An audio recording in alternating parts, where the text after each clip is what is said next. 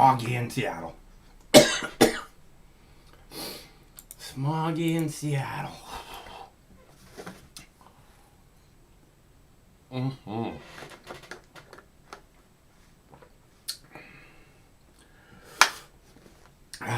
Okay, let's see. What do we got here? We got roly-polies everywhere. What is up with all the roly-polies everywhere? Let's see.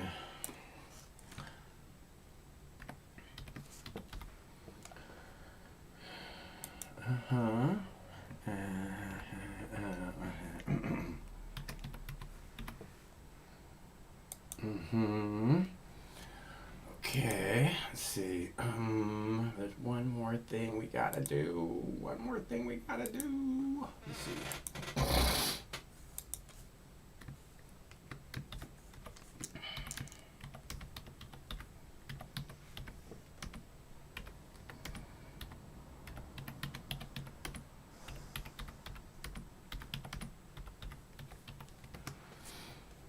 There we go. All right, here we go. I'm ready. Are you guys ready? I'm ready. It is still smoky outside. Way too smoky outside. Not enough smoky inside.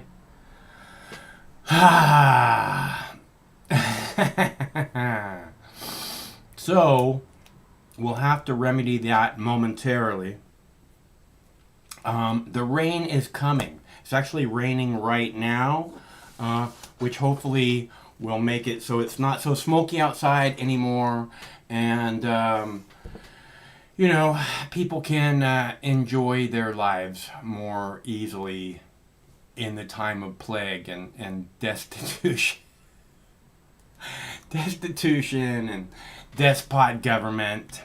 You know, one of these days, blah blah blah blah blah, right? So I made a bunch of videos to share with you guys today. Bunch of videos. I chopped down our little plant yesterday, so there's no more little plant. But I'll start another one here soon. Let's see, what else did we do? Oh, right, and then there's the banning of the tiki-taki.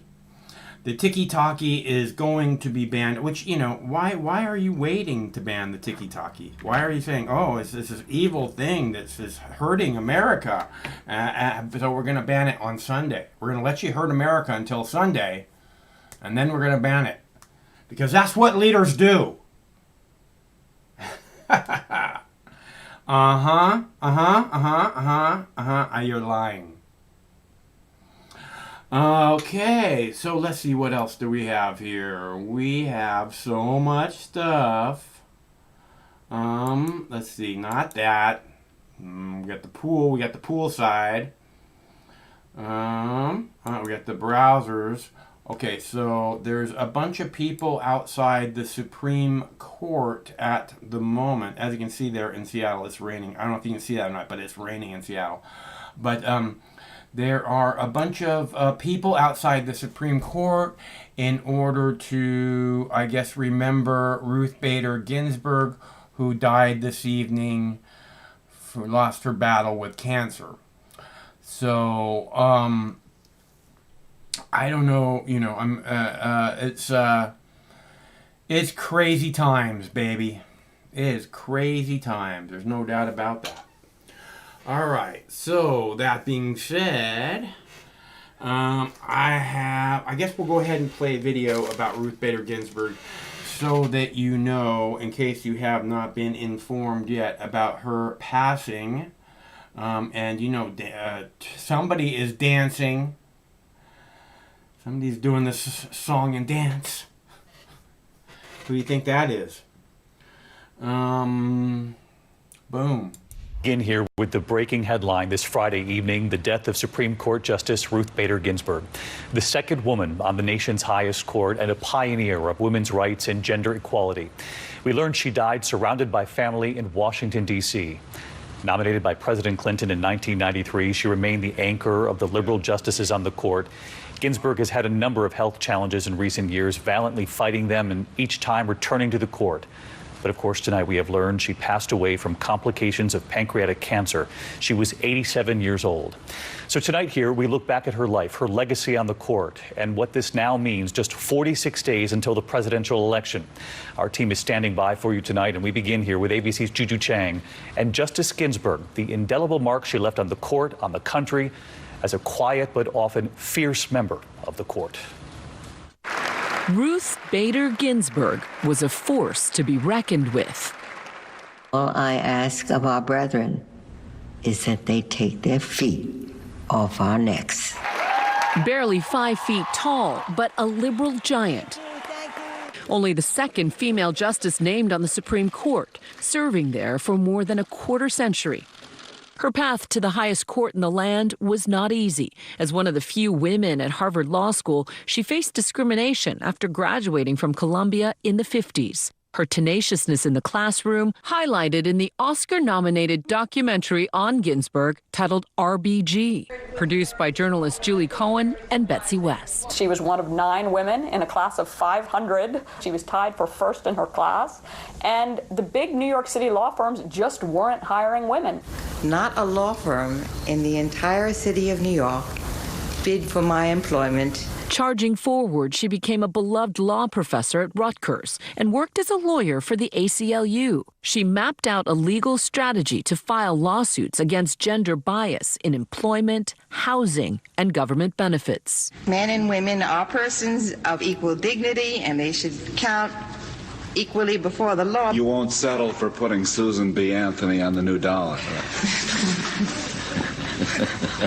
When they would say things like this, how did you respond?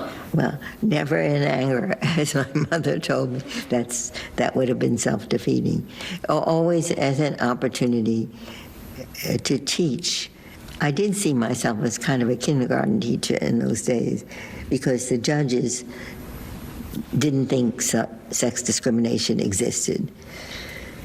Well, one of the things I tried to plant in their minds was think about how you would like the world to be for your daughters and granddaughters.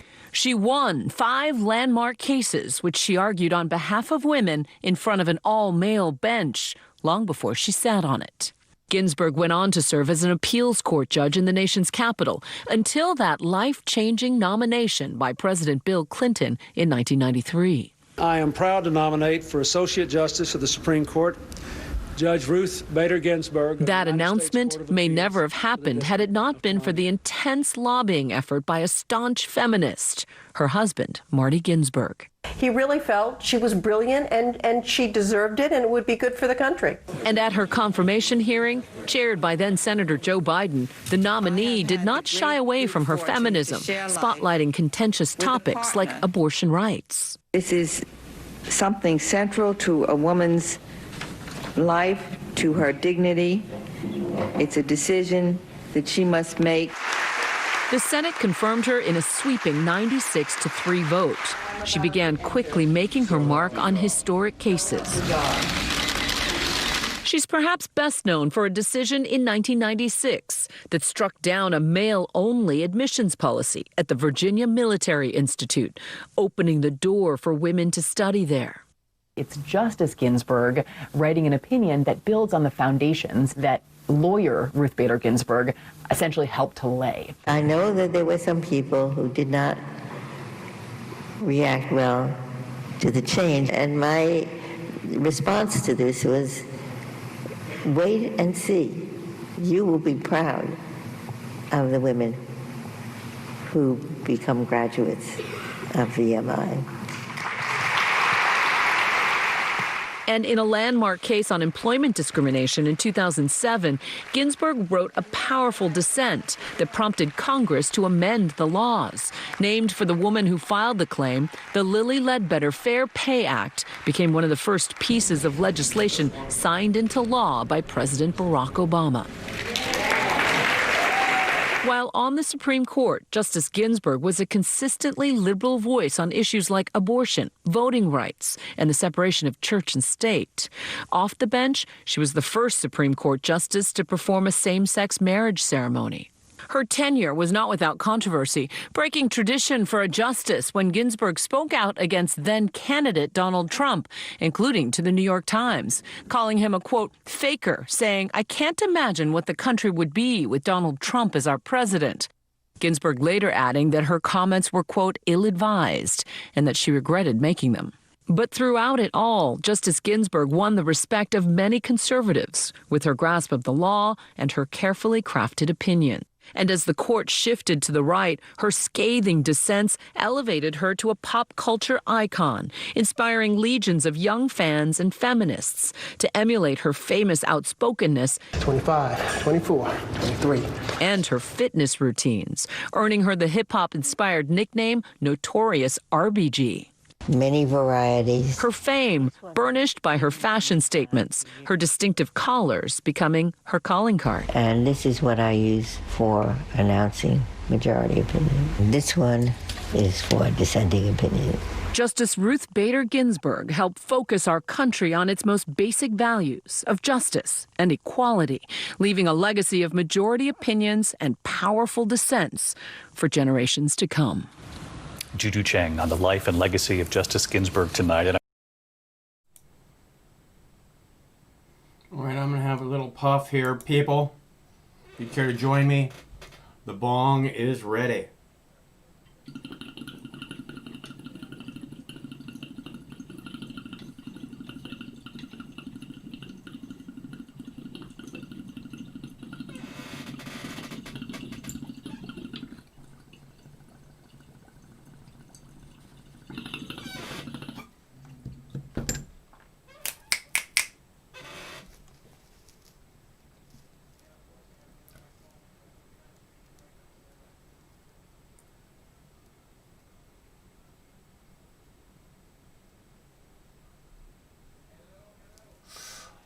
Oh.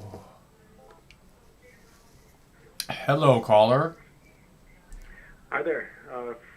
First-time caller, so excited. I have a couple of comments to make. Right on. What's your name? Jim, based in Brooklyn, New York. Hey, Jim. Thanks for calling. Registered independent, been very deep in politics, political science major. Following it. Now I work in the marketing world, so I've been a bit distant, but boy, are we in crazy times. No doubt about that. Condolences, of course, with the news of, Justice Ginsburg, of course.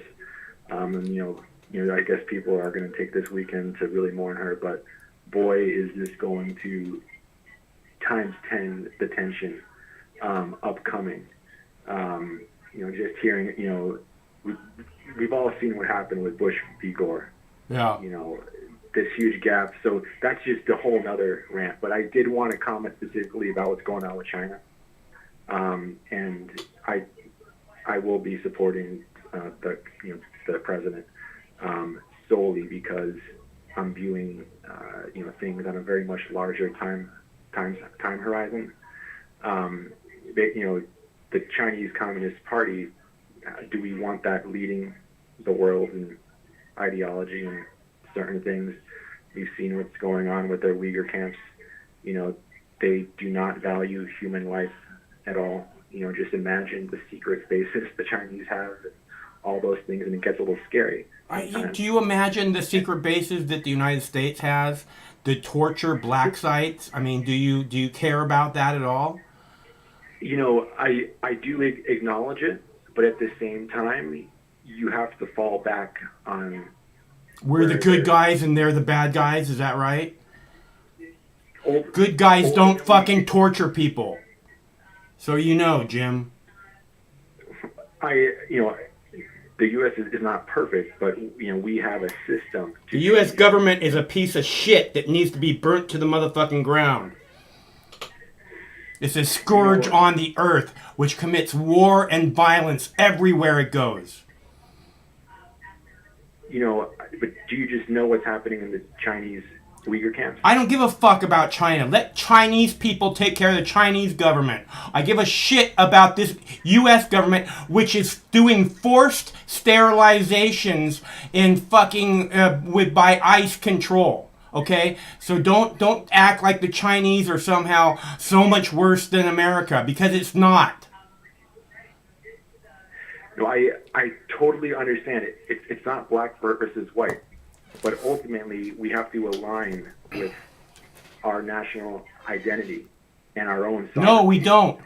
If you do line with our national identity, the roots we come from are roots of revolution. Are rebels who threw off a shithole government to try and form something better. And now we have a new, over-intrusive police state government. Comply or die, police state government. And it's time we threw that one overboard too. I agree. You know, there's that amazing quote by Thomas Jefferson. I forget the specifics, but the tree of liberty must be shed with the blood of tyrants and despots, or whatever the specific quote is. So there's always that vein in the American system, and it's just a scary time for a lot of people, because people are feeling that we're getting to a very tense moment in our national politics. But I think the problem with the United States and our population is we just have a way too insular view. What's that? Wait a minute. The problem with the United States is what? The problem with the United States is what? We take an insular view. It's all about us. It's all about the U.S. You know, hey, let's just focus on our own problems. Meanwhile, you know. Yeah, that's why we're called world police, because we focus on our own problems. Team America, world police. Come on, dude. Try and keep up, okay? But again, which world police do you want? The Chinese? I don't want. At the end of the day. Look I don't want this to be a police state government any longer. I want it burnt to the ground, and it's not going to leave voluntarily. We have to smash it, and if it has to be smashed by force, I say let's smash it into the smallest little pebbles we fucking can. You know, that's violent rhetoric, but you know, basically, I lost my train of thought for a moment. But wait, what were you saying? I'm saying this government is evil, dude. I don't want a police state government. They call themselves the land of the free, and then they incarcerate more people than Russia and China combined. Again, do we even know what the accurate numbers are in China? I doubt it. But that's a small point. But what I was going to say is, ultimately, we do have loose protection. You know, the Bill of Rights does mean something at the end of the day. Yes, we know. It doesn't mean anything when unmarked cars and unmarked police are scooping up people off the street and committing forced sterilizations of other people that are in prison. Comment on that. You know, yes, like I think we all acknowledge that at the highest levels of the government, you know, tracking the Gmails, we've seen what happened with Edwin Snowden, the cat's out of the bag. But yeah, it's just all noise. They can't actively do a lot of things. But guess what? In China, you will be taken and never, like, due process that does not even exist. So, you know, yes, there have been instances of, you know, the snatching on, you know, in Portland, and there was, you know, a hype that happened in Brooklyn that had, you know, and again, if you look up, it's just a type of warrant when they want to arrest somebody in certain circumstances. I did hear rumblings about this sterilization thing. I don't know what sources you're looking at, so you know, just please let me know about that. You know. Yeah, I have a video here. I'll play it for you when we're done. Cool. But yeah, so I just really wanted to reiterate that, you know, again, with this WeChat ban and TikTok, and you know, people don't realize last week or the week before, China lost this very secret missile. They banned any media from. It was only reported in the UK papers, obviously, with the Space Force now. It was reported on this channel, so you know. Go ahead. Sorry. So that, and then just literally, I think it was yesterday, or he's still there. You know, the highest-ranking State Department diplomat is in Taiwan in the past 40 years, and China launched a they launched one of the largest drills, which encroached over the territorial boundary of Taiwan and Taiwan's scrambled jets. So if the U.S. makes a push to reclaim Taiwan from China, which acknowledges it's its own territory, that, you know, these are just massive things that the United States wants war with China. The United States is provoking China every way they can. The United States is vilifying China every way they can. You know, again, you have to consider the source on a lot of things. I don't think the Chinese government is a great thing. I would guess that they do just as much evil, or at least try and keep up with the United States. But the United States is a giant source of evil on this planet. The United States government is a giant source of evil, and it must be stopped. And the only people I want to stop it is not ISIS, is not Iran, is not Russia, is the American people. And it's time. No, I get it. And here's the thing. We have the system. We have the system to change. Notice how nobody's, you know, in past elections, you know, all the talking points would be about voter engagement. And the reason why I voted for Trump the first time was because I knew we needed a shift to fuck up the system. The reason you voted for Trump the first time is because the Democrats tried to force Hillary Clinton down the throats of the voters instead of listening to them. Okay? You didn't have an option. You had one of the most despised figures in American political history, or a fucking clown show. And you went, hey, I'll take the clown show. That's why you voted for Trump. You know, just Hillary Clinton was more the same old bullshit. Right, but right. Trump was, just like Joe Biden is the same old bullshit. I agree 100%. And again, Trump is this curveball that's getting people riled up on both sides indirectly. Trump is a horrible human being who, all these reports that you hear about him when he says that veterans who died in war were suckers, and that he doesn't like to shake hands with fucking filthy people because they're disgusting. That's who Donald Trump is, okay? That's the fact. And he's up there doing this fucking fake clown show, and everybody's buying into it. People who believe that story about the suckers, I mean, that's just... The guy who got 7 fucking deferments from going to war, he doesn't think that people who go to war and die are suckers? That doesn't sound realistic at all. Give me a break, dude. Try and keep up with what's happening, okay? Look, everybody goes through maturity stages, and you know, when Trump was a younger guy, yeah, sure, he was cocky. Oh, right. He used to be a giant douchebag, but I think he's changed now. That makes so much sense. No, it's just all gloves off now. It's just like we are at this point where our country could really be fucked up. Our country is really fucked up. Look at what's happening, dude. Our country is fucking on fire. And it's on Donald Trump's watch. How much more fucked up do you think it can really get? Well, we're going to see over the next 60 days. But, you know, I just wanted to reiterate that point that I think people just take an insular view, focus on domestic issues, and lose sight of the larger national security interests in play. Because it all comes back to the basic principles that our government acknowledges at the end of the day. And through our court system and through the framework, it's not supposed to change quick. And that's the point. It's not supposed to, it's not easy. And so all these people like, you know, let's burn it down. You know, it's just, people are laughing. Like, this is really how people are reacting. You know, I'm all for massive peaceful protests, and we need more of that. I agree. But it's just, you know, and that sterilization stuff, yes, outside of U.S. borders, things get weird.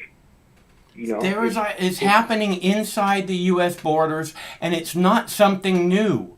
This government has had sterilization programs, forced sterilization programs, as recently as 2010.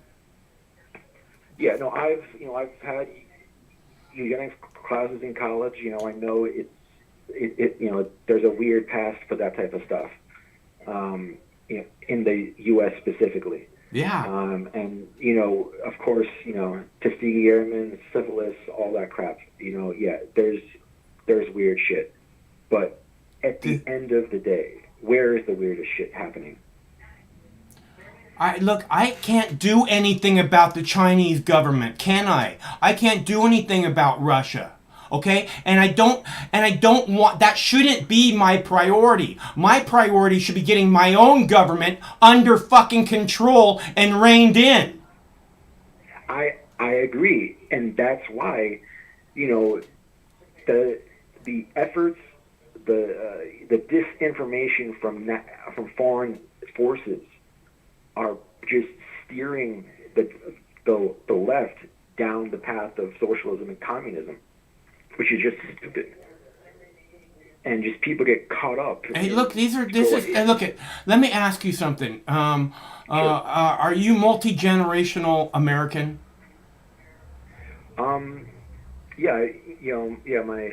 My great-grandparents came from Okay, Ireland. and do you think that when they used this communist Oogie Boogie Man on your great-grandma, do you think it worked as well on her as it's working on you? It was a different environment with... Because they used the same fucking boogeyman on her, and I bet you she was a lot braver about it than the people seem to be now when they talk about, the communists. Like somehow the fucking communists, this 1950s fucking threat, is coming for us. Give me a fucking break. How can you buy into shit like that, dude? It's the Chinese. Of course, it's the China flu, right? It's the China flu. They did all this. They want to influence Western ideology to exert their ideology. No, they do not. All they want to do is make money off of the West. They want to make all the money off the West they possibly can. To build their military to be, again, there's an amazing interview by somebody, she interviewed so many people in CAA, etc., and I forget her name. She was on the Joe Rogan podcast too for 3 hours. Cool. I think it's Ann something. But she was interviewing all these people, and she talks about at the highest levels, it's called the pole position. Now it's U.S. versus China, and each country is battling to have that pole position in the world. And in the past couple decades, we've thought we've cooperated with them. And there's the money, but we can print money. Everybody can print, every government can print all the money. That's a moot point. It's about the control, ultimately. And we are now going to be entering into a world where when you cross certain borders, you're out of safe territory. All of your data, all of your stuff is going to be swiped. You're going to have your own profiles built around you. So when you go there, the foreign adversaries know you're this type of person, etc. We are already in the U.S. and, people know, like Americans love porn, Americans are Slavs. Like, nobody gives a shit, really. And you can go shout all you want, wherever you want. And you can really do that with yes, people start to get a little in tussle. Big in China, you're taken away immediately. You're done. Look, China does China. China takes care of China, okay? I don't give a fuck about China. You sound like the fucking Democrats. Russia. Come on, man. We're here. The problem is the U.S. government, okay? The only threat to your personal freedom is not ISIS, is not Iran, is not Russia, it's the U.S. police state. Any person living in the United States with the slightest bit of awareness knows that. Right? So where do you want to live? I want to take our government back from the evildoers that think that we are a problem, that we are potential terrorist threats. Okay, that's the way the current government views you and I, as potential terrorist threats. Yeah, no, I do acknowledge that, and at the end of the day, the fail-safe for the American system is the Second Amendment. I agree. The Founding Fathers were brilliant in stating, first, you have the right to live your life the way you choose. And second, no one will ever take that right from you. That's the way I read it. Yes, I agree. So again, that's why I always fall back on, we have the system, but people historically have not given a fuck. With Trump, people are starting to give a fuck. It's not going to happen overnight, but guess what? I think after 2 terms of Trump, people are going to be like, what the fuck happened? Let's take this seriously now. It's entirely possible. I just think they just seem to be becoming more and more disillusioned, dude. But every time, and this gets a bit more like Zen and like spiritual crap, but whenever things are so bad, at the same time, they're also getting so good. We can't have either or. With one force, so happens the other force. The yin and the yang, it's so that's, having that mentality, that victim mentality, things like that is not a good thing as well. That ultimately we all need to be optimistic. And again, we have that system in place versus another area where it's made up as we go. So yeah, I gotta go have some ice cream. But ice cream? Do you say ice cream? I'll, call again. Hey, did you say ice cream? Sure. Did you say ice cream? Yeah. Yeah. What kind of ice cream? I bought this diet ice cream, so I think I'm gonna have some mint chip. Right on. Okay, it's Jim, right? Jim, looking out. I'll start calling back a bit more. All right, Jim. Well, I'm glad you called, and I'm glad we had a chance to talk for a minute, and I hope you do call back soon. Vote Trump. Bye. Okay. Okay, so whose sock is that? What sock? I need a sock. I need some socks. I gotta go put socks on my Amazon wish list. I need socks. I haven't bought any socks since my mom died. I haven't gotten any new socks since my mom died. Moms are great for certain things, right? Moms are great for everything. Hello, caller. If you believe Michael has the power. Hey, Pete. You know who it is, cocksucker. How's it going, bro? You know who it is. It's your motherfucking boy. Long time no hear, man. Yeah, bro.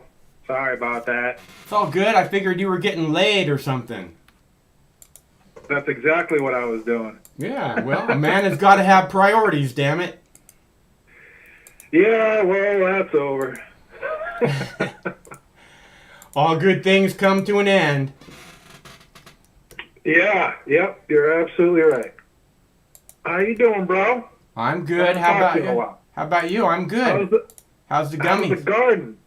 The garden, I just harvested half of it.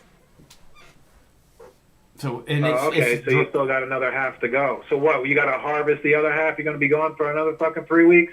No. I got to listen to the fucking Craig and Hayseed show again? Please, spare me, Michael. No. I don't know. I'm thinking about maybe doing the show less. Like once a week and go back to archiving videos and come out here and do a weekly recap.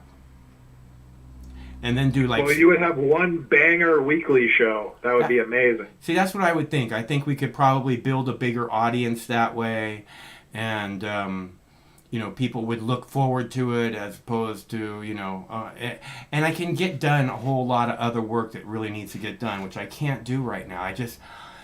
You have no idea. See, when I used to do a live show in Seattle on Seattle TV, we do like a half an hour live once a week, right? Live call-in show. We take 15, 20 calls in half an hour's time, and I play fucking 5 or 6 clips, and people loved it. And then I do, a couple of interviews during the week, a news interview or a radio interview or something, and I have all week to work on a new show, and now it's just like I just don't have any time at all, and I'm just exhausted, and it's just like I just think that it might be better if we just consolidate it down to like one day a week for a little while, and like built the audience and got back to doing. I just feel like there's a lot of archiving that I'm missing out on that I really wish I could be doing. But I'm telling you, dude, I get done after doing this show, and I'm like, oh look, Israel's bombing Gaza. I gotta post this video. Like, I can't do it. Yeah, I hear you, dude.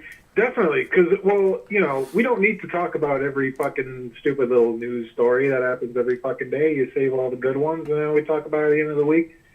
And, yeah, that would be a far more interesting show, I would think. I don't know. That's what I think. Yeah, I think it makes sense for the moment, just to kind of... and it'll give me a chance to, like, think about what it is I want to do on the show.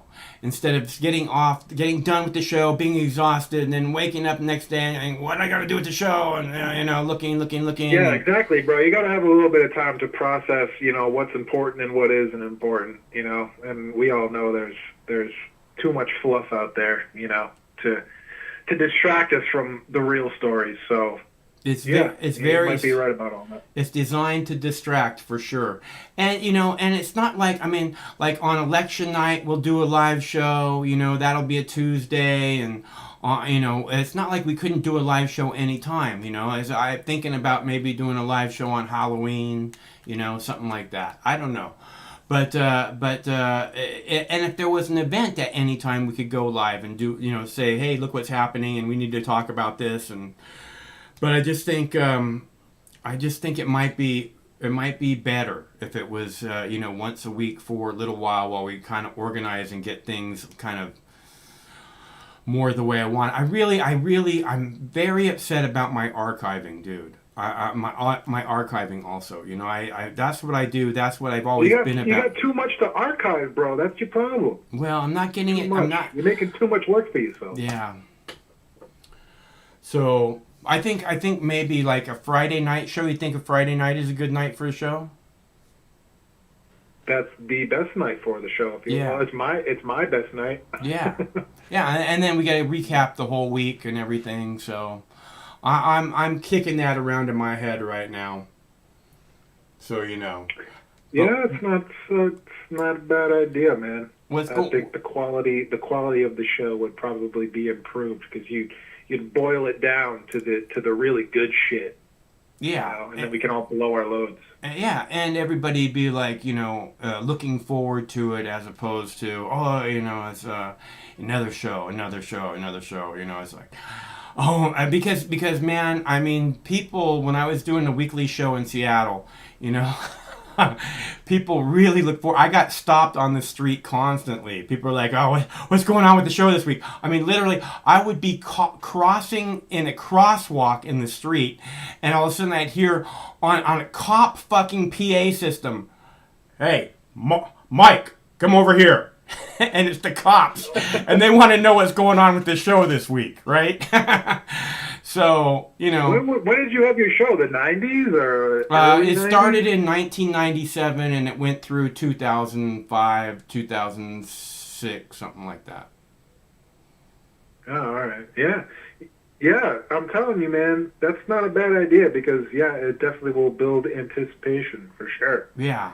which will lead to more viewers. I think. I don't know. That's what I would think too. That's kind of my The idea. quality of the program is going to be much better because people want to hear about the important stories. They don't necessarily want to hear about all the dumb shit. So yeah, I mean that might be a good idea, bro. Yeah, I don't know. It's your show. You do you. Well, I'll keep watching no matter what you do. It's real. I mean, I love doing the show. I love connecting with the people. I just think if I were doing it once a week, you know, the people would be more anxious to call. You know, this is like their one chance this week to call, you know, and you know what I mean? It's a whole bunch of different things. I just think it would be, it makes more, and honestly, my archiving is just fucking really important to me, and I can't do any of it, and it's pissing me off. So... I can barely do my gardening. I can barely do my watering on my gardening. That's how much energy this takes to do this live thing. So, if anybody's wondering, bro, I think you got to focus on the important stories and focus on reporting that because you know you're trying to cover fucking 25 million bases where you should be covering 3 bases. You know. Yeah. I don't know. That's just maybe what I don't mind covering 25 million bases. It's just coming out and trying to do, you know, this thing where everything stops, right? No matter what you're doing, everything stops, and then you have to do this for 3 hours. And by the way, you have to do 4 hours of prep before you do this for 3 or 4 or 5 hours. And you know, and then after you get done, you know, then maybe you can do some gardening. I don't know. Once a week, you know, it's fine. Again, and then I can prep all week long, as opposed to, you know. Every day, it's just too much, man. Hey, man, that ooze that you vape, you get that, you press that out of the leaves? You don't press the buds, No, right? I press the buds. Oh, you press the buds? Yeah. Okay. How do you press them again? I take the stems out of the buds, like if you were going to roll a joint, and then I put them into a vise. I have a vise that's you know, that's like a car jack basically, and I have 2 pieces of fucking solid aluminum that heat up to about 200 degrees, and then I vise those together at about. Oh, so you have to press it and heat it. Yeah, you have to heat it and press it. You heat it at about 200 degrees. Some is a little bit less, some is a little bit more, heat wise. And then you know we want to press it at 400 pounds or more, something like that. I probably do about 2,000 pounds of pressure. Wow. But at 200 F, right? 200 Fahrenheit. Yeah. Shit. All right. And it's I would be a little bit concerned at that temperature. You're not like burning off your THC. I don't know. Maybe not. It's not really going anywhere. Yeah. It's probably just. You can do it at a lower temperature. I mean, that's just where I do it. No. I'm just thinking about it in my head. That makes sense. I mean. It's not like it's going to evaporate or anything. It's just going to. It's just going to help press it out of the bud. Oh yeah. Even though press is that business. Yeah, Craig will show you the press I use. He's looking for a piece of video. We went out to this one guy's factory where he made these presses, and Yo, Craig, pull up some video, bro. Yeah, he's working. What are you doing back there, Craig? You're the producer, and you're not even showing us this video, bro. He walked all the way upstairs to see if I wanted to use the video or not. Craig, we have to see this. So, Craig, what the fuck are you doing back there, bro? Get to producing, son. He's back there twiddling his fucking pencil-thin mustache. Get to work, motherfucker. Jesus Christ. So how's your work, Pete? My work is fantastic. I transitioned departments from working in a much less stressful department, so it's that. Much less what department? Stressful. Oh, good. So you're not working on shampoo no more? I'm not working on making the products. I'm working more on testing the products now, which is fantastic. So you're like putting the shampoo in little rabbits' eyes and stuff. What I'm doing now is I'm testing the products.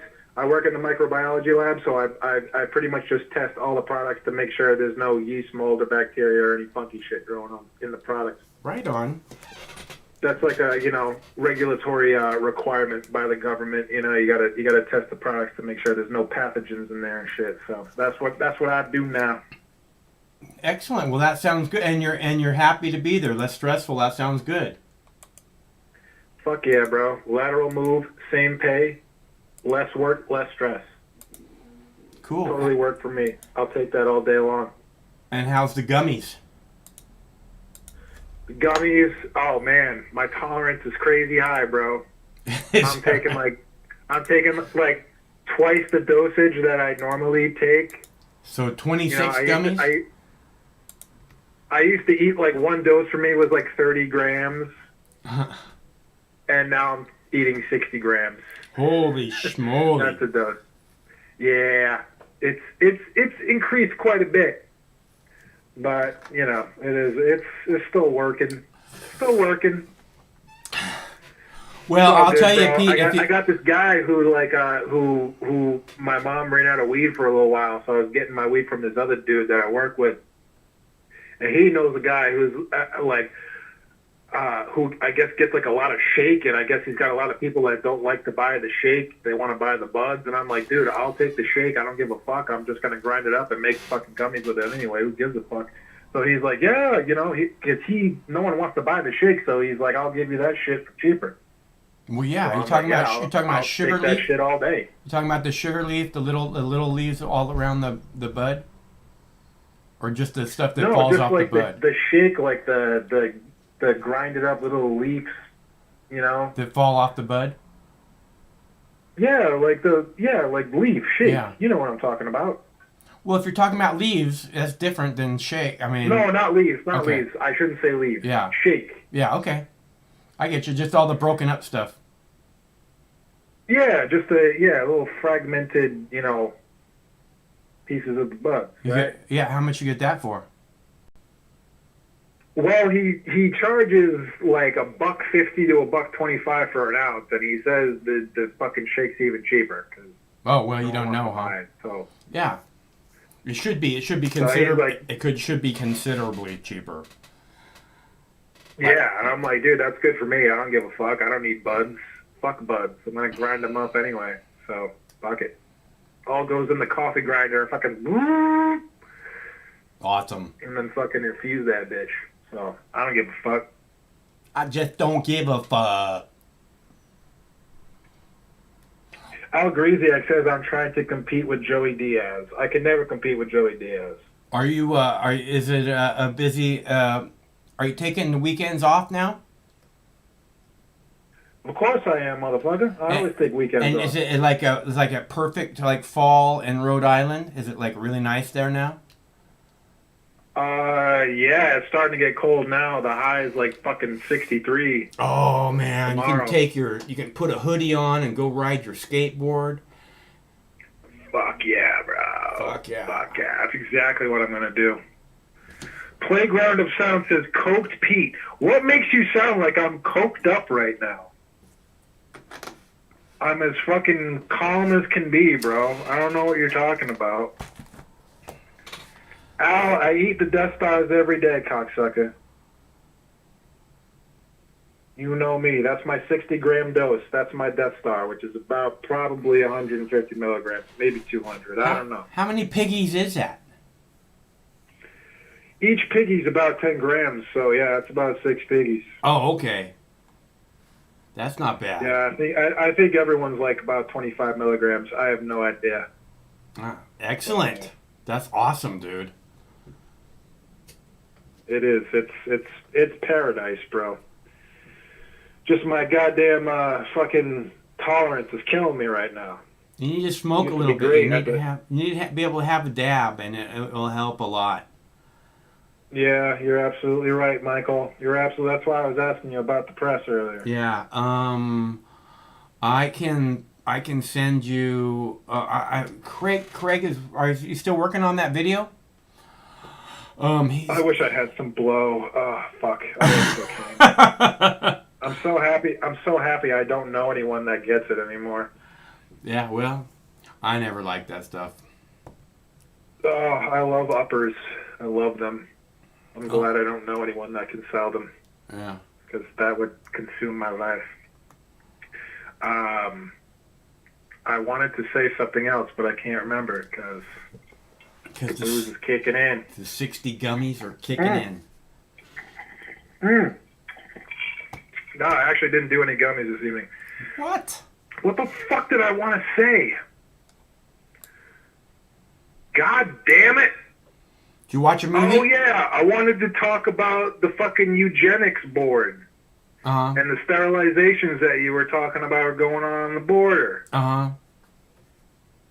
And this shit's been going on for a lot longer. I remember reading articles from like 4 years ago. I was telling Craig about this, where they have I don't know if they still do, but they used to have eugenics boards.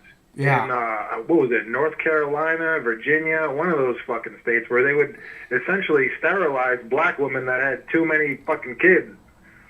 Huh. Yeah, I like I said, I have a story about that, and they said that it's been going on. Programs like that have been going on as recently as 2010, and now we hear about this with the ICE guys. So. Yeah, and this guy and that other fucking douchebag who called in earlier was like, "Whoa, China's sterilizing people. Can you believe this?" It's like, yeah, cocksucker, they do it here. They just don't tell us about it. Yeah. Yeah, no, I get why people would be upset about China, but this is our government. We need to be concerned about our government because our government's out of fucking control, and that's something we should be able to do something about. Here's the funny thing. You're absolutely right. Here's the real funny thing is that we hear all this shit in our country about all the terrible shit that Russia does and all the terrible shit that China does and, not enough about the terrible shit that our own country does. But I guarantee you go to China and Russia, that's all they talk about is the terrible fucking, the Cold War has never ended. It's still ongoing. And, but I think all people, the people all agree that, we're all on the same page. The people from China, the people from Russia, people from America, we're all just fucking people. It's the leadership of our countries that has, and they're at each other's throats. And they turned us all against each other. And it's all bullshit. And you're right. We need to focus on our own country and fuck what they're doing in Russia and China. Who gives a fucking rat's ass? Until we start holding the people accountable in our country at the top that are doing evil deeds in our names, I don't want to talk about China. I don't want to talk about the Chinese government. It's our government that's fucked up. That's a distraction, and it's our government that we should be taking responsibility of. And not the Chinese government. Let the Chinese people do that. And I'm quite certain that they will, if they feel that they need to. So, but for whatever reason, people love to buy into the distraction. I don't know. It's short-term fucking, attention span. They just can't pay attention for more than a minute or two. Playground of Sound Mike requested that you start a TikTok account. That's what. I thought that was a funny. I thought that was a funny comment. Start to do what? He said you should start a TikTok account. Oh. Because he wants you to be banned. Do you get it? Yeah. Well, I don't think he likes you much. He donated twice. Playground yesterday. of Sound, you're a piece of shit. Suck my dick. That's what the initials of Playground of Sound is. POS, piece of shit. Oh, I get it now. Piece of shit. I get it. I'm piecing together the puzzle. And by the way, he It all makes donated. sense. He donated twice yesterday. So. Speaking of donations, Mike, I want to see you hit a fat dab, brother, because I donated $9.99. Oh well, that's awfully nice of you. I have a fat dab ready to hit. Please hit that shit. I was trying to do the super chat, but it wasn't working for me. It was working for Craig. It was working for fucking cunt ass killer Mike. Wasn't working for me though. Well, I like the PayPal better, honestly, or the GoFundMe, because the PayPal or the GoFund, the super chat takes 30%. That's their cut. So what? Right? Are you serious? 30%. Wow, fuck that. That's what I said. Fuck that. that. I won't do that shit no more. Yeah, the PayPal takes Hey, like. freedom fighters! I'm slow. Yes, I'm slow because I'm drunk, you fucking cunt. How about you call in and be interesting, you fucking boring douche? Fucking nerd. Fuck you. Anyway, what were you saying? Fuck. I was saying the PayPal takes like 3 or 4%. The GoFundMe takes like 3 or 4%, but the fucking Google takes 10 times as much. So if you donate $30, I get $20. That's fucked. All right, no one do super chat. That's fucking retarded. Don't tell people not to do super chat. But no, do PayPal. Fuck that. Do That's stupid. PayPal. Do GoFundMe. They're right there. They're easy to click on. Freedom Fires acknowledges that he's a boring douche. Good. I'm glad you do. Cunt fuck. Go kill yourself now. All right. I've had enough, Michael. I don't have anything else to say. Hey, Pete, you know what? I'm going to take a bong rip for you here in just a second, and I have a video about the forced sterilization right after that. Oh, awesome, man. Jerk my cock and fucking blow my goo all over my chest. Hey, buddy, I love you, and praise Allah, and fucking blow your dad, and fucking have a nice day. I love you. It's really good to hear from you. That's our buddy Pete from Rhode Island, and this dab is for him. Actually, I'm going to do this one for Michael from Southern California, because he donated first. And then I'll get one ready for Pete.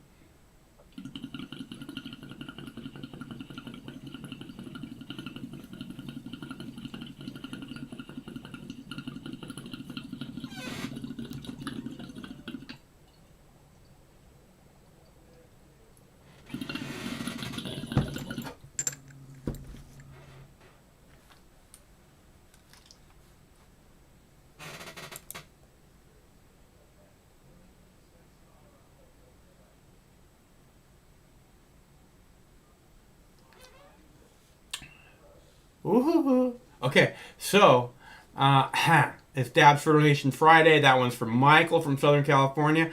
I got one coming up for Pete.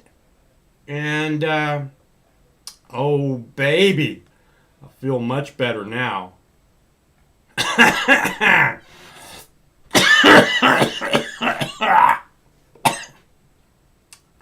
That one was a little hot.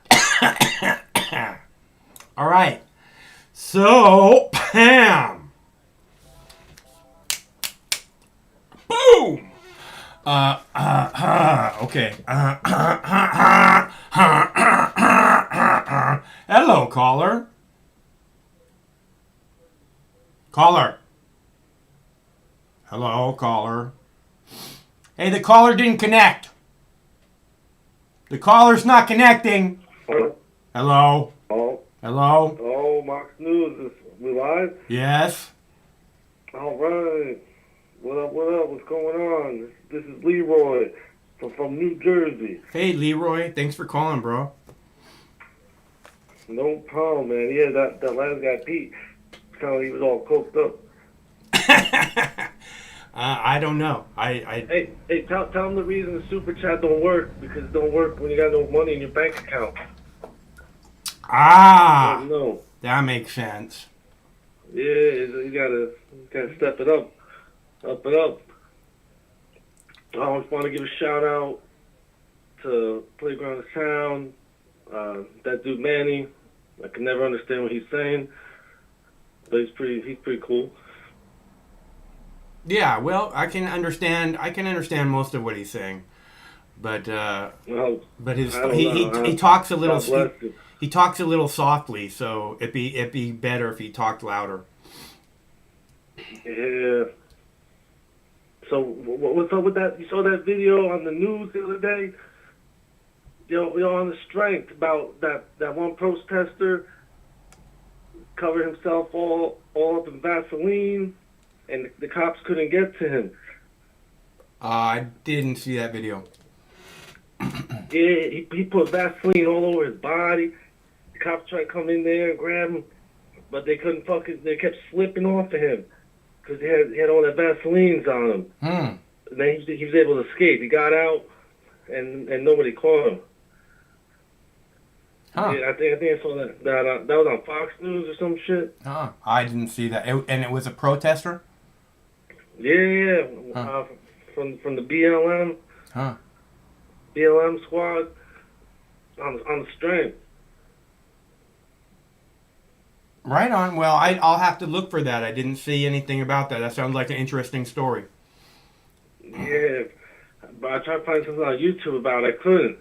They ran that live, and then I've been searching everywhere. I can't even find it. I was hoping maybe you stumbled upon it. Yeah. When was it that you saw that? That was about 2 days ago. Yeah. I'll take a look around, see if I can find it. If I can, I'll post it for you. Otherwise, that's partially what I'm saying now about doing the show. Just maybe one day a week or so. A weekly recap of everything because the archiving's not getting done, and I do it good. And when I'm not doing it, things are getting missed, and it bothers me that not everything is getting archived the way it should. So I got to get back to it. Yeah. Well, I love what you're doing. Long time subscriber to the show. Finally was able to call tonight, but I've been watching other people your show out for a little bit. Right on, Leroy. Is there a lot of protesters in New Jersey? I don't see anything really going down. I hear about shit. I don't driving around. I ain't see nothing. Interesting. Nothing. Whereabouts in New Jersey you at? I'm in Newark. In Newark, huh? I went. The only thing I see like a midget. She got this milk crate, and she's tricking out there on the side streets. She hop in the milk crate, and you see people come by, and you know what she's up to. Well, that's interesting. I would think that a midget wouldn't have to be out on the street. She'd have plenty of clients. Oh yeah, no, down here is fucking shit show. You got people on fentanyl, fucking standing there on the sidewalk for 3 hours, fucking back and forth. Fucking, it's like a zombie Walking Dead over here. I don't even think they know what's going on.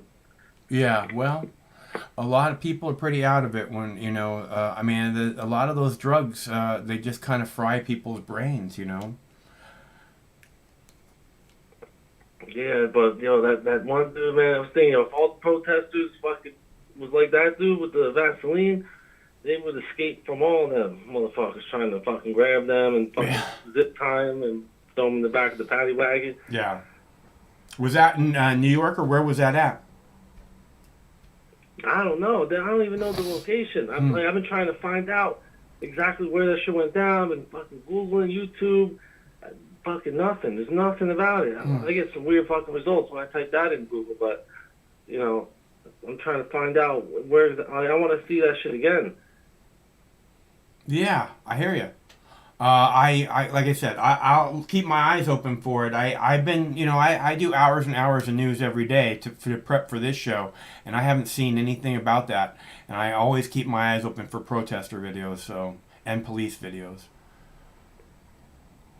Yeah, that was some crazy shit I seen. I was like, damn, how does this guy get away from fucking 10 cops? And he just and then the crowd closed in, protesters, and then the guy was out. Yeah. The crowd's getting much better at protecting some people. Yeah, and these people are fucking stupid too. They think they can stop moving cars, jump right in front of the moving car, and then they fucking chase after it, they're gonna catch it after it runs over all their buddies. I'm like, what the fuck? And then they hit the car their fist's gonna do something to the fucking car. Fuck, people brain dead. Yeah. Well, is it still pretty hot there this summer? Nah, it's fucking cold, man. It's been cold for like 3 days. Hmm. It was like 42 like a couple mornings ago. Dang, that's pretty cold. I went for like a 7-mile bike ride. Nice. I was doing a long sleeve shirt. Yeah, nice. That sounds awesome. Jersey can be really pretty, man.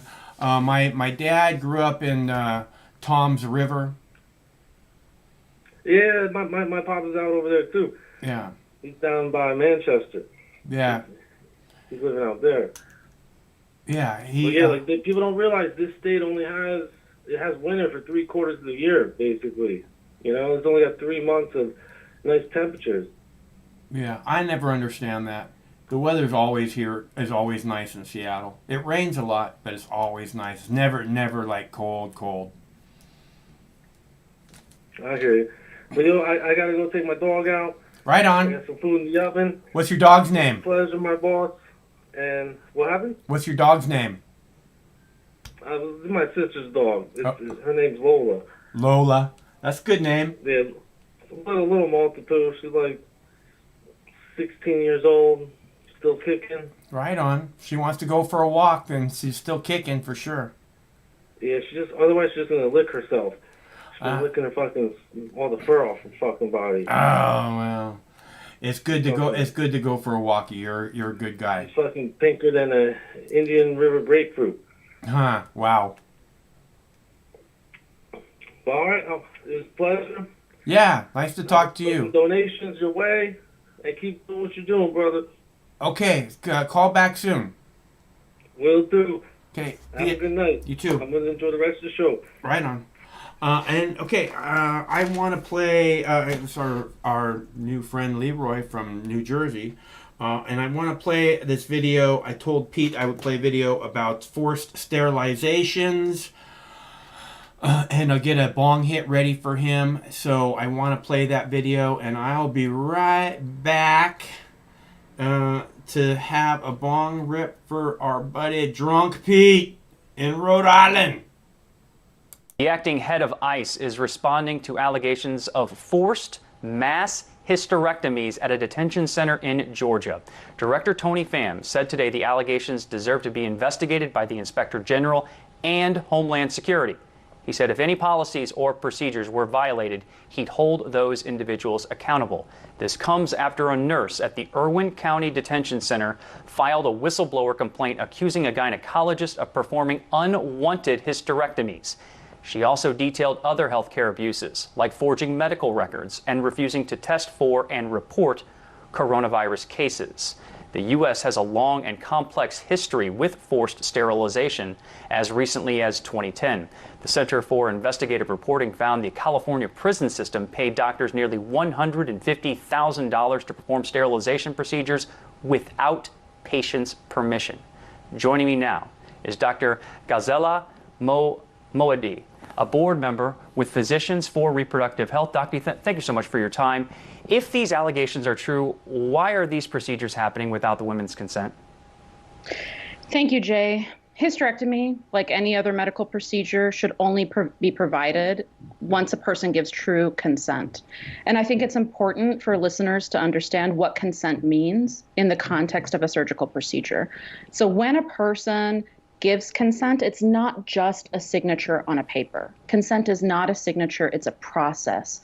And that process involves shared values between the physician and the patient, and it requires a shared language. And so it's not just this piece of paper, and the signature is in fact the least important part. The process of informed consent requires that we explain the procedure in detail to the patient in their language. It's also important to recognize that this process is inherently unbalanced because there is a power differential at play between the patient and the physician. And this power differential is even more compounded when the patient is imprisoned or incarcerated. So we have to ask ourselves, our profession, how can we give true consent or get true consent when a person is detained by the federal government and when the person and the system providing that medical care are benefiting from the federal government and from the system detaining the person? So this is allegedly happening at an ICE facility Is there a racial component to what's allegedly happening to these women? You know, there is a long history of forced reproductive coercion, of forced sterilization on women of color, in Black women, in Indigenous women, in Hispanic women in this country. From the very beginning of the founding of this country, through the enslavement of Africans, we have used reproductive control as a means of enacting white supremacist policies. And so this is not new in this country. This is a continuation of practices of colonization in this country. Disturbing nonetheless. What, if anything, can be or is being done to prevent this from happening in the future? I think it's clear that detention centers are a breeding ground for violence, abuse, and neglect. And the only way to keep detained people safe is to release them now.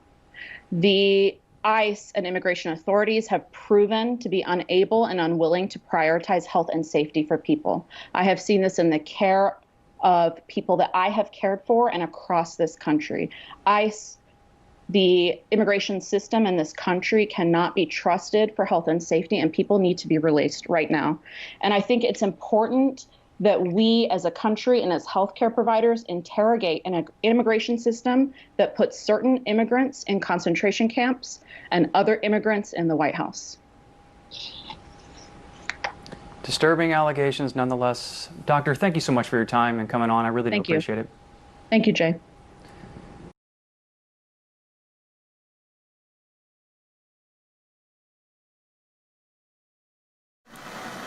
All right, you guys.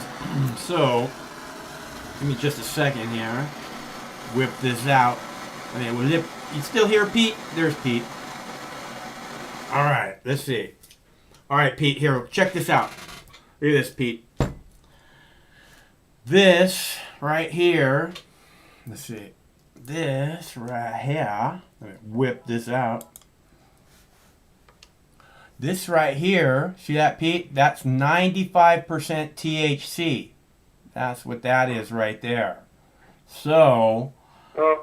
Oh, you lucky son of a bitch. You got 95% THC up in there. This right here is a dab for Pete. 95. And I found that the best way to get this onto the dab stick is to put a little flower rosin on it first. So the normal golden goo that I do, I put that on there first, and it's very sticky. And then I just put, and then this stuff sticks to it lovely. So this one. Are you using a spoon as a dab tool?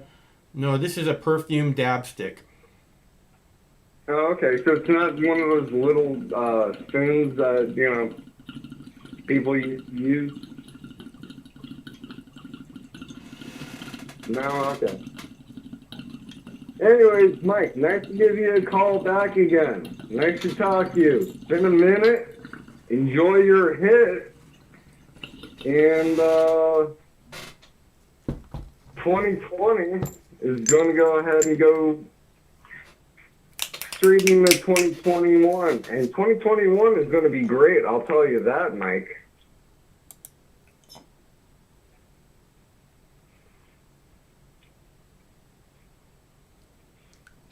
You can hear me, can't you? Hello?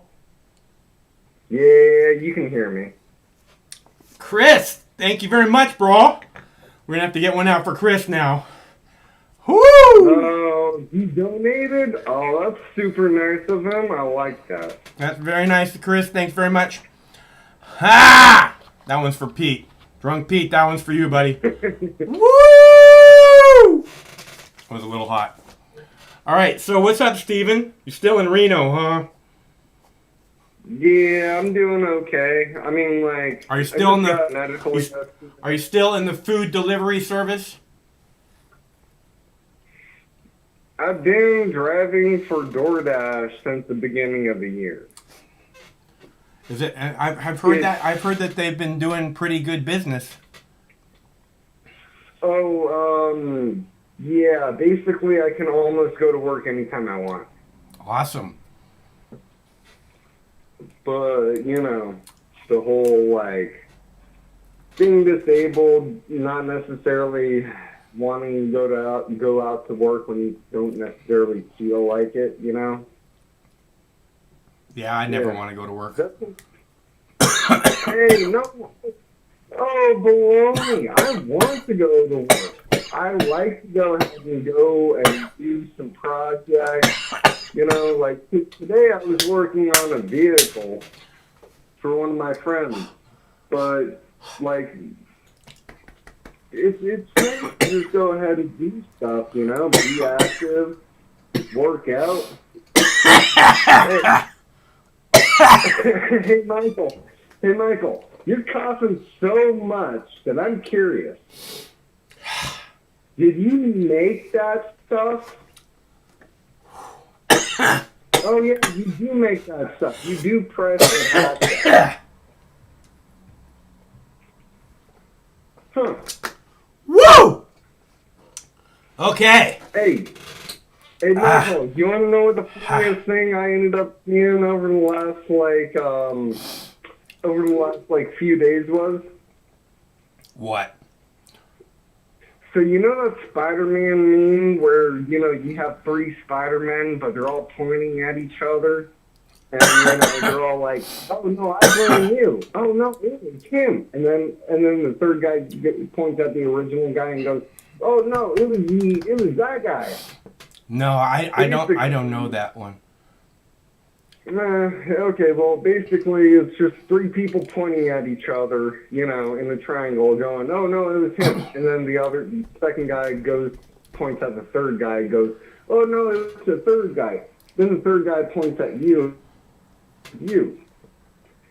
Anyways, the funny meme part of that was, okay, so you're coughing, right? So the first guy was like, "Oh, it's the coronavirus. The coronavirus. You're coughing. You got sick. You're the coronavirus." And then the second guy was like, "Oh, no, you smoked weed. You're coughing because you're smoking weed." And then the third guy was like, "No, it's the wildfires." Are you guys getting the smoke there? Oh, Nevada has been blanketed with smoke for well over 2 weeks. And today is the very first day that we ended up having severely high winds blow everything out. And we finally...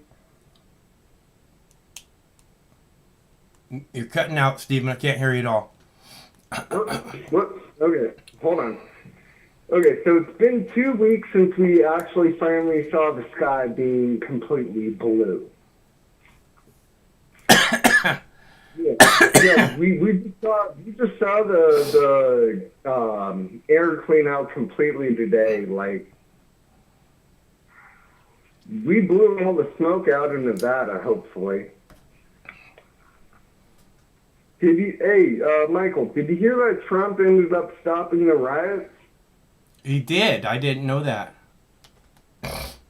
Yeah, well, I mean, the thing is that right when the riot ended up stopping, I could actually see above me and in front of me because the sky wasn't full of smoke being started by arsonists.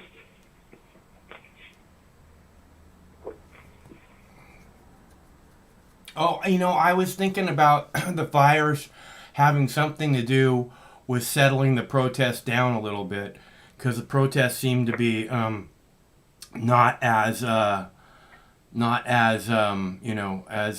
many people out as there were, a couple weeks ago. That's the reason, because there's not that many protests. The reason for that is because Donald Trump ended up federalizing deputies on the local level to be able to go ahead and charge rioters and arsonists with sedition, basically, telling them that they're not American. And they're Yeah, I holding fucking Americans commit responsible. acts of sedition on a daily basis, dude. And I'm going to tell you something. It's very American to commit acts of sedition. This country was founded on people committing acts of sedition. So you know. The Tea Party was different than what we have going on right now. We have Chinese Marxists trying to go ahead and take down America.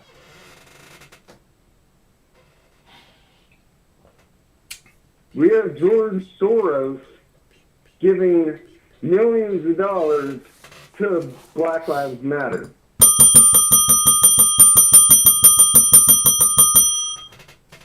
George Soros. It's all about George Soros. Is there any other boogeyman that you want to bring up? No, he's not a boogeyman. Of course he's just a one guy. boogeyman. He's a regular There's boogeyman. more than one guy. There's more than one man behind the curtain, sir. Uh-huh. It takes more than one man to I said that. I said, was there any other boogeyman that you wanted to bring up?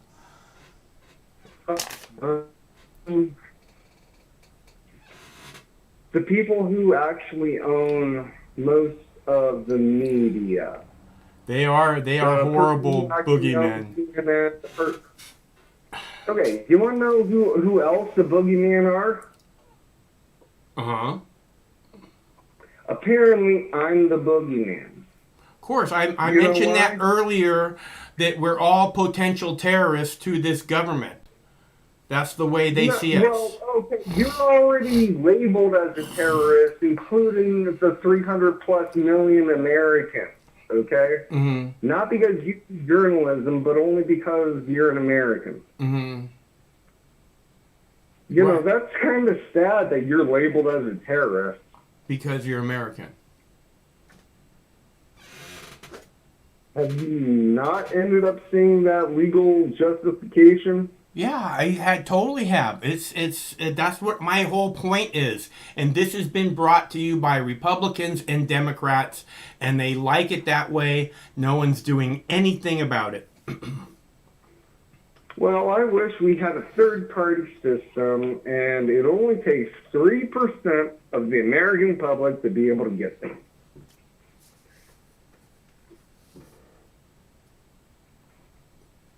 Nobody wants to go ahead and vote third party? There's this strange thing, and what I see is, it's not that they don't want to vote third party, it's that they don't want to vote for a loser. So they have to vote for one of the two sides that they believe are potentially going to win. That's what they have to do. That's why I believe that's why most people vote the way they do, because they believe that person is going to win. Well, I mean, like, the thing is that it takes enough strong individuals to know that they're not going to win first, okay? But the thing is that you just have to get on the podium. You just have to be able to get up on stage and be able to go ahead and say what you want. Otherwise, we have a one-party system where it's this side or this side, because there's no other choice. But you just got done saying that there is another choice. You just got done saying there is another choice. No. If we have corporations and also the other party, both parties, then you really do not have a choice with the monopoly.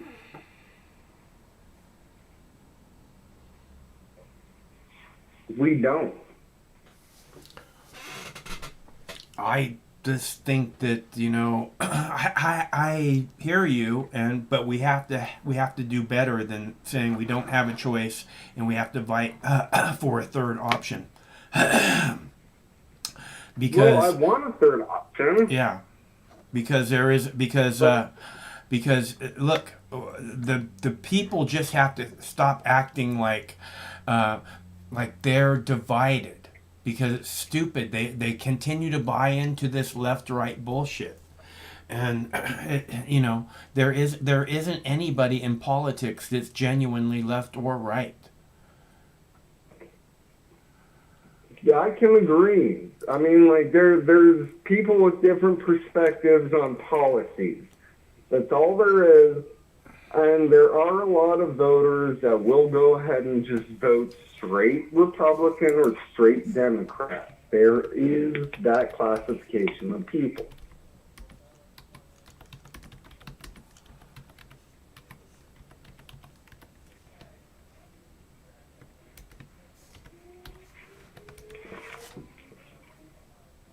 Are you still with me? Uh-huh.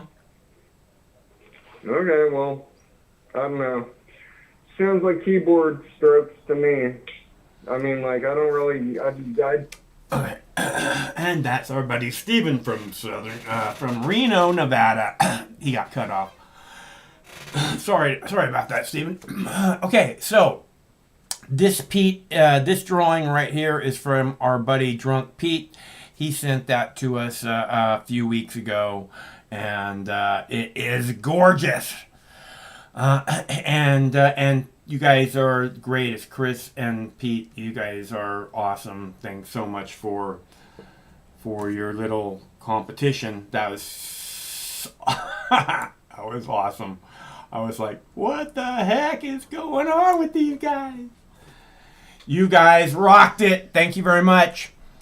I haven't seen that before. That was cool, Pete. Thanks very much. And Chris, that was very, very nice of you guys. Okay, so let's see. I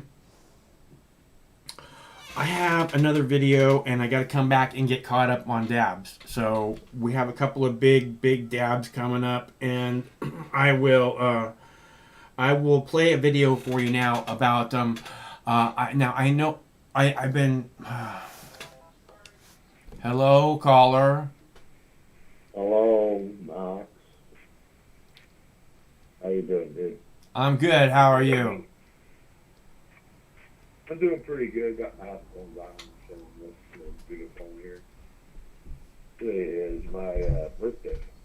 Congratulations. I appreciate that. Still a while. Still around. Beat those guys. Yeah, I try to take it low key. I spent like the majority of my 20s trying to end my life on my birthday. Because I wanted to be one of those people that has their birthday and their death day the same, like on their tombstone. And they'll say on my tombstone, I hope I die on my birthday. That's what I want to say on my tombstone. Huh.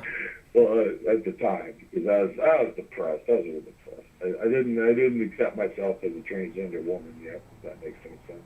Huh. Yeah. But now I'm over that shit, and I just try to play low key. You know, a lot of people get the cake and all that. I don't even want the cake. You know, I just got some Mexican food from down the street there, and had everybody say happy birthday. And yeah, man, I just want to play a teriyaki. I just want to play a teriyaki food and, you know, nice cup of tea. And my mom, she used to send me socks, you know, because she'd say, what do you want? I'd say, I want some homemade cookies, you know. So she'd send me cookies and she'd send me socks, right? And now I haven't bought any socks for like 4 years. and I really miss my mom. Yeah, I was lucky. My mom always sends me like $25 gift cards to random places. It's like, well, I wonder where she's gonna send me to this year. I think she just got lazy and started doing Amazon now. Oh, Amazon's much easier because, I mean, my mom used to send me Nordstrom's and Macy's cards, man, and I walk in those places, and the second I walk in the door, there's fucking some douchebag following me around, you know, so I can't fucking shop, you know. I gotta Can I help you with anything today, sir? Or do you Exactly. Oh, man. Already put ice cubes in my Bizon here. Trying to have some birthday jokes. Today, Dabs for Donations Day? Today is Dabs for donations. We do that on Friday. We do that on Fridays, yeah. It's been a minute. I've been stuck studying, doing my thing for the classes and college and everything. That way I can get a degree and get a job that doesn't lick both my balls, pretty much. Yeah. So that'll work out. I just gotta get it done. Well, if you work hard and really do try and do a really good job, I think you can achieve. I'm doing. Yeah, I think I can too. I never believed in myself because going back to the old trans thing. But yeah, I spent a lot of my life actually. I was one of those people who just had that stupid mentality. It's like, oh, I'm just not gonna be able to do it. I don't know why the fuck I think I could accomplish everything. And I started actually trying to accomplish things, and when I finally got to the hang of it and started doing it, I'm like, oh, well, I guess I don't suck that bad after all. It took me a lot longer than it should have because of a lot of different things. But once you get to that point to where you realize that you can actually accomplish things, then things really start to work out. It's just some people get it earlier than others, get to that moment in their lives. People aren't taught about intent. Intent is very important, and it's not really explained on a basic level about making things happen in the world. Yeah, well, in our country, most people are taught as long as you're selfish prick, you get far in life, and that ain't really helping out things. It's only made everybody a bunch of selfish pricks. Yeah, well, that seems to be what everything is about in this country, in this world. All religions, the police state, freedom. It's all about, oh, you can't do that. You're free, but you can't do that. Yeah. Yep. It's all about, religion is like, oh, we worship God. God give you a freedom to do anything you want, but you can't do that. Can't do that. Can't do that. Nope, God's going to make you burn in hell for that. Why the fuck God gave me the power to do that then? Huh? Are you sure about this shit? That ability to make that choice or not, and that's what it is. He gives you the free. God's supposed to give you the free will to make that choice. Yeah, but well, that's up to you to make it. The deal is that the God gives you the power to make happen anything you can imagine, and religion and the government seems to do everything they can to take that away from you. Just like they try to take away weed. Just like they did take away weed. Yeah, God made weed. They're all like, oh yeah, it's Satan stuff. Fuck you, it's Satan shit. No, God made all the plants. All right, buddy. It says right at the beginning of the Bible, it says, "I give unto you all seed-bearing plants to use as meat." Okay, anybody who's been around cannabis at all knows that it's one motherfucker of a seed-bearing plant. Yes, exactly. Man. So to use as meat, right? That means a daily part of your life. It's supposed to be there for a reason. All seed-bearing plants to use as meat. Yes. Daily part of our lives. This is what I keep saying to everyone. The marijuana, cannabis is meant to be a daily, whether we're wearing it as clothes, whether you're using it as food, whether it's just endless what can be done. You can fuel your cars with it, you can build your homes out of it. It's this horrible crime against humanity to take this amazing renewable resource away from people. And knowing that it would have detrimental effects on them psychologically. I believe that, part of the reason that we have all this dementia and Alzheimer's disease is because our brains are partially fueled by cannabinoids. We have this whole endocannabinoid system throughout our entire body. And they took that away from us again. They want us to be sick. you know, so that they can make a profit from us. That's the reason that the medical industrial complex says, oh, marijuana has no medicinal values, zero. You know, how can anybody respect them as an authority on anything to do with human medicine after that, right? Yeah. Because they know it has a medicinal benefit, but they don't make any fucking money yet. Because if they even begin down that path, it's been used as medicine for everything forever throughout the history of man. And that means that you can grow it in your backyard, you can grow it on your balcony, you can grow it in your closet. And you can have medicine for you, for your family, for your neighbor, you know. Exactly. And you get great medicine, and it's also, like you said, the fibers and all that stuff, which is the other reason why they got rid of it. Because all these people are making all that synthetic crap, like the synthetic throat for ships and stuff, all that. You know, they wanted to get rid of them because they saw the value in it. And then, you know, of course, the $1 billion crap thing with William Randolph Hearst and all that shit. That's what it really is that there's greed took precedence over the health and the well-being of the American people. It didn't just... The price for it. Yeah, it did, but it didn't just took precedence. It has taken over completely. Greed is everything, and that's the reason that marijuana has, even though it's been proven to be medicinal, even though all these other things, it's still this thing that's frozen, and according to the government, it's a Schedule 1 drug, which means it has zero medicinal value. And all these things, and we've seen what it does for children with seizures and stuff like that, and it's just disgusting that, you know, I mean, I've seen videos of MS patients, and the difference of having marijuana. You know, they take one puff of marijuana, and they can actually say a whole sentence. You know, it's like day and night. Yeah. And it's horrible. Like shaking violently and stuff, and then they take a puff and they're just like regularly talking like you and me. It's horrible. It's amazing. Yeah, it's horrible. It's so safe, you know. It's safer than water. Safer than fucking water. People die from drinking too much water. Okay? It doesn't happen with marijuana. They said you would have to take you would have to roll a blunt the size of a literal telephone pole and smoke it in 15 minutes. I saw it in like an old video, and the guy explained that. He was like, I dare anybody to try to do that. He's like, yeah, go ahead, just smoke a literal telephone pole worth of weed in 15 minutes.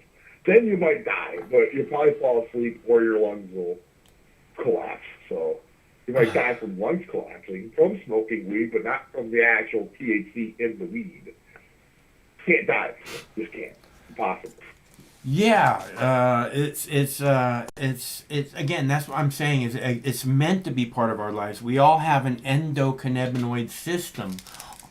Pretty much every living. There are receptors in our brains that can take THC and, you know. Yeah, it's not just our brain though. It's all over. The cannabinoid system runs throughout our entire body.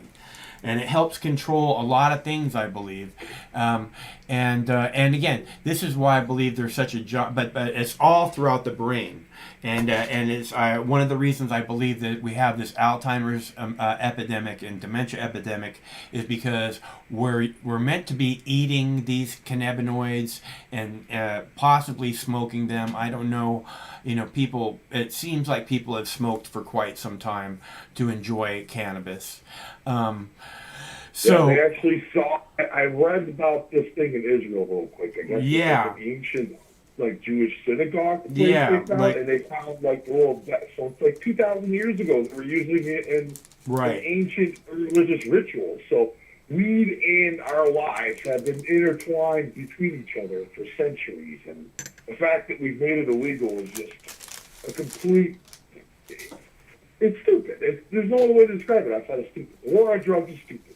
Yeah, and it's given us the exact opposite outcome of what we have a heroin epidemic. Is that the outcome that we're shooting for here? Oh yeah, let's do more war on drugs. It works so well so far, It's just, this is great. How much, oh, fuck, dude. You know, I mean, anybody who wants to continue the war on drugs is either, you know, just a police state copsucker or, you know, a drug war profiteer. Yeah. They either make money off of the war or they make money off of the cops getting money for enforcing the war. Which, you know, hey, whatever. If you want to be a cop that finds, like, really bad people, go on ahead. But if you want to be a cop that sits there and busts like a guy, oh yeah, he's smoking this joint, I guess I want to try to get, you know, it's minuscule shit like that, you know, the broken windows policing thing that really irritates the shit out of me. Because I think if there's still 5,000 people that smoke joints in here, they'll stop them from smoking joints, but then they come back out, and then, I got into crack while I was in jail, so I don't want to smoke joints anymore. Well, that worked, didn't it? Yeah. Stuff like that. It creates more problems than it solves, really. It creates a black market, which is a huge amount of money, which, you know, then becomes this criminal underground substructure, you know, and it just makes crime. It just spreads crime. Yeah. It gives you the exact opposite outcome of what it's intended for. So if you want to end... One way to solve crime inside a black market, and that's with violence. Lots and lots of violence. And that doesn't ever solve anything. So it just escalates the violence on the streets, which, you know, just gives you... Which is what the cops want. The cops want it to be violent and ugly out there and lots of crime so that you have to worship them like the heroes because, you know, they're the ones taking care of the criminals. You know? So... you know, it's just like the CIA wants terrorism. You know, I mean, that's how they get their budget bigger. You know, again. Our foreign policy decisions aren't causing this at all. Let's make more of them. Yeah, well, again, if you end the drug war right now, you know, no more. Nobody's going to get busted anymore for having, you know, personal drugs in their pocket. That's done, right? America stabilizes by next year. Pretty much here. Yeah, the drug war. I mean, the drug epidemic, the heroin, the meth problem is going to be over in 1-2 years. Because then people will be able to get help, and it seems like after a little while, people want something different because when you have to draw blood in order to get high, it's no longer recreational. Trust me, I've been around those people, and it's like a fucking job. It's like a fucking job, man. You know, nobody really wants that. Yeah, you know what I'm talking about? Religion. It's a bit afraid of that shit almost, you know. It's, like, I seen it because I lived at this house, and it was, you know, first of the month, some people would just take all their freaking rent money and you just hear them bouncing around the house for 2-3 days. Just bouncing. And then all of a sudden you hear 1 o'clock in the morning, oh my God! And then, you know, he OD'd and they call the cops there and they got fucking put the Narcan in him and shit. And, oh man. Then the other guy, and the fentanyl, the fentanyl's a whole other ballgame. So it's like, you know, you get addicted to the heroin and the pills and stuff, and then fentanyl comes in and it's like, oh, this stuff is like... And all this is what the drug war has brought us, okay? It's not like, oh, well, we can't see. Listen to all these horrible things you're talking about. We can't end the drug war. Of course, we have to end the drug war. This is what the drug war has brought us. If everyone had easy access to cannabis, okay, and whatever they wanted at the party store, you have to go in, show your ID, go to the party store, you get what you want. It's like the liquor store, okay? And go there and buy the stupidest fucking drug on the planet. You can walk in, there's like 3 of them down my street. You can walk in there, get whatever you want, drink some shit, crash your car, kill somebody. But it's still not as bad as smoking a joint. And nobody's gonna, I'm telling you, on Friday night, the place is gonna be packed, and you're gonna go in there, and the person who goes, I want fentanyl, everybody in the place is gonna take 3 steps back from that person. Okay? Nobody's going to want to do those drugs. Nobody's going to want to be around people who do those drugs. So, you know, it's just, you know, this is what's safe, and we have easy access to what's safe. Why would you do horrible drugs like that? You know what I mean? That's what's going to be the obvious, you know, and it's going to be obvious that those are the people that need help, and eventually those people will get help now because they're not hiding in the shadows from a police state, from an uncompromising police state that just might kill you on accident and then call you an OD or something. Yeah, it would move. I think once we start moving to more of a treatment strategy, which is what this 1992 study, but I forgot the name. It's somebody Brown.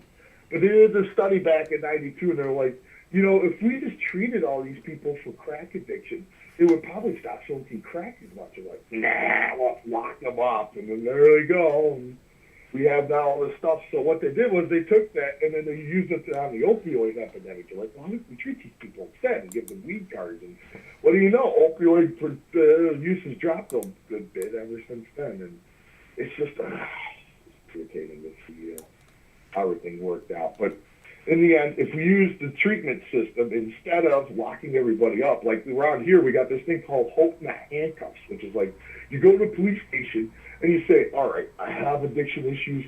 Here's all my heroin. Here's all my drugs. Help me get better.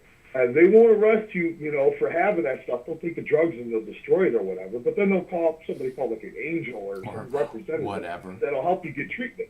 So it's like it's kind of a good idea somewhat to where they can get treatment and try to get, you know, a little bit cleaner. Again, yeah, that's what I'm talking about is, you know, it doesn't ruin your life to go and get help from, you know, people who want to help, you know, I mean, because, and that's what's going to happen more and more as it comes out of the shadows, you know, because there's not, you know, you're not going to these shadows to get your shitty drugs, you know, people, it's just nobody's going to want to use those drugs anymore because they can have people are worried about, they can have easy access to stuff that's very safe and very, very party friendly.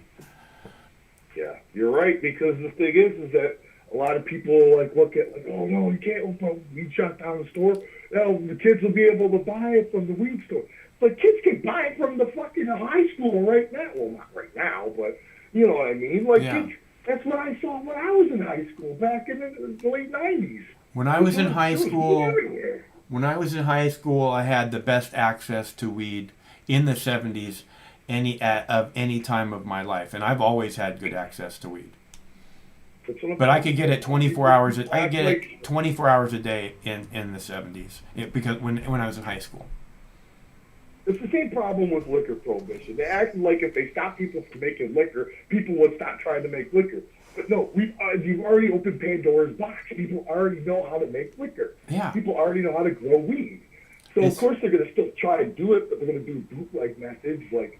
You know how they make bathtub beer, now they make, you know, all these weird, you know, crappy ass boo-boo kitty fuck dirt swag bags, you know, full of seeds and crap. It's like that's like the bathtub weed. The bathtub liquor is like seedy weed. There's shitty weed out there, just like how there's shittier liquor when it was illegal. And then when it became legal and the market was regulated, then you saw all the dust go down because people were dying from bad liquor. What state are you calling from? Michigan. From Michigan? You guys have a problem with weed in Michigan? You have shitty weed there? No, we used to. Oh, okay. I used to buy really shitty, but now I've gotten some of the best weed. Ever since I got my medical card, life has never been better. Like, especially when I lived down in Georgia. I mean, I lived down in Cobb County, Georgia. Cobb County, Georgia has signs around it that says, we are proud of being a drug-free community. And I was buying weed in Cobb County, Georgia. So, Cobb County, Georgia, that sign is a lie. Yeah, but you don't like seeing signs like that around your community. You know, the cops like gives the cops like this bravado. Confidence. Yeah, to act like, oh, well, don't you know we're a drug-free community? Yeah. Don't you know we don't want your drugs around here except for, you know, the ones that happen to like for when the ladies come into town. Steroids. It's like, what the? Except for our steroids. Oh, yeah, that's what I hear a lot is like they like to get roided out, worked out, and then you wonder why they get aggressive because it's roid rage and stuff. And it's like you have like a whole bunch of like Sammy Sosa's and Barry Bonds packed into one thing, and they have the monopoly of violence over you, and they're already on roids and they're already pissed off. So, you know, I mean, not every cop is a bad cop. I'm not trying to say that, but I just wish that we gave a shit about trying to get rid of the bad cops in our cop system. Yeah, we don't even seem to keep track of them, let alone get rid of them. Yeah, that's the other problem too. We don't even keep track of the weapons that the cops sell in the neighborhoods, which is a lot of the problem. Which is what some people blame to be a lot of the reason why we have gun violence, is because cops take their old guns and sell them to people in poor neighborhoods, and then those people take the old cop guns. They have the serial number scratched off already, so they just shoot people, and then that's a throwaway gun or something like that. I don't know. It's some crazy stuff from what I hear, but yeah, we need a lot more accountability, a lot more data of stuff that goes on. Well, you know, I think we're starting to get there. We're getting the ball rolling. It's going to take a long time, you know. You know, we hear this justice do move slowly. We hear this phrase, you know, held to a higher accountability, held to a, you know what I mean?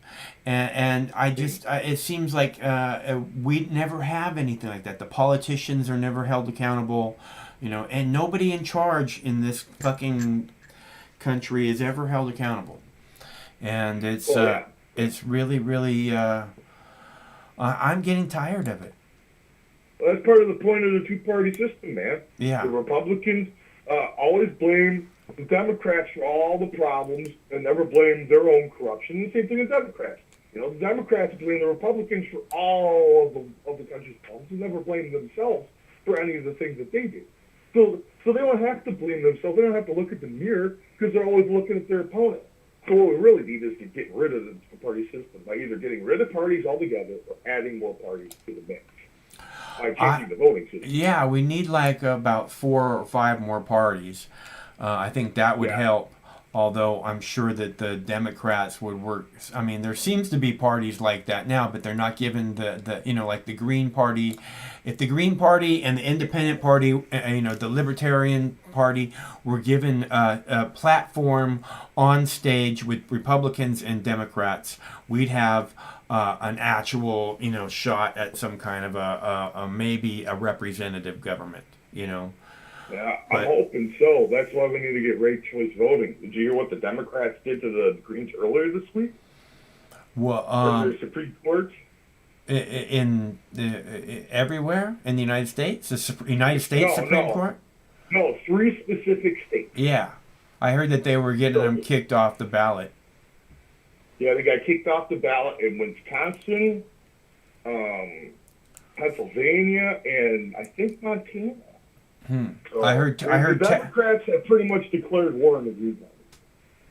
The Democrats have done that. Yeah, because it's all liberal like judges that are deciding. No, I heard that it was happening in multiple counties in Texas also, or in the state of Texas. They were removing the Green Party from the ballot because and another Republican state also.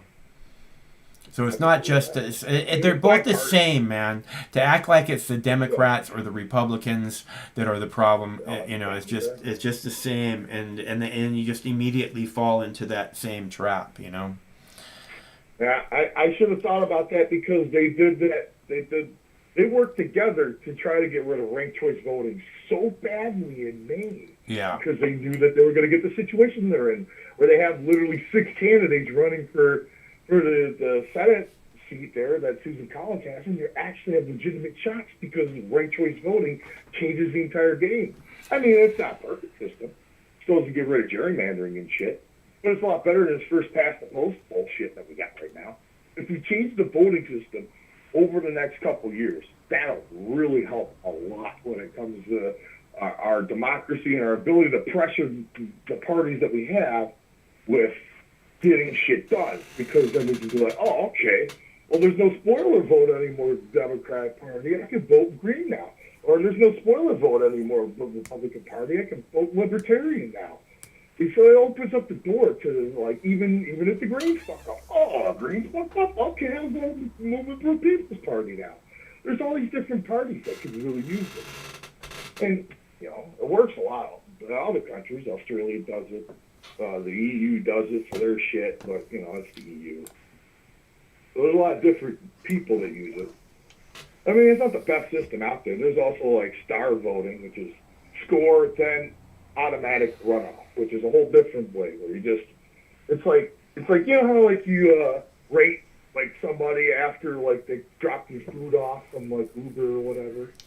Like, oh, I'll give this person 5 stars, or this guy fucked up my food, I'll give him 1 star. That's what that is.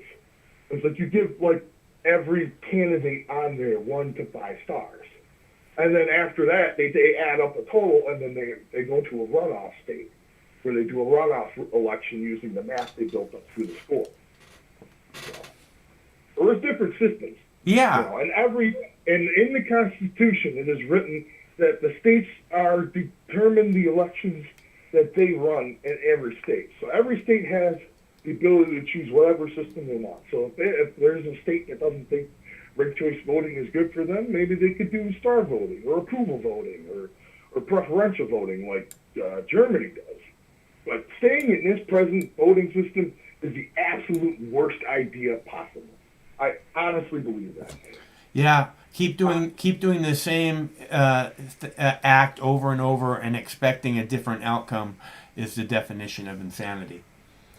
Yeah. And look how crazy we've gotten because we keep trying to expect different results out of the Demo-Republican Party, which is basically the same party, the money party. You want to make money for Wall Street party, but lie to your face as well party.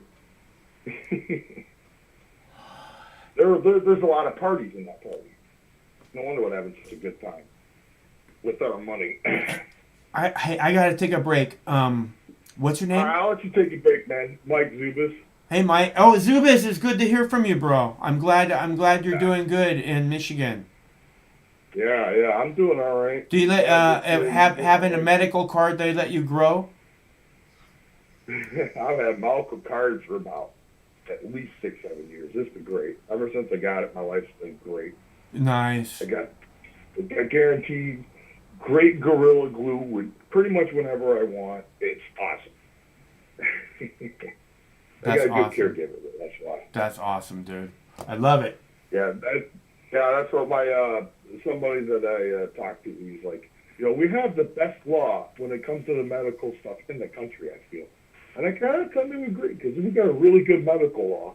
A recreational law, not so much, but our medical law, like, if you want some of the best weed in the country, come to Michigan, get a medical card. How much? I know they love growing good weed in Michigan.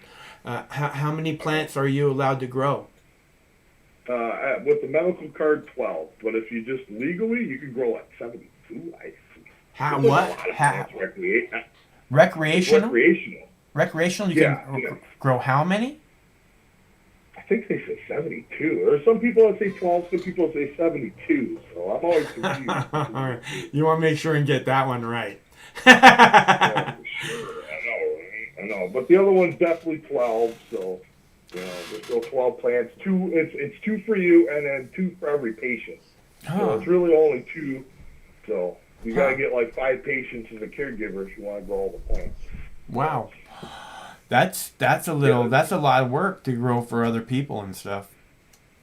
Yeah, but I mean, if you get some high yields, Oh yeah, no. If you know what you're doing, And you have to provide them 1 free ounce every month, I think. Oh, sweet. Yeah, because they're your patients, so it's like, okay, here's the free medicine that you deserve. So that way there's no, like, legal exchange that the federal government goes, no, you can't do that, because you can't technically exchange money. Yeah. So you have to, like, gift it, and then, okay, thank you. I will donate this money to your cause. Instead of it being an exchange, it's a pseudo-exchange. Kind of like you buy, like they had this other thing where before they had dispensaries, you had, like, buy this T-shirt for $50 and get this free bag of weed. You see? That's how stupid shit is. But I'll let you take your break, Moxie. Okay, bro. It's good to hear from you. All right. Yeah, good to hear from you too. I'll try to call back. I'm just really busy with school. Yeah, it's always good to hear from. It's always good to hear from you, Zebus. I appreciate that, man. All right, you be safe. Have a good night. All right, talk to you soon. I hope. Stay cool. Will do. Bye-bye. All right, and I gotta get caught up on a couple of dabs here. So,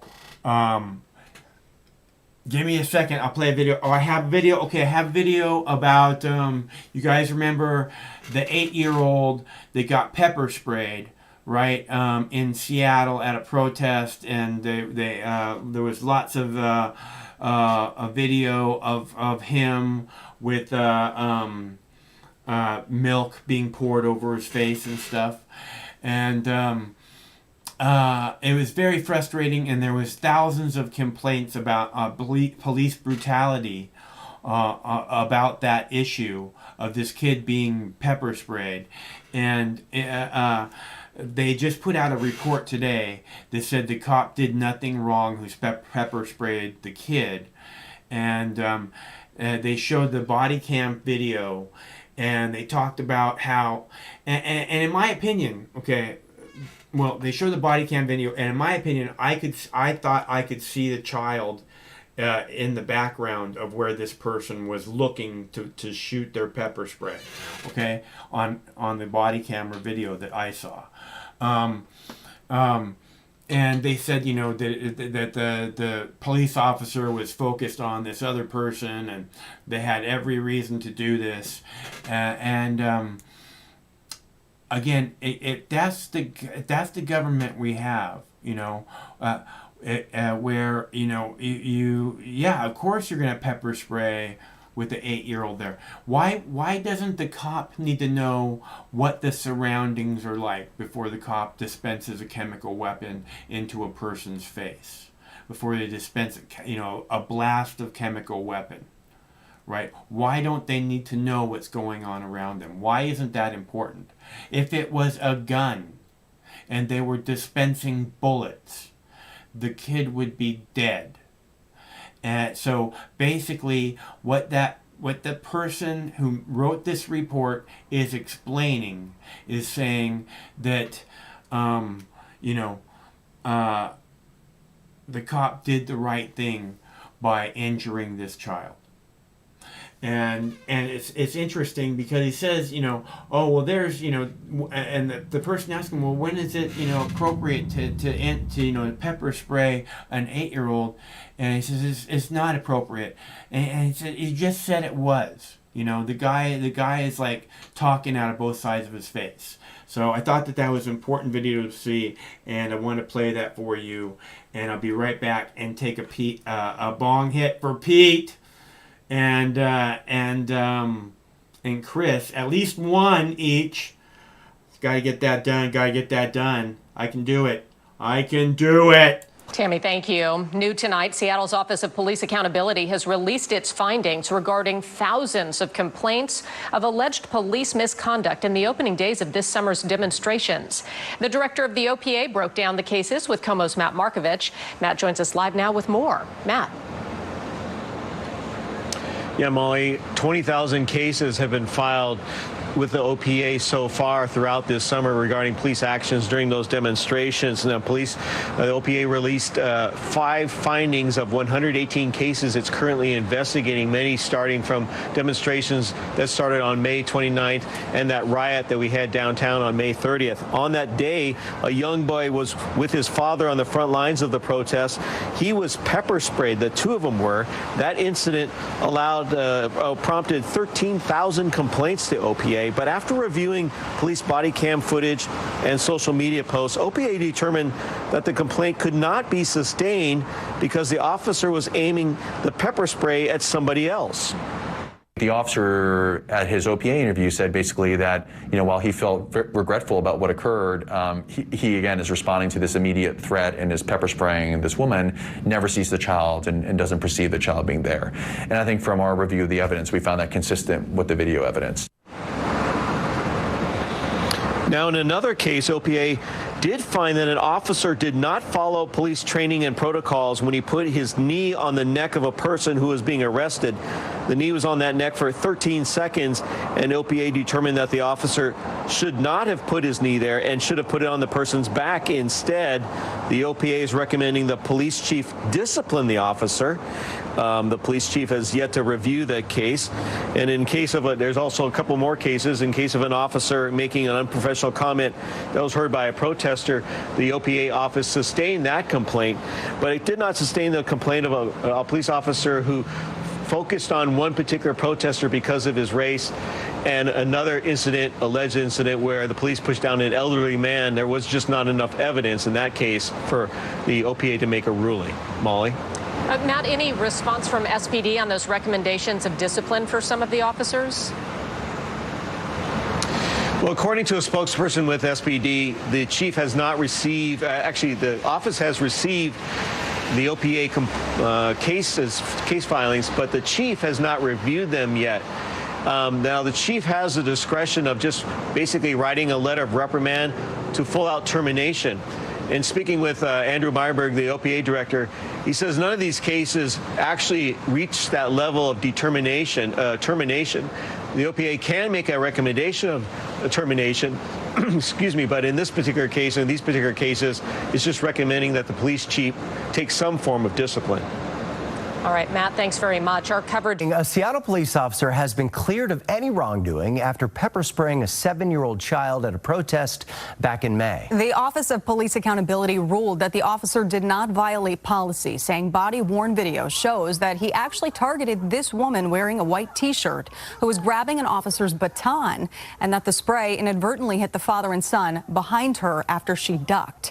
Now, the video of the 7-year-old boy screaming from that pepper spray prompted about 13,000 complaints into OPA. Attorneys for the family said today that they're deeply disappointed but not surprised.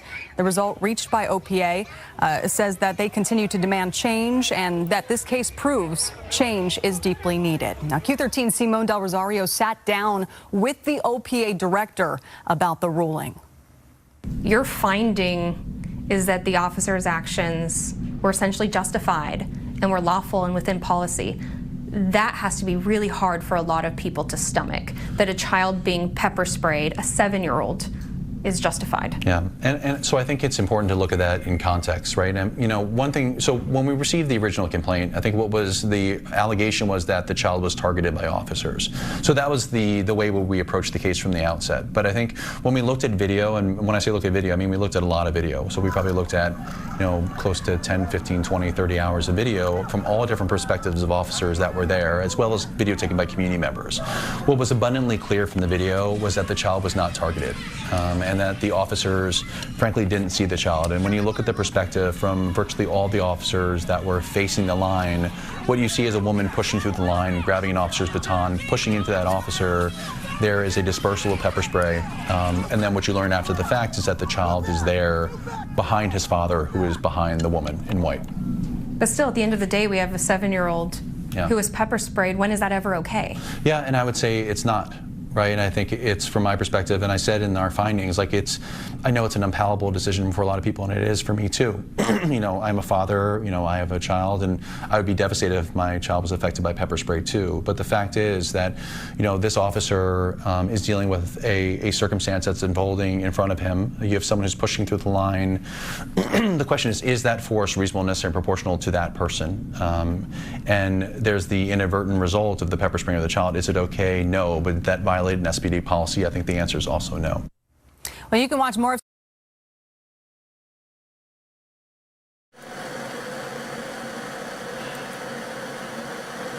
All right, we're back. Okay, so I'm heating up the bong. I thought that was going to last a minute longer. I got to take a bong hit for Chris, and then I got to do one for Pete, because it's Dabs for Donations Friday, and they definitely made some donations. So I owe them one, and I got some good one. I got a good one ready for you, Chris. I hope you're still here. I got a good one ready. That last one almost killed me. For anyone who remembers, or if you missed it, you might want to go back. But I got it. This one's way better. Okay, so I put now again. What I do is I take my dab stick, which is a glass. It's a glass. Wait. My dab stick is a glass perfume dabber that I found on eBay, I believe. Okay? And then I take that and I rub some of this yellow golden goo that I press from my flowers onto the dab stick. And then what I do is for this evening only, I take some of this. This is Paris concentrate. It's like 95% THC, this right here. So I put some of the golden goo onto, this right here is 95% THC, right? Put some of the golden goo on my glass perfume dab stick, and then I get the quartz thing heated up, of course, and then this is and then I put some of that 95% THC on there. So you can see it, there's like a halo going around there. So this is like a serious motherfucking dab right here for Chris. And I'm going to make one for Pete because those two are hitting it out of the ballpark tonight, all right?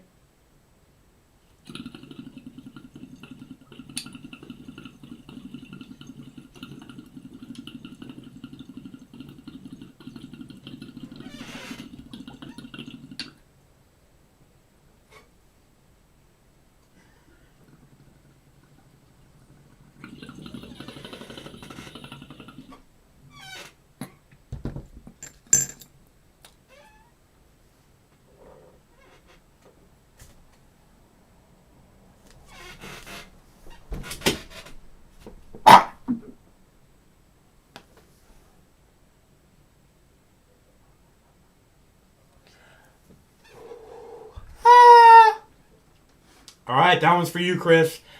Thank you very much, bro. Holy moly.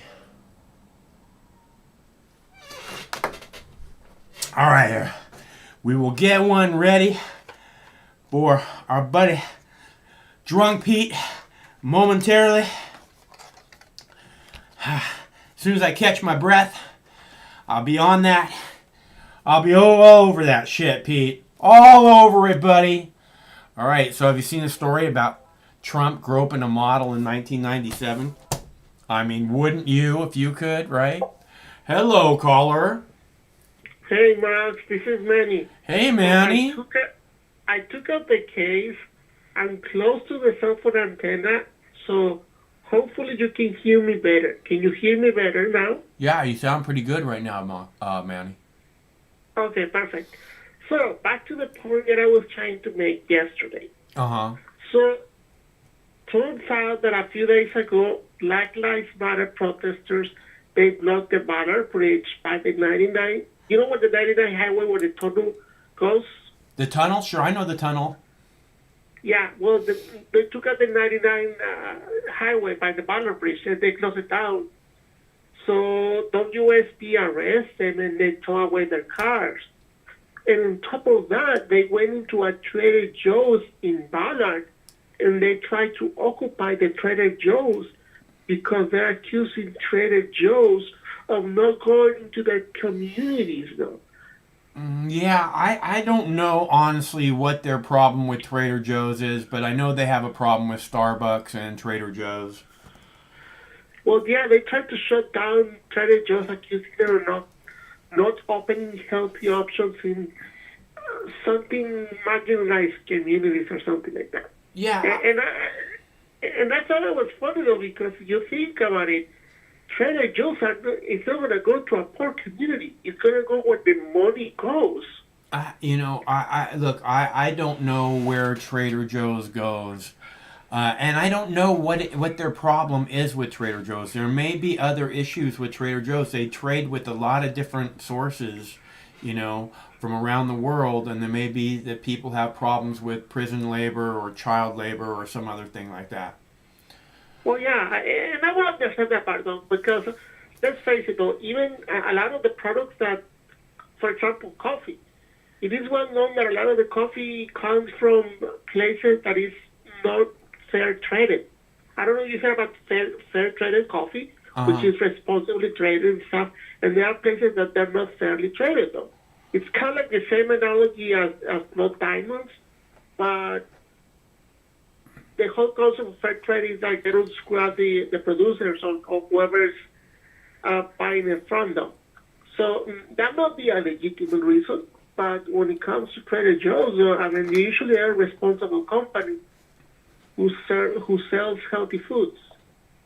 I don't know. It looks like their food is okay. I don't know. It's not Nestle's or whatever, you know. Yeah, I know. I was having a discussion on the chat while you were talking with the other caller about apparently Aldi's and Trader Joe's are literally the same thing, it's just a branding difference.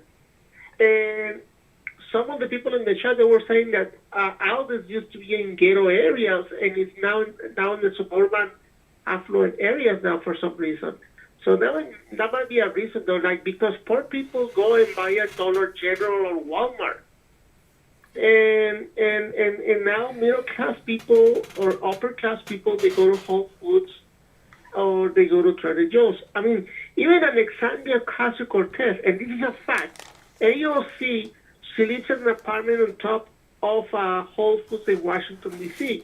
So she doesn't even have to go and take a cab or something to go to the supermarket.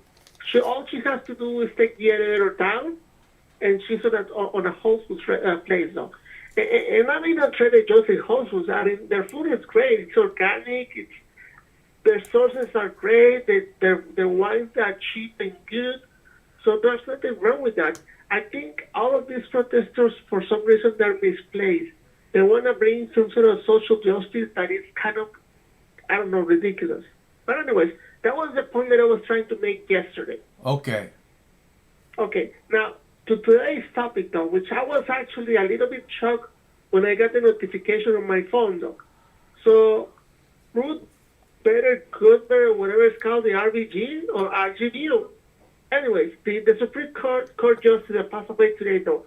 I mean, I respect her because of the fact that she was a Supreme Court Justice, and that's pretty aspirational for a lot of people. I mean, that's the top game any lawyer can get. I mean, if you become a justice and you're a lawyer, you literally make it to the top of the hill. Like, that's as big as you can go as a lawyer.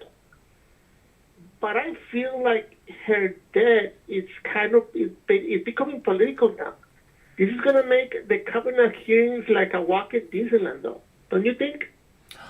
I don't know what that comparison means. You mean it's going to be like cartoony or what?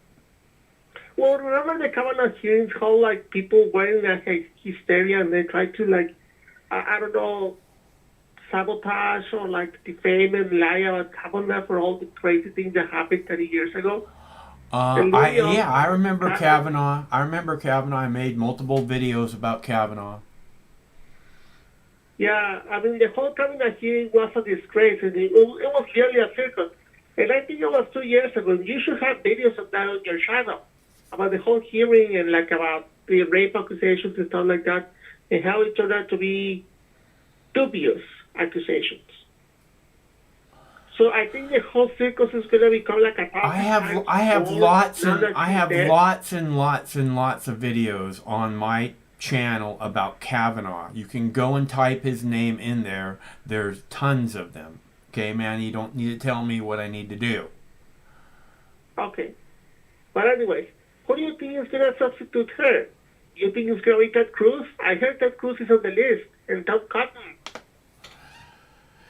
I don't. Ted Cruz is not on the list. Who else did you say? Tom Cotton. No, neither one of them are on the list. Okay, they're not going to risk a seat in the Senate, but from people that are able to hold the seat, very popularly. That makes actual sense. So, but imagine if Tom Cotton gets into the Supreme Court. I mean, Roe versus Wade is gone. Tom Cotton's a giant piece of shit, and they have to bring Roe versus Wade, to hear it again before it can be gone. Hopefully they will take away that because they're killing babies. Look, there's all this future shit Okay? Look, it is what it is. And again, you just put up these two guys so you could say, yeah, so this is what's going to happen. But no, those guys aren't even like, reasonable picks. So those aren't actual things. But yeah, Tom Cotton's a horrible human being. Ted Cruz was not born in this country. Now, I don't know if you have to be born in this country in order to be eligible to sit on the Supreme Court, but I know you have to be born in this country in order to be eligible to run for president. So, I don't know that Ted Cruz is actually even eligible to be on the Supreme Court. Hold on. So how can he run for president already? He can't. It's illegal. It's not legal. It's unconstitutional for him to run for president. Just like Mitt Romney. Mitt Romney. It is unconstitutional for Mitt Romney to run for president. He was born in Mexico. No, that was his dad. No, Mitt Romney was born in Mexico. I know by the fact that his dad was born in what is Chihuahua, because they have a huge model colony in central Chihuahua near the capital and something called Colonia Juarez and other colonies. Uh-huh. But I don't know about Mitt Romney though. I think Mitt Romney. I do know about Mitt Romney, and I'm telling you, he was born in Mexico. Okay, he is not eligible. The Republicans that everyone worships so much, and they love to talk about being a law and order government, a law and order country, they don't give a fuck about what the Constitution says. Okay? Okay. Those people, Ted Cruz, Mitt Romney, they're not eligible. Also, John McCain wasn't born in this country, but we'll give him a pass because he was born on American soil in Panama, supposedly. Well, that one you can definitely argue about that. And I did hear about that he was born in what was then the Panama Canal Zone, which it was a U.S. territory that the U.S. owned because of the Panama Canal, because they financed the Panama Canal, and that was a deal back then. Interesting, though. So if you're saying that Ted Cruz is not a natural U.S. citizen, where is he was born from? He was born in Canada. He was born in Canada. Canadian? Yes. Huh. His father took him there. He didn't want him to be born in the United States. Same with Mitt Romney. Well, I don't know about Mitt Romney though, but I do. I'm telling you. I'll look it up later today to see what's going on with that. But I mean, you would think if he was able to run for president, at least as a presidential hopeful, they'll bring that up right away though. So why nobody raised that question though? Is it because everyone is so PC about it? Is it because? It's because the rules don't matter. The Constitution doesn't matter anymore. And they love to set precedents that show it doesn't matter anymore, Manny. That's why they do this. So in theory, I can just run for president then. What? I was born in Mexico. I moved here when I was 18. Yeah. So I can run for president of the United States. I'm a U.S. citizen already. Yeah, I'm waiting for them to put Schwarzenegger up. He should be probably the next person to challenge it after Donald. That was funny. Yeah, huh? That'll be funny. Actually, funny. Like when I was watching the whole run when he was running for governor in California, because I used to live in the border. Uh-huh. So I used to watch the local news over there, and I find it so, I don't know, so peculiar, so funny that he was the governor. Yeah. He's a pretty funny guy. He is a funny guy. But yeah, I think Tom Cotton is gonna be the guy though, and every single liberal is gonna be so freaking angry, and he's so salty. Tom Cotton. They're gonna throw a tantrum like a freaking autistic kid. Tom Cotton is not. Look, Tom Cotton likes being a senator. I just don't see him as being even remotely qualified to be a Supreme Court justice. Come on, dude. Don't know what you're thinking. There was another lady who got selected a few years ago. She wasn't even a lawyer though. She only had like a couple of master's degree in Oxford or something like that, and she became a justice. I forgot her name. It's not Sotomayor, it's the other lady.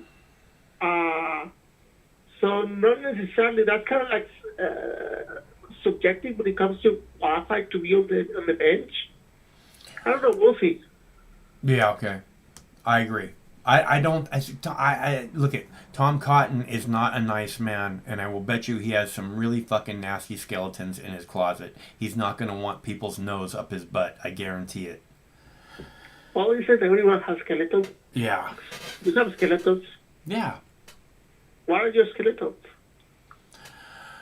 Because, because the world is full of, judgmental, overly judgmental, police state copsuckers, I suppose. I guess. Yeah, that's true, though.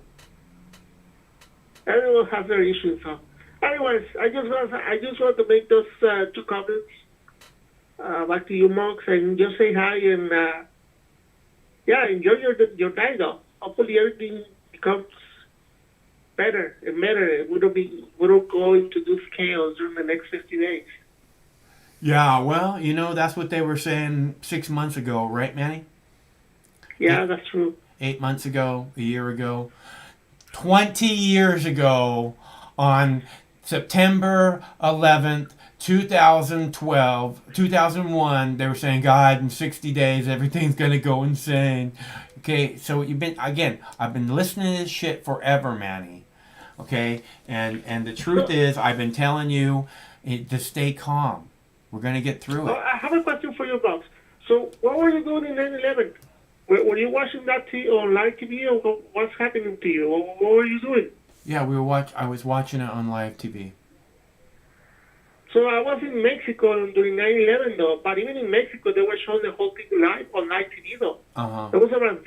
I was in Pacific time, so I was around 6 in the morning when I was watching all of that happening, though. And I was getting ready to go to what is called in Mexico a secondary school, what is over here equivalent to a middle school. Yeah. What we call a secondary school. And I was like freaking out, though. And then I was watching later in the afternoon a record of what happened on Univision, and I saw the pictures of the jumpers, like jumping the building and everything. Like I was like, holy cow! But yeah, I was a very surprised 14-year-old teenager watching the whole thing live. Yeah, it was horrible. Yeah, imagine losing like half of your staff for your firm. I think Morgan Stanley lost like half of the firm. Yeah, it was nightmarish, Manny. I know. We all lived through it. We don't need to live through it again. So, anyways, is it still pretty smoky where you are? No, actually, it comes a little bit though. There's less smoke. I mean, you still see the smoke, but it's not as bad as it was a few days ago. It's getting clear. Hopefully by tomorrow it gets clearer. And I know in Seattle it was raining early today, though.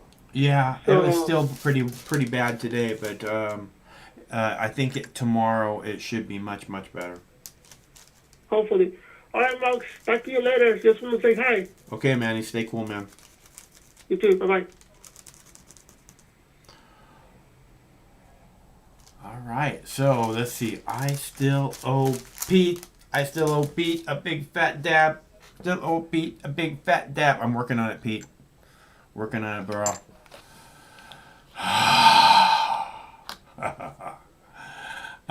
Okay, so I thought that went pretty well with Manny. Let's see, what do we got going on in Portland here? It looks like people are moving fairly quickly in Portland. Like, get the fuck out of the way, get the fuck out of the way, get the fuck out of the way.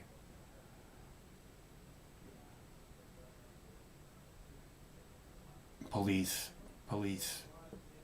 The police are moving. The police are engaging. Everybody move. The police are engaging.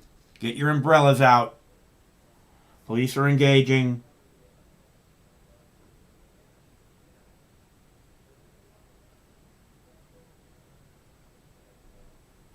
All right, let's get one ready for Pete.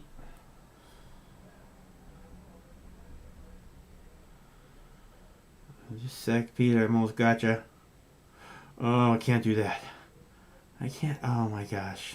Oh my gosh, Pete, what are you doing to me here, Pete? All right, I think we got a good one. Oh my gosh, can't do that. Come on, come on, come on. There we go. I can handle that. Just barely.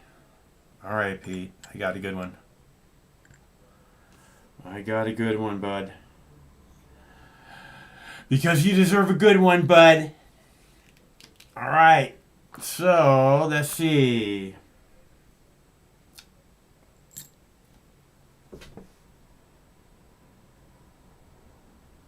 Okay, it looks like the cops are on the move there in Portland, huh?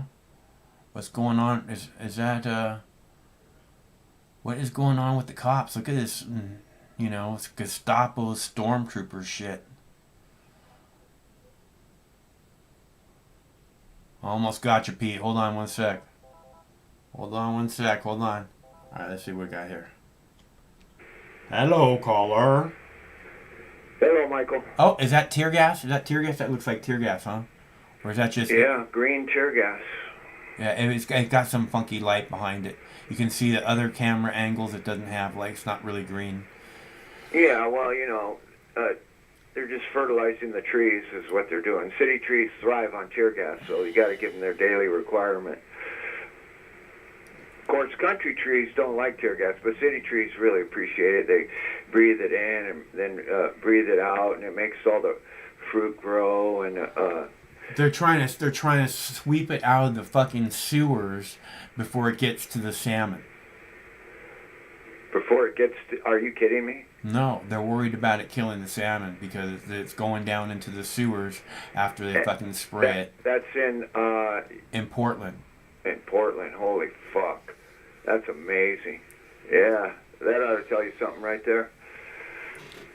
I have a video about it posted on the YouTube page. Oh, cool. I'll check it out, man. It's probably like a 10-minute video, huh? I think it's 2 minutes. Like type in tear gas. 2 minutes. Tear gas and salmon. Yeah, well, you can't expect them to spend too much time on tear gas, you know, destroying the environment. Right. Or anything else. Yeah. Even marijuana growers can fuck up the environment with the phosphates, you know, the runoff. Yeah, I see the phosphates a lot, and I think a lot about whether or not that those are the right... Do you use that stuff at all, or...? Yeah, phosphorus is one of the 3 necessary fertilizers, you know, NPG, nitrogen, potassium, and yeah, phosphorus. But you can get it from, like, bat guano or something like that. Yeah, but bat guano is mostly N, nitrogen. No, you can get N, or it comes in both N or P. There's fruit bats, and there's the fruit bats, I believe, are the phosphorus ones. Always just look on the box and you'll see 3 numbers. It'll be like 340 or 271, you know, NPG, nitrogen, phosphorus, or nitrogen, potassium, and phosphorus. So you just look on the box, and you always got to pay attention to those numbers so you know what you want. At the end of the growing cycle, you want high phosphorus. And in the middle, you want potassium, and in the beginning, you want nitrogen. So that's just what it is. But yeah, I mean, you know, we just want to take care of our environment. That's the whole thing. You know, tear gas, fucking motor oil, chemicals, ant spray. You know, I use ant spray, but not very much, you know. And I'm not, you know, some of these people can't be in a house that's ever had ant spray sprayed in it. You know, it's going to kill them, and they only eat vegan food and vegetables that have been harvested while... All right, so I watched a movie 2 nights ago, I'm going to admit this, called Dead Ant. And it starred Tom Arnold, right? And it's about this rock and roll band, this like kind of, you know, getting older, and they haven't had a hit for a while, and they need a new hit, so they decide to go out in the desert and take peyote, right? Right. And they buy peyote from this Indian, and they go and they want to get the moon. And he says, we came to get the moon? He says the moon is no longer for sale. I now have the sun for sale. He says, okay, can we get some of the sun? He says, this is the strongest peyote you're ever gonna eat. And he tells him, if you hurt anything while you're tripping on the peyote, it's gonna come after you.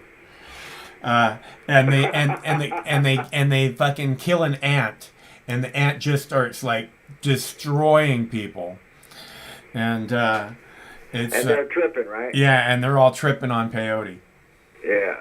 And it's Tom Arnold, except for Tom Arnold. He's the only one who didn't get any. Because they're a selfish bunch of fucking assholes. Well, once I was cooking chicken, and then all of a sudden I got really guilty and karmically aware that I was eating a dead animal. Oh, yeah? And then I snapped out of it 10 minutes later, and I just eat red meat and white meat like it's going out of style all the time. But, no, I never was a vegetarian, and, you know, but at the same time, you can go a little too far.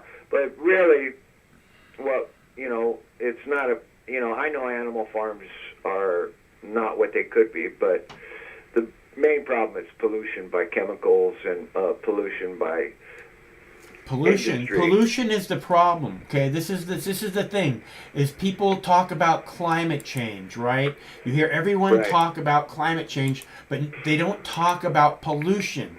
Okay, climate change is like a symptom. The problem is pollution. You know, humans pollute too much. Does that matter to you? Well, let's fix that.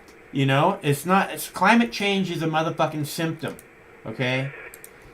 I agree, and besides that, they haven't, you know, they're talking about global warming. They use that term global warming all the time, but nobody has accurately figured out how to measure global warming. Do you put your sensors on the top of mountains, in the valleys?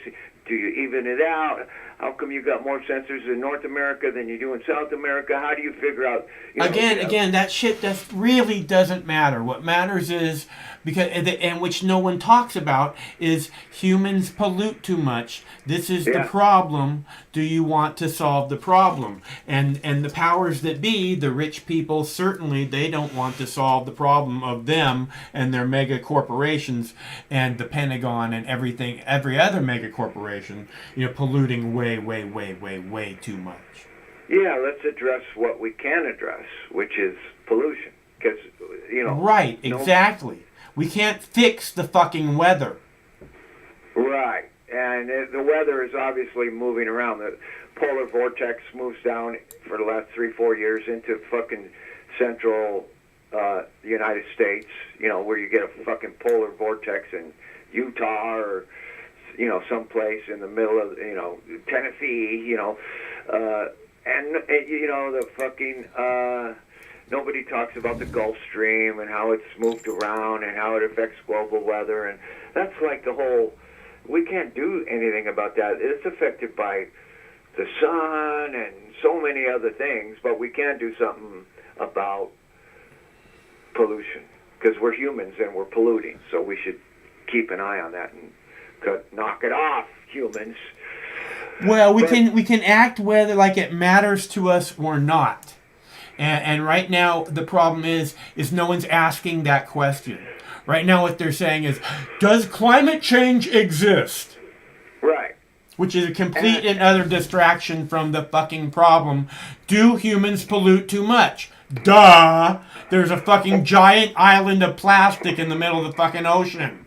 I think humans pollute a little too much. If it matters to you at all.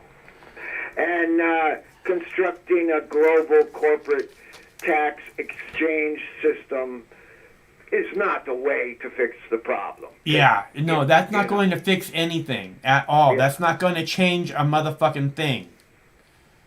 Yeah, so, you know, Trump is right to stay away from those, whatever those accords are. There was the Kyoto Accords, now it's some kind of European Accords. But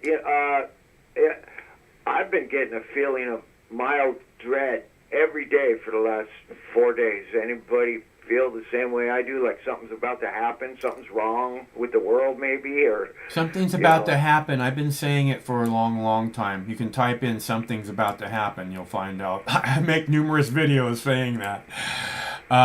Something is about to happen. So because we're on this edge of it has to change one way or another. It can't continue down this path kind of thing. Yeah, and my heart keeps telling me that I should kind of withdraw from social media because instead of watching every horrible story and every murder and every bit of corruption and every new corruption uncovered by some group somewhere, and then every new fake story, which there's 20 of them per day, 20 fake stories a day. Instead of watching all that, maybe I ought to just like withdraw a little bit, go inside and, take care of my own little kingdom, and maybe I'll feel emotionally and spiritually a little bit better if I do that. I don't think I'm the only one that's. A lot of people are talking about it. No, man. People are. I see. Like, I think there's like a celebrity movement about freezing their Facebook accounts because it's just depressing. But look, and I've been telling people this forever. When I was making television, it was like, shoot your TV. It's bad for you. This is the best. I would tell people, the most important thing I can tell you, fucking throw away your television set. It's bad for you when I'm making TV, okay? Screen time is bad for you. This is the thing that I feel the most guilty about, okay? Is it every month I use millions and millions of people's minutes of their lives on screen time watching my stuff. Every month, millions and millions of minutes. And I've talked about this before, and I don't want to waste people's time. So I try to make it of value what I do, So, Yeah, well, Michael, in terms of that, I want to thank you. And you know what they say, you probably heard this before, you scratch a cynic and you'll find a spiritual person underneath. So I've noticed that about you, that underneath your rough exterior, there's a really kind-hearted man who wants to do good in the world and do good for the people's lives that he touches. So I'm the same way. I'm really cynical. I'm really nasty sometimes. I can be mean and evil. But underneath that is a desire to add to life, not to take away from it. So I see the same thing in you. And the same thing is true of a lot of really cynical people. It's like, we're so disgusted with the corruption that we're not even going to fake it anymore. There's a higher kind of morality that includes jumping down people's throats sometimes and just speaking the truth, but it can take its toll on the human psyche if you got to do that every day, all day. And that's kind of what I'm saying. It's like I'm a little bit burned out, and I got a lot of shit that I could be doing here, and I'll go a little bit lighter on the social media. I'll follow the major stories, but interacting with people is getting to be a drag,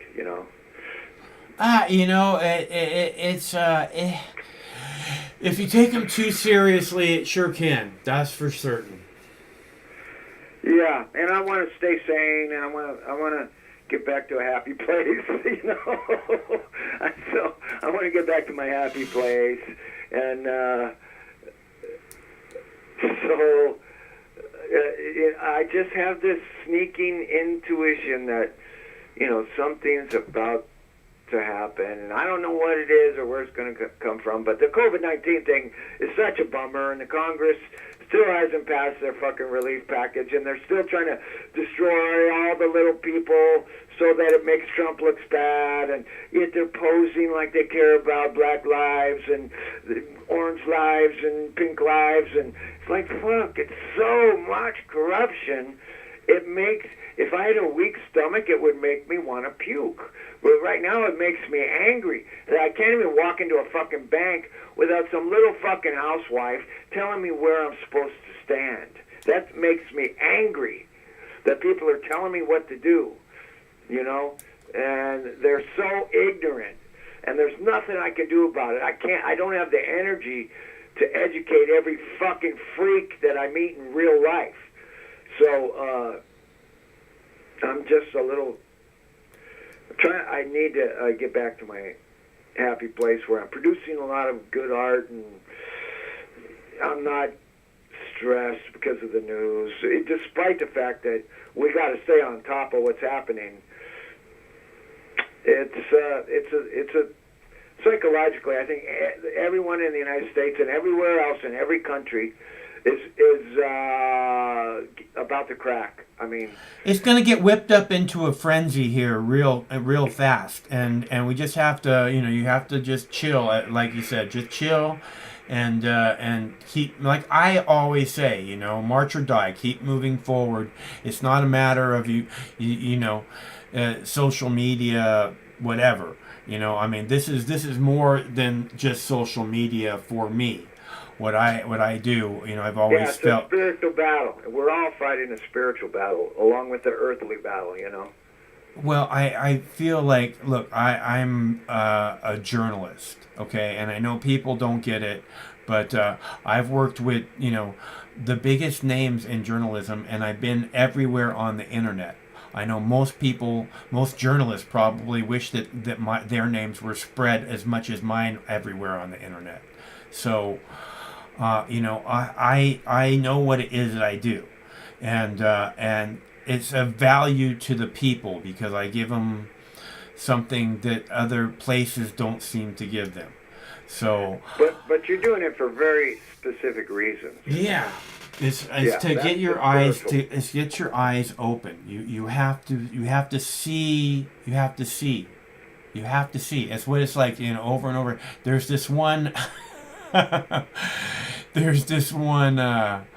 episode of South Park, and the guy keeps and there's like a serial killer, and he's got Cartman tied up to a chair, and he's showing him a slideshow, and he's like, "Do you see?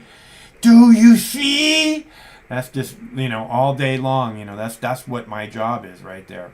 It's, the Clockwork Orange thing. Right, yeah. Yeah, I met Malcolm McDowell. He lives here in my town. Yeah? Oh, for sure, yeah. First time I met him, I knew I was doing a repair job on one of those block storage rental places, where everybody stores their stuff and they rent a 5x10 or a 10x10 thing. They needed some repair work on, and I met him. He came in and he had rented like a 10x10 thing, big enough to store a car in. And he had this classic fucking car. I don't remember what kind it was, but it was an English car, and he's an English guy. And he had this chick with him that was really hot, and I was kind of like flirting with her a little bit. I thought it was his daughter. It was his fucking wife, and he didn't really like me that much. I went and I bid on a job at his house, but I didn't feel comfortable about it, so I didn't take the job because he wanted specific shit that wasn't artistic. He wanted this fucking hokey dokey Oklahoma waterfall, and I wanted to give him something more artistic, and I just felt like he was holding a grudge because I hit on his wife, and I thought it was his daughter. Yeah, well, if you got an artistic stonemason and he wants to give you something cool for a waterfall, you should listen. That's the optimum situation, but people, self-made men like Malcolm McDowell, who I do respect, he had a vision and a lot of homeowners have visions in mind for what they absolutely want. Nonetheless, it's my duty, if I accept the job, to do exactly what they want and give them close as I possibly can to any picture they provide me. That's what I did. But I've had those great jobs where I say, hey, AJ, give me that mountainside. I'll build you the fucking badass fucking waterfall, and I did it, and those are much more rare than people who don't want something in particular, so a couple of times people let me go to town and do whatever I want, but the other 1,000 times I'm doing what they want, but anyways, that's Malcolm McDowell. South Park, I mean, we're all that person strapped in that chair with our eyes taped open and seeing the horror and the violence, and that's the whole point, is that fucking, we're all being gaslighted with horror and violence and lies 24/7, and I'm going to pay a little bit less attention to it and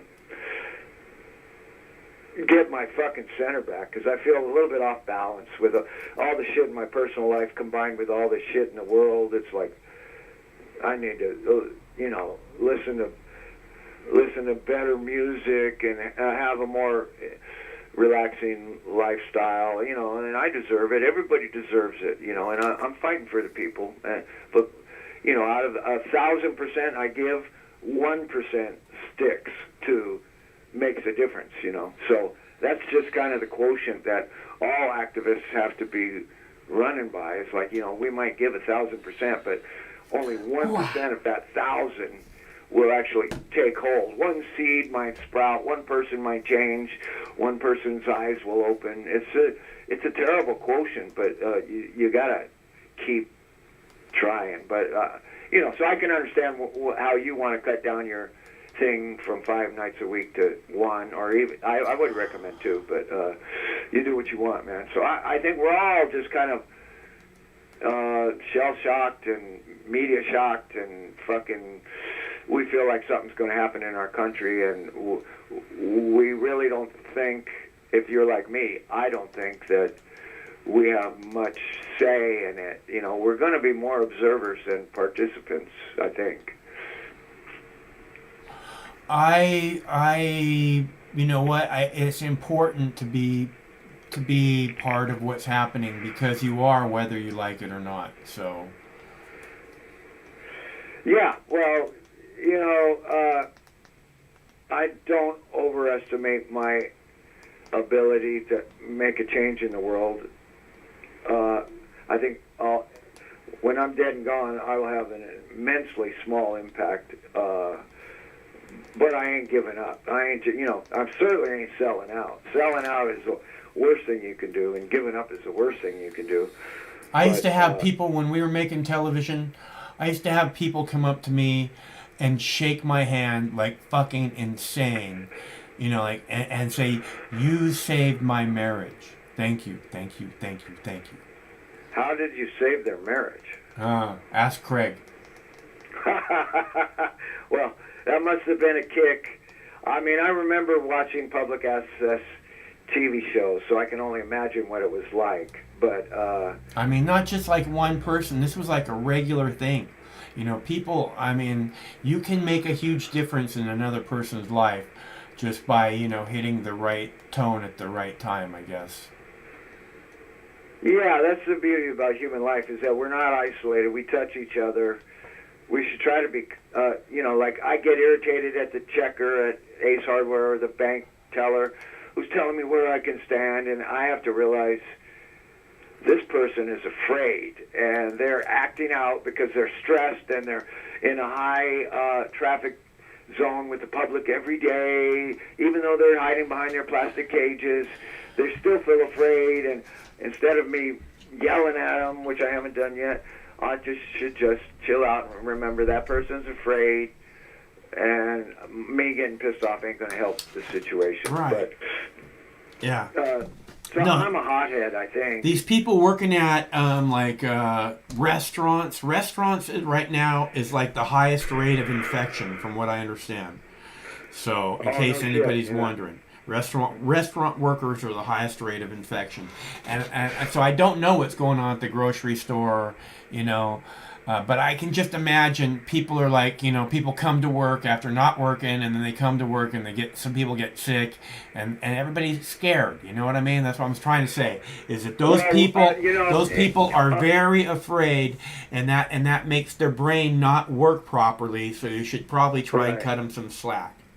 Yeah, that's good advice. But on that line of thought, you know, the highest rate of infection and all that shit, the PCR test doesn't work. They're running it at too many high cycles. You could put a fucking avocado and do a PCR test on it, run it at 40 cycles. It's going to come up positive. That's what they're doing to human beings. They should be run. PCR test was never recommended. It's just going to pick up any old coronavirus. There's 40 fucking coronaviruses. So, you know, the tests are not accurate, and nobody hardly anyone is pointing this out. So it doesn't even matter what the statistics are. These 190,000 deaths are really about 20,000 deaths due to COVID, and the other 170,000 are people over 65 that have diabetes and cancers and stuff like that. So the statistics are cooked, and the New World Order and the pharmaceutical industrial complex are fucking us up the ass. And that's the point I want to tell the bank teller. I want to tell the hardware store owner. Yeah, well, just recognize that's what you're really frustrated about. It's not this little girl that's, scared. Right, yeah, good advice, yeah. So, You have plans for the weekend? yeah, I'm going to relax. 50 years ago today, Jimi Hendrix died. I happen to think he was fucking killed myself, because he was worth more dead than alive. His insurance policy, and his manager collected on it. The Jimi Hendrix manager collected the insurance on his death, and he was running him around for a year before, or a couple of years, and fucking him around and just tiring him out. He was a bad manager, a crooked man, and Jimi Hendrix was just a mellow, beautiful guy. And I personally think, everybody says John Bonham. I personally think one of the greatest moments in rock drummer history was Third Stone of the Sun. Mitch Mitchell is playing these fucking rolling thunder rolls and riffs all the way through the psychedelic 2-minute stretch of Third Stone from the Sun. That was one of the heights of rock and roll history. And I actually saw Carlos Santana play Third Stone from the Sun. He was pretty good. But Where'd you see that at? He died 50 years ago today, and he should be remembered. And rock and roll will cure anything. When you're bummed out, turn on some fucking rock and roll and smoke a little dope, and the New World Order will disappear into the background. And psychically, you're adding to the vibration of planet Earth just by being relaxed. And that's my story. I'm sticking to it. I think it's a good story. I think it's a good plan. Look, man. One of the callers called the other night and is like, all this stuff is happening, and what are you gonna do, man? And I was like, I'm gonna chill out. I'm going to relax and enjoy what there is to enjoy. And, it seems like, and he was like, how the fuck can you do that? Everything's going to hell, blah, blah, blah. It's just like, because that seems like if it's an option, you should take it, I wonder if chickens who get their heads cut off really do run around. I've never seen that. I think it's probably true that you can cut a chicken's head off and it probably will run around. Yeah, I saw it in a kung fu movie last night. They do pretty nasty shit to animals sometimes in those movies. Yeah, they don't have the same film laws that we do. We can't hurt any animals in our, in our movies. It says no animals were hurt in the stunt scenes of this movie, but I think in China they probably kill a kangaroo just for Dude, I watched a guy rip a head off a chicken last night and drink the blood out of it. It was like, why are you doing this to me? Was it real? It looked pretty real. I think he might have ripped the head off the chicken and then they gave him a fake chicken to drink raspberry juice out of. Maybe. I don't think they really drink chicken's blood, Mike. They can fly. They fly for real. And they hang on bamboo trees and shit like that. But what was the name of the movie? I don't know. I watched too many fucking kung fu movies. I have a really hard time keeping. I could probably figure it out. I don't know. I'll see if I can figure it out. I don't know. Yeah. Why you like that genre? You have a good weekend, and I just want to thank you again for years and years of struggle against the machine and the man and the government and the New World Order, because it's here right now in our lives, affecting every single human being on planet Earth. And we have yet to see the tally of all the suicides and broken marriages and broken homes and evictions and bankruptcies and riots and injustice. We've yet to see the toll. It's coming. So relax and enjoy it. The apocalypse, if it's not my revolution if you can't fucking dance. So put on your favorite music, do the boogie woogie, and stay calm if you can. Yeah. So I'll talk to you later, Michael. Okay, it's good to hear from you. Stay cool, man.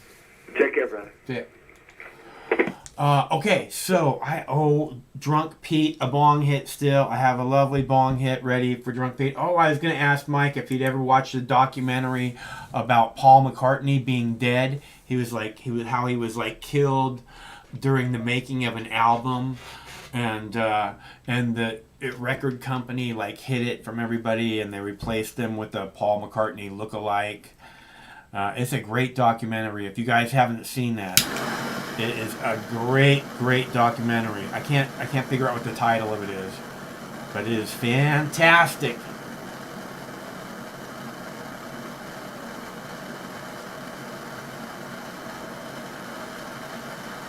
Have you seen that movie? Paul McCartney is Dead, or whatever. It's filmed like a documentary. It's fucking great, man. If you guys haven't watched that, I've watched it repeatedly. Watched it once and then watched it a second time going, what? What did I just see? It is fucking great. I'll see if I can find the real title of it for sure.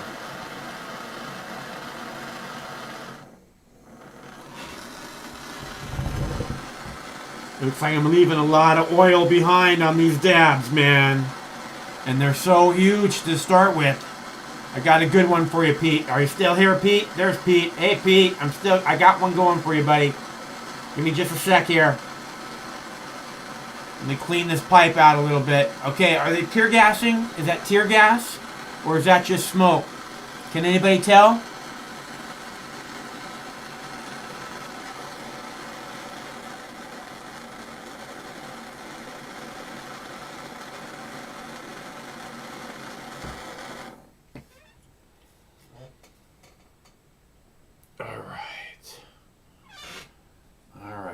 Alright, I got a nice dab for Pete.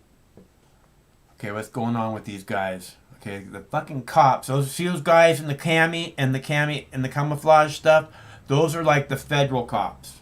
And they're the ones acting all aggro. They're like, we're in charge here. This is not going to work out good for them. Why are they doing this? This is exactly the kind of thing that makes it so that tomorrow night there's fucking 3 times more protesters. They know that. Is that what they want? Is that what Trump wants? Why are they doing this to the people? Because look they're just tear gassing this whole neighborhood, right? Look the street is flooded. Okay, I just was talking to Michael about how they're trying to clean the tear gas out of the fucking sewers in Portland. You can look it up. I have it posted on my fucking YouTube page. In order to keep the tear gas from killing the salmon. Okay, hold on. Okay, this is a giant one right here for Pete. This giant one right here is for Pete, because Pete deserves a giant one. Here you go, Pete. It's a big one. Trust me.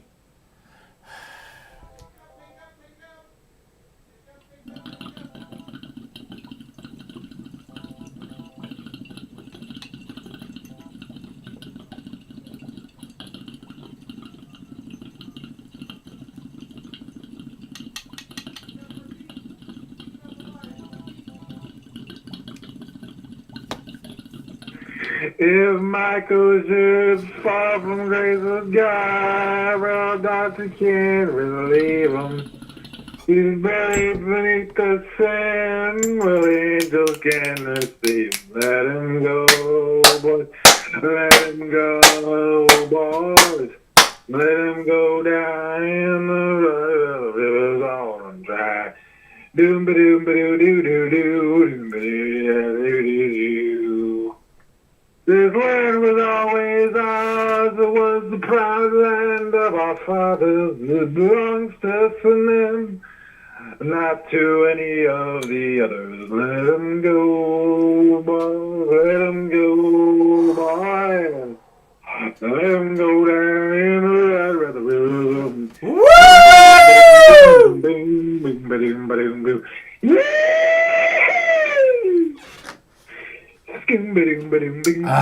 That was a good one, Pete. He hung up. I didn't have anything to do with that. Thank you, Pete. That was a good one, bro. Oh my gosh. Oh my gosh.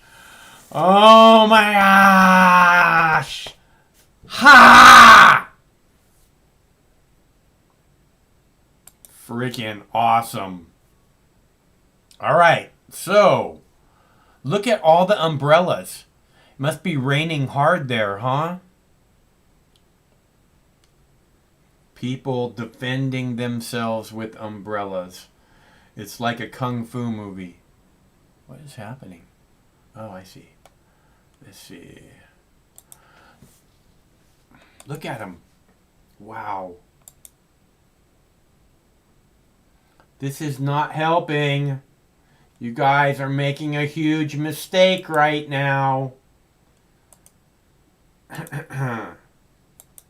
Or maybe that's what they want, right? They want more people in the street, more people in the street, more people in the street. Just like I say, the CIA wants terrorists, the police want crime, right? If you end the drug war, not only do you end 50% or more of crime in your city, but you also end 95% of cop shootings. Why wouldn't the cops want to do that? These cops who tell you, "Oh, I just want to make it home to my family," right? They say these things. Well, then why don't we end the drug war? That will make sure that will end 95% of cop killings, because it's not what they want. Because that's them giving up power.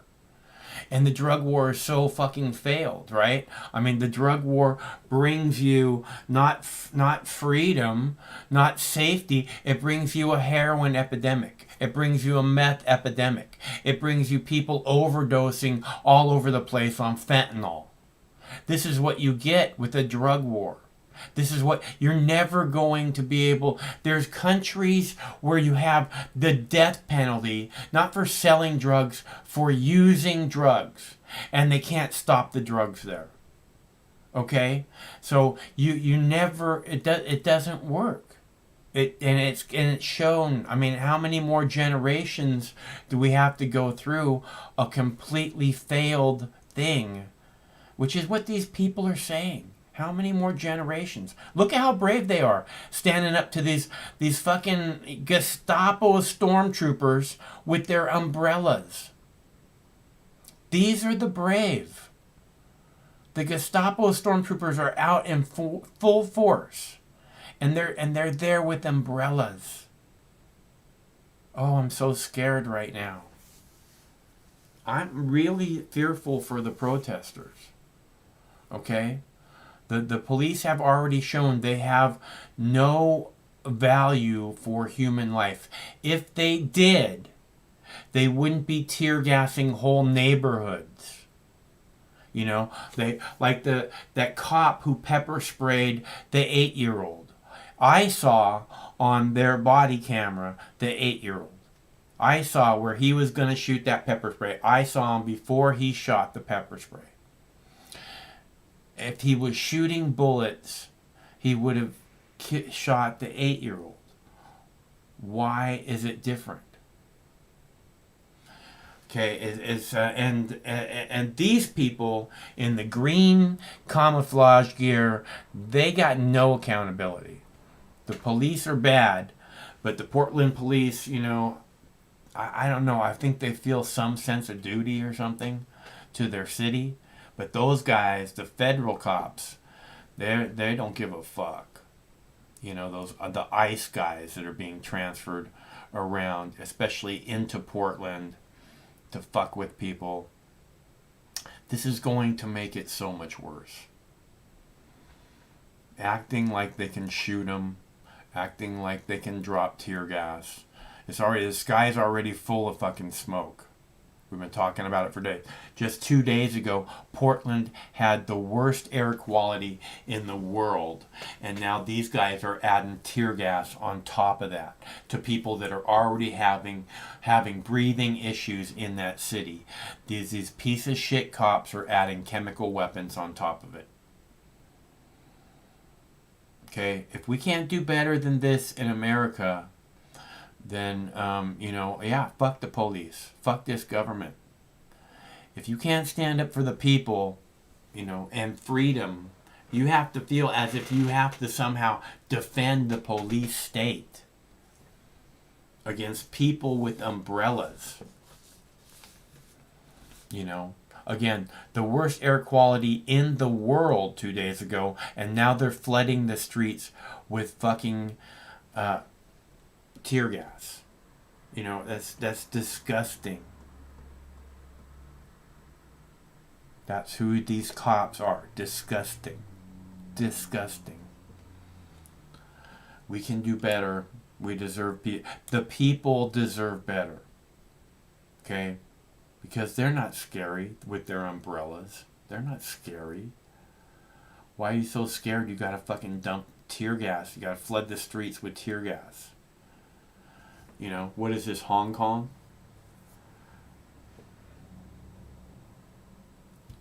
No, but they've been doing it for months.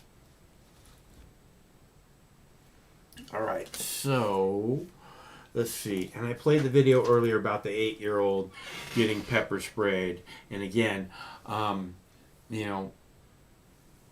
what I see in that video is that, if that cop had been doing the same violent act with bullets or some other kind of projectile on top of the pepper spray, it would have been I don't know, the cop still would not have been held accountable. Is that what they're trying to say? The cop still would have been right in what they were doing. It's a load of bullshit, and they don't care.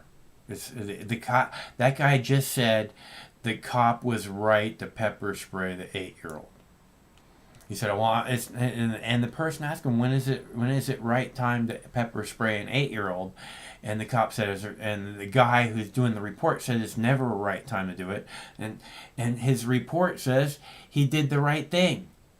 So apparently there is a right time to pepper spray an 8-year-old. And cops don't have to care about what their surroundings are. Because I would think that for most cops who are supposed to be, these guys, head and shoulders above the rest, there to protect the public, would keep their eyes open for children, especially to protect, right? You would think they'd be trained to do that, right? I would think. I'm just saying. Let's see, what do we have? War. Oh, the war on police. That's what it is. See, the police have a war going on against them, so they have to attack before they're attacked. That's why they're pepper spraying 8 years old. Because there's a war on police if you don't know it already. We want to turn now to a series of troubling new attacks on police. Manhunts now underway in multiple states from Arizona to California. Kaylee Hartung is there with the very latest for us. Kaylee, good morning. Good morning. With several manhunts this morning across the country after this string of ambushes on police. We'll start in Phoenix, Arizona, where authorities are searching for a suspect reportedly involved in a shooting of 2 officers in their vehicle just yesterday. One 17-year-old has already been arrested for firing an assault rifle at those officers. Neither of the officers were injured, thankfully. And now we move to Camden, New Jersey, where there's an urgent manhunt for people behind an ambush on 2 officers who were at home with their infant. These 2 officers were home with their 10-day-old child earlier this week when these 2 suspects reportedly fired 6 shots at the house. No one there was injured either. The FBI is involved in that one. And Kaylee, you're also getting some encouraging new information out of Los Angeles. One of the sheriff's deputies that was shot in that ambush attack last weekend has been released from the hospital. Yeah, Whit, there is some good news here in Los Angeles. That manhunt continues, but the male deputy who was shot in his vehicle, he has been released from the hospital. You've seen that video of that horrific ambush there. He and his female partner, the sheriff's department tells us, are both expected to fully recover. And again, as that manhunt continues, the reward is now up to $650,000. Whit. Yeah, still looking for that gunman. Kaylee, thank you. Michael? All right, thank you.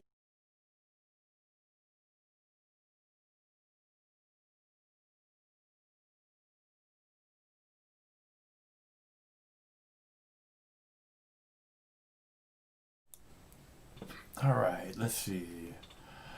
Day at the beach with the pooches. Let's see, which video was that? Right, more on the police. Because the police are so threatened constantly. It's no wonder they constantly live in mortal terror of their lives. This is the thing, you know, we can end the war on police. It's not the people who started the war. It's like with prohibition back in the 30s with the alcohol, you know, and the gangsters with the guns in the streets and shooting whoever, you know. This is what a drug war brings you. This is what a prohibition brings you, and we can end it very easily. You know, there would be no reason to be at war with the police if there was no black market and, you know, people making giant stockpiles of money that they have to hide in order, you know, in order to, you know, keep it from the police. So, you know, if the police want to come fucking around, you know, it's serious business. They're going to mess with our giant stockpile of money. We got to fuck with them. You got to carry weapons because you always carry cash, as Glenn Fry once said. It's the lure of easy money. It's got a very strong appeal. How does that song go? Let's see. Okay, so... And again, it's not the people who started the war.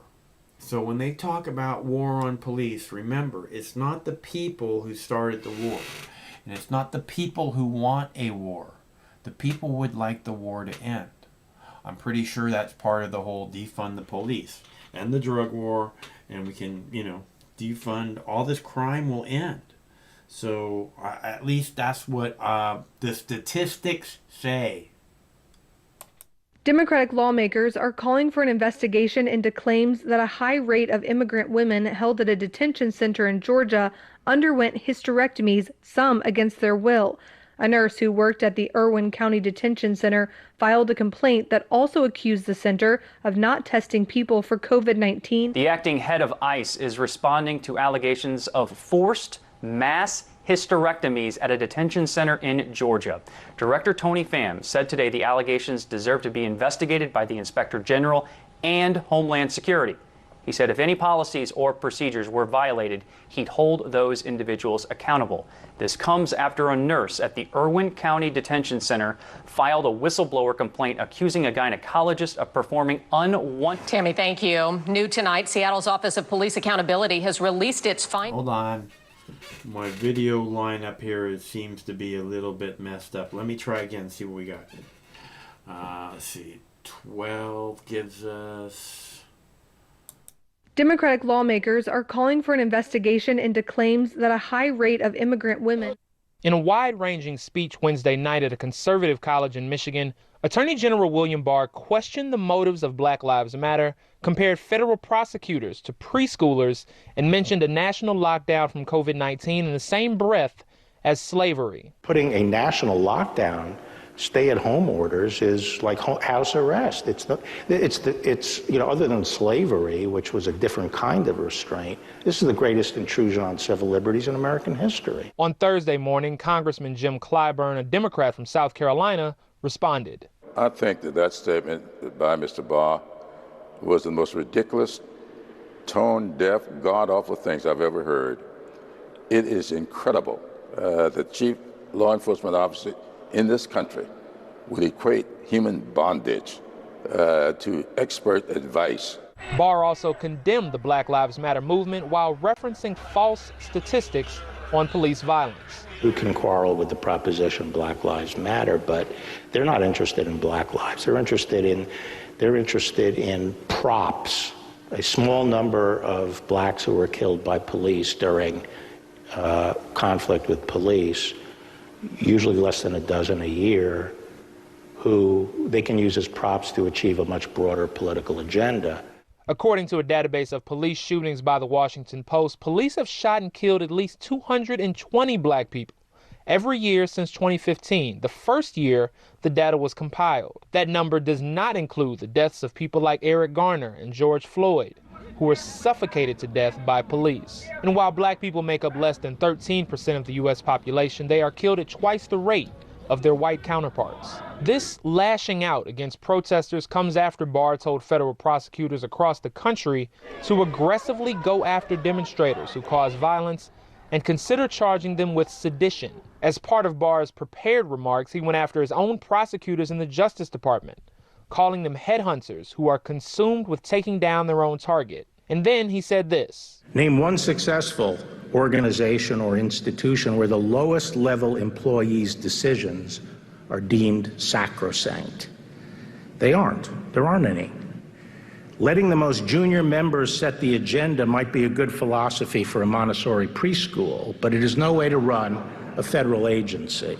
Barr has received lots of criticism for stepping in on multiple DOJ investigations in what critics called an effort to protect President Trump's allies. Barr undercut the sentencing recommendation for President Trump's friend and advisor Roger Stone over the objection of 4 DOJ prosecutors handling the case. Former high-ranking DOJ officials came to the defense of career prosecutors in reaction to Barr's statement. Obama's AG Eric Holder called Barr, quote, dangerous, and his comments absurd, adding, when I was at DOJ, regardless of my ultimate authority, I saw the career staff as trusted colleagues, not preschoolers. A former Trump appointee to the Justice Department, Jody Hunt, also spoke out, saying it's, quote, not accurate to suggest that career officials are less experienced than political appointees.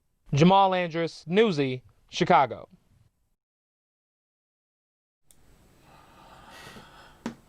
Okay, let's see.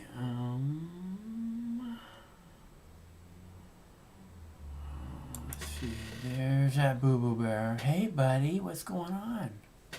Are you hiding? Is that your Pikachu? Huh? Is it? No, not your Pikachu. And he's very good about it. It always stays in that one. It's not his, it's my Pikachu. He's got plenty of stuffies, of little fluffies all over the place. Got plenty of babies. That one's mine. It stays right there. He doesn't ever move it. He has picked it up a couple times like, is that yours? No. He's a good boy. He's my good boy. You're my good boy, Boo-Boo. You're my good boy. Anyways, let's see. So,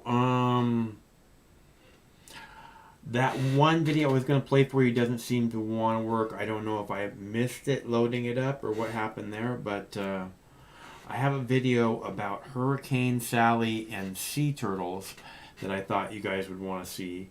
And then I have another video about the model that Trump is apparently accused of groping. And I don't know what all happened, but it sounded like he, was kissing on her and groping her. And again, I wish these women would have at the time simply bloodied the guy's lip. I mean, he's a pretty big guy, but if you bloody his lip, everybody's gonna be like, what happened? And here's the deal: there would be pictures of him with his lip bloodied.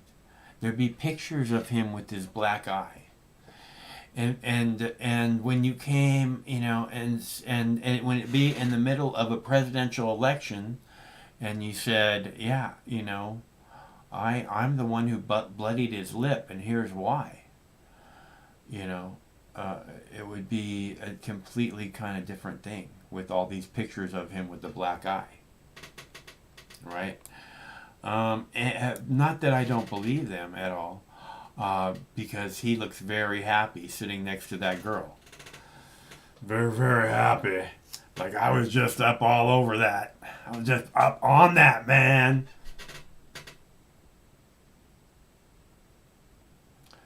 Let's see. So it looks like in Portland, the cops are being all aggro. We saw tear gas all over the place a minute ago. A lot of them have the little pepper ball guns out. I don't know what else they might have out. Maybe rubber bullets or flashbang grenades. I haven't seen any flashbang grenades. But it's looking very aggressive by the police, and that never turns out well, especially in Portland, which has been exampled again and again and again. And unfortunately, that may be the outcome that the police want, is they want the protests ratcheted back up. Come on, people, it's the weekend. We know more of you can get out here than this. That may be what they're looking for.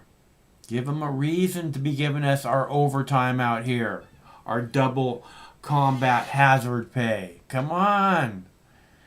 We want to get our buddies out here too, getting their double hazard combat pay. Right? Right? So we rile them up, and tomorrow night there'll be fucking 5 times as many of them. And then we can get our buddies out here. Right? There's some more smoke down there. Is that a fire? Or is that tear gas? Is that a canister? Looks like tear gas, huh? That is a lot of smoke, man.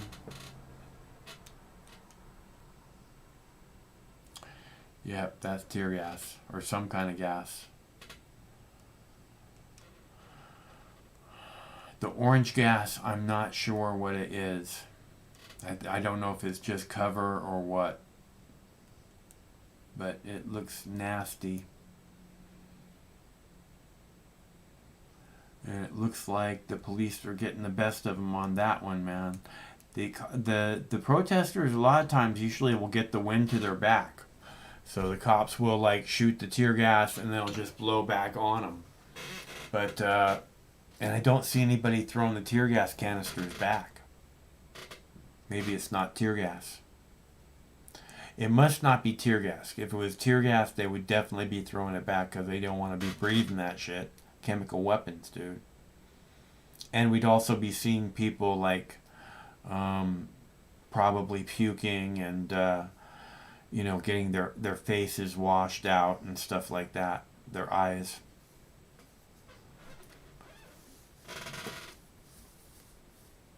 They're definitely documenting the canisters, whatever the hell it is. I hope it's not tear gas. I just can't stand the idea of these people, It must not be tear gas because I'm certain they would throw it back if it was tear gas. That is definitely their most common tactic. Which I think is a good plan. When chemical weapons are used on them, they deserve to be returned. Here, I think you dropped this, sir.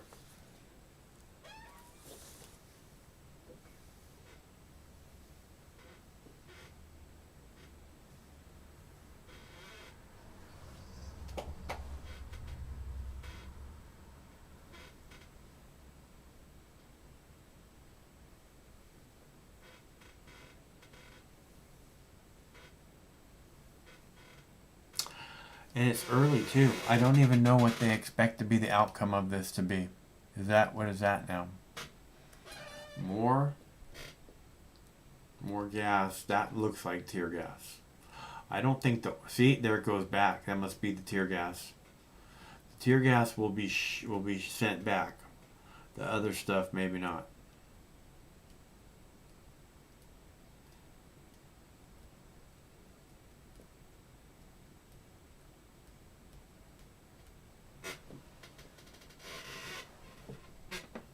They got guys with hockey sticks and stuff.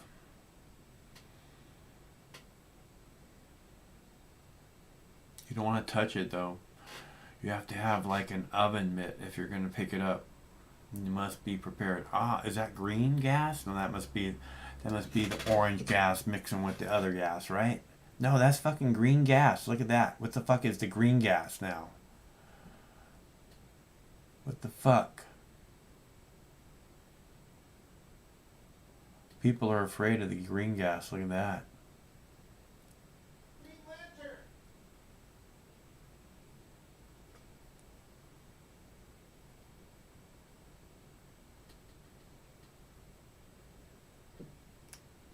Let's hope those people documenting are safe.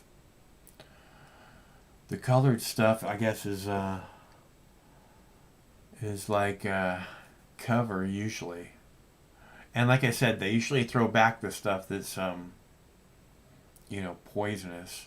Not that the other shit isn't good to breathe. And again, this is the deal, 2-3 days ago, Portland had the worst air quality in the world. And now they're doing this to the people who live in that neighborhood.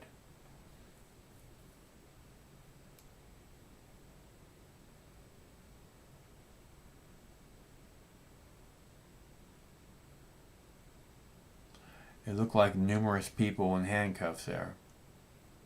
Or zip tie handcuffs, I should say.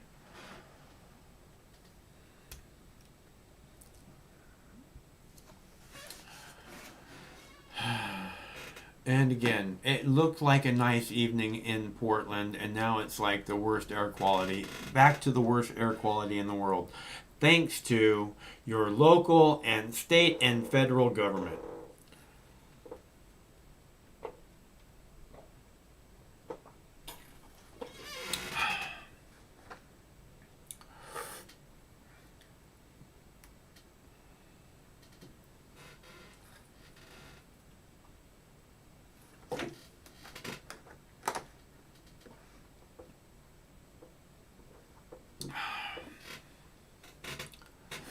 There's one's gonna puke.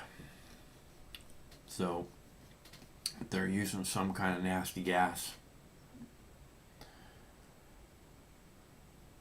That guy is trying to get away from cops with fucking zip tie handcuffs, I can tell you that. That guy's like, get me the fuck out of here. I don't want nothing to do with cops and zip tie handcuffs. And fucking gas that makes you puke.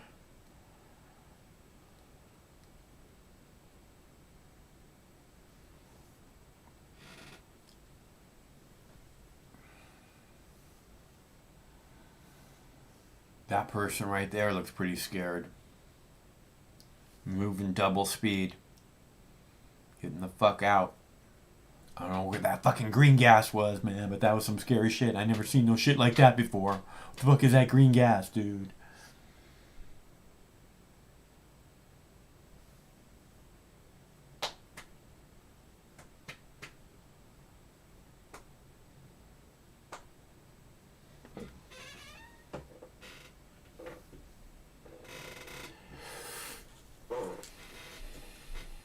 Hey, Mike. Yes. Do you want me to bring up Arex Johnson's live stream and listen to what she's talking about? She's pretty reputable, and you won't hear music in the background. It's her commentary as she's walking down the street in Portland. You listen to her for a little bit, see what she's talking about. Where is she streaming at? She's walking on her own on Streamlabs. She's on Twitch. But if you want to bring her feed up as in a separate box and let the audience listen to what she's talking about, it might be interesting. You'll be able to hear it in studio too. I can make it so you can hear it.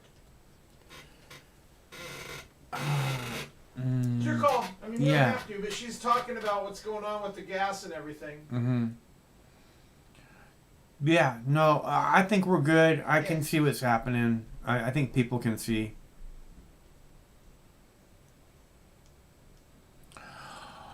All right, so, and there's people running like motherfuckers.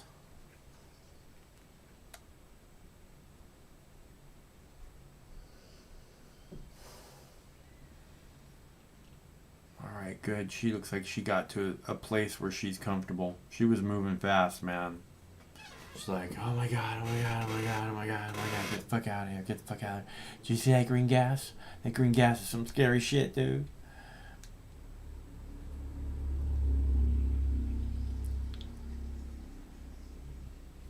All right.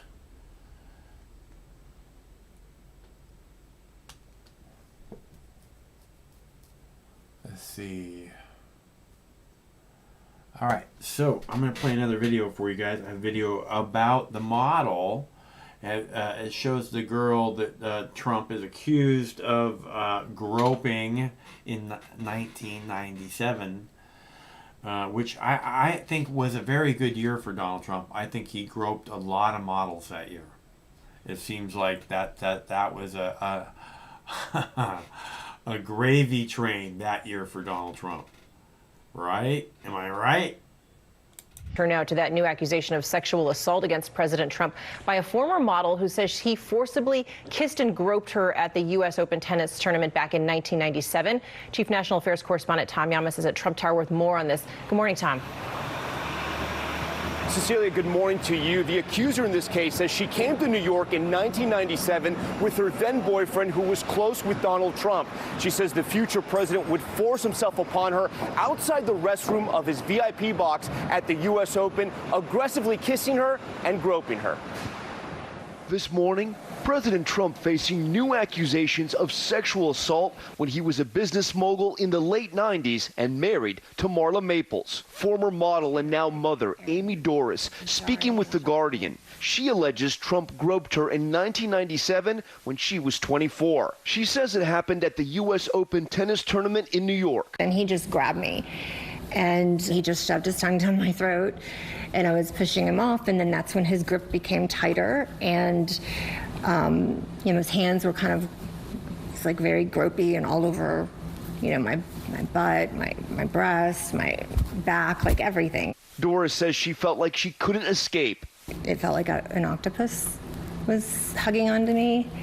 You just picture those suction cups on an octopus and they're stuck on you and there's like, you're trapped. That's how I felt. I felt trapped. According to The Guardian, Doris provided the U.S. Open ticket and several photos showing her with the real estate magnate over several days in New York.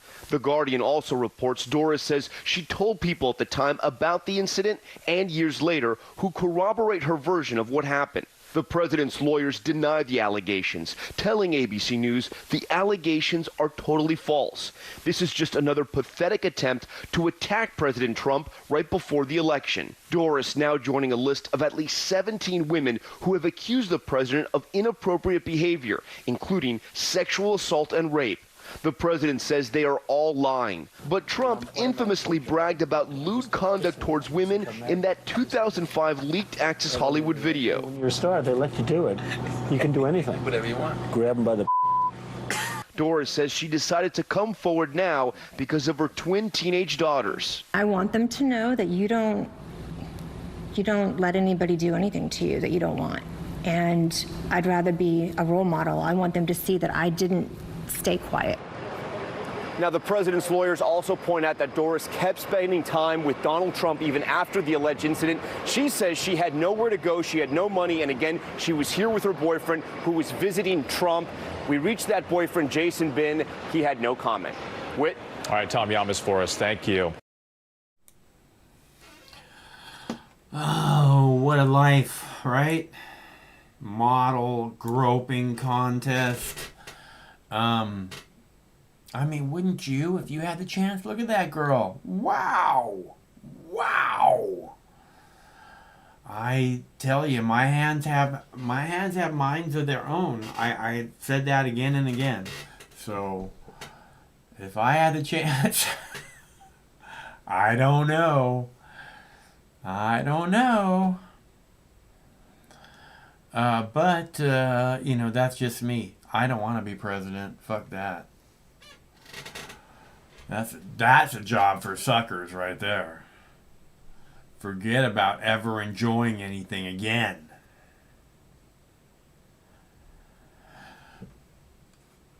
All right, so let's see, what do we got? Oh, right, I have a video about Hurricane Sally and sea turtles.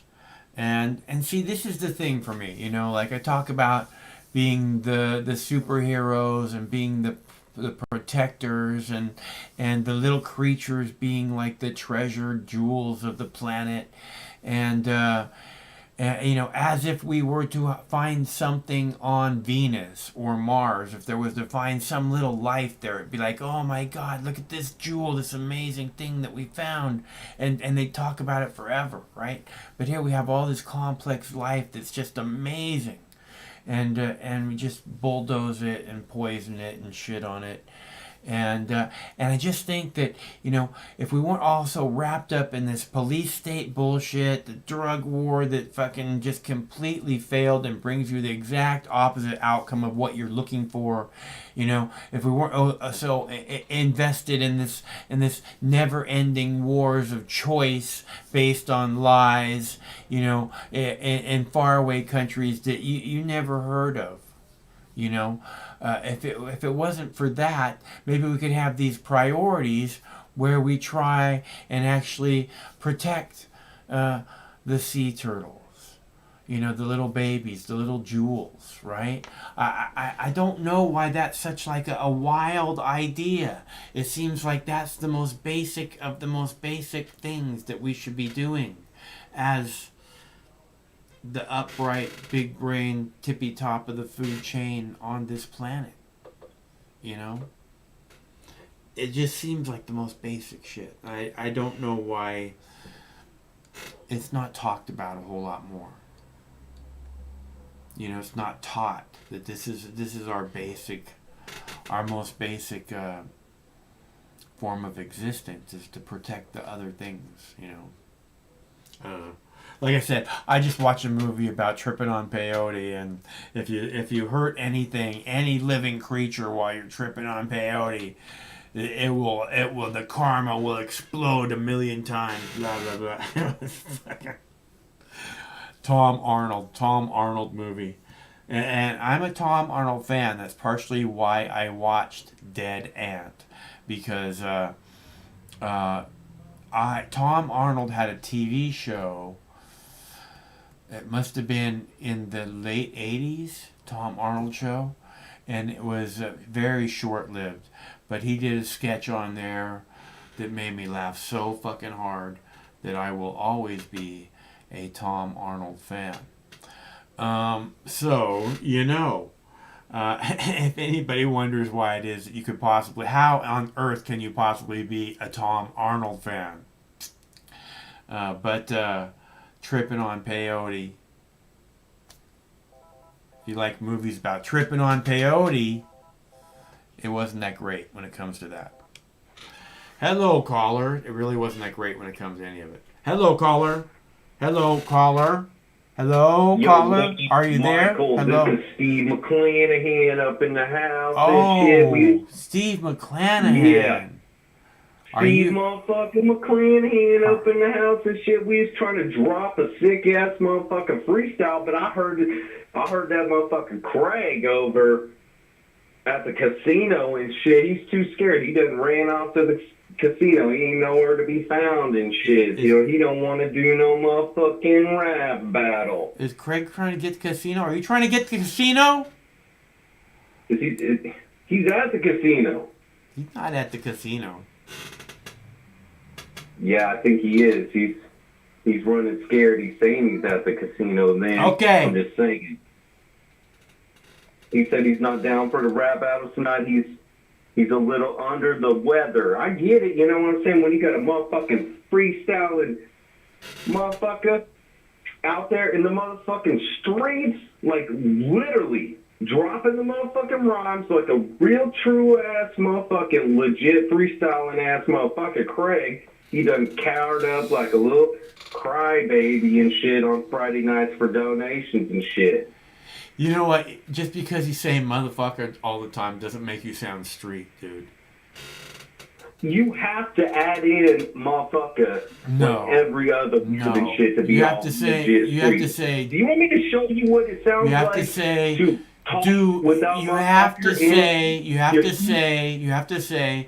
Do you know what it is that I am saying? That's what you have to say. All the time. Hey. Add that in a whole bunch. Do you know Y'all what it motherfuckers is need that I to know am what saying? I'm motherfucking saying. Did I do it right? What's that? All right, let me try this. Okay. Hey, y'all motherfuckers need to understand what I'm trying to say, motherfuckers. Do you know Nailed what it. it is that I am saying? Do y'all motherfuckers know what it is that I am saying currently at the moment? God damn it, Michael, this is fucking hard. I'm trying to spit right now. You're trying to fuck up my whole spitting game and stuff, trying to get me to do like real fluent English and stuff like that. I'll be going to Japan and shit like that, okay? You know, motherfuckers don't even know about these places and shit. Shout out to Michelle, my girl. She be out there saying that shit correctly. You know what I'm saying? Where's Craig out? He can't do motherfucking rap battle. I don't Donate to Fox know. News if you ain't no bitch and fucking let's call this motherfucker Craig out right now because we got sick ass lyrics and beats and stuff and somehow he's under the bitch motherfuckers just don't even want to do no sick ass rhymes and shit. Gonna act like I don't know how to spit. I can spit. I'm gonna do a little spit like I'm gonna just do it. Mama made me mush my M&M's. Yeah, yo, what if Craig is sitting there eating cough drops, sitting in his computer chair, typing on the goddamn keyboard like he don't even care. He's in the chat talking crap, but he is a dad. Ain't that whack? He should have fucking took a look at his behavior. Oh, yeah. Oh, I went rapping a little Drunk Pete there. I feel like I got inspired by Drunk Pete. I don't know. Where's Drunk Pete at? He don't motherfucking want none either. All these motherfuckers is all passed out, drunk. They don't want to do no rap battles and shit currently because I'm motherfucking destroyed they motherfucking ass currently right now. Well, Who's the rap battle? it did sound pretty good, actually. Hey, thank you. Thank you. I like the part. The part I like the best is at the beginning when you were warming up your voice. Really? Dude, that was awesome. That's fucked up. Man, I'm telling you, I worked on that rap for like nearly half a second in freestyle mode land, and that's a long time and shit. When you out here in freestyle mode land trying to get real freestyles out, and you don't got no motherfucking notebook and shit. Okay. He's over there fucking being a little bitch. See, you He's gotta like, add fucking at up. the end when you say "in shit," you have to say, "Do you know what it is that I am saying?" All right, motherfuckers, do you know what it is that I'm motherfucking saying currently at the moment? Rap battle between Craig or Pete. He and she can't compete with motherfucking me. At the end of the day, we is saving the day. We don't give a fuck. We drinking whiskey. Motherfuckers trip. We gonna take a dip in the swimming pool, and I don't even swim. Getting a tan, motherfucking first hand, looking in the mirror, looking really good. In the hood, don't you know, we don't have motherfucking shit but the radio. Oh, shit, Drunk Pete came out there at the end. Love that motherfucker, I swear to God. But, fuck Allah. But that's here nor there. We are literally Americans here, and we literally support everybody's freedom of speech here in America. And if you want to say praise Allah at the fucking end of every goddamn phone call, Pete, go right ahead. You fucking terrorist. You're a terrorist, Pete. Michael, I'm just kidding. He's not a terrorist. Don't fucking hurt me. Okay? Jesus. just trying to call these fools out for what they are. They all fucking tripping and shit. Motherfuckers, you don't know shit. Motherfuckers, you want to try to do rap battle, fucking government politics and stuff? I'll be rapping about chemtrails. I'll be rapping about heart machines. I'll be rapping about motherfucking tuna fish running rampant in the motherfucking ocean because motherfucking Japan literally had a big ass motherfucking nuclear bomb went off and shit like that, and they got all this radiation in the ocean, and there's literally, no joke, motherfucking legit radioactive tuna with larger than normal teeth like piranhas and shit just fucking flowing through and then they might have banged the piranha. I don't know. This is government conspiracy shit. I'm trying to figure this shit out. Nobody wants to motherfucking, like, fill in the blanks. Nobody wants to fill in the blanks. They're all just angry, fucking talking shit, don't want to do rap battles because they're scared, under the weather. Craig, he's got a cough drop the size of a fucking giant black dildo currently. Did I say that? Hey. Okay.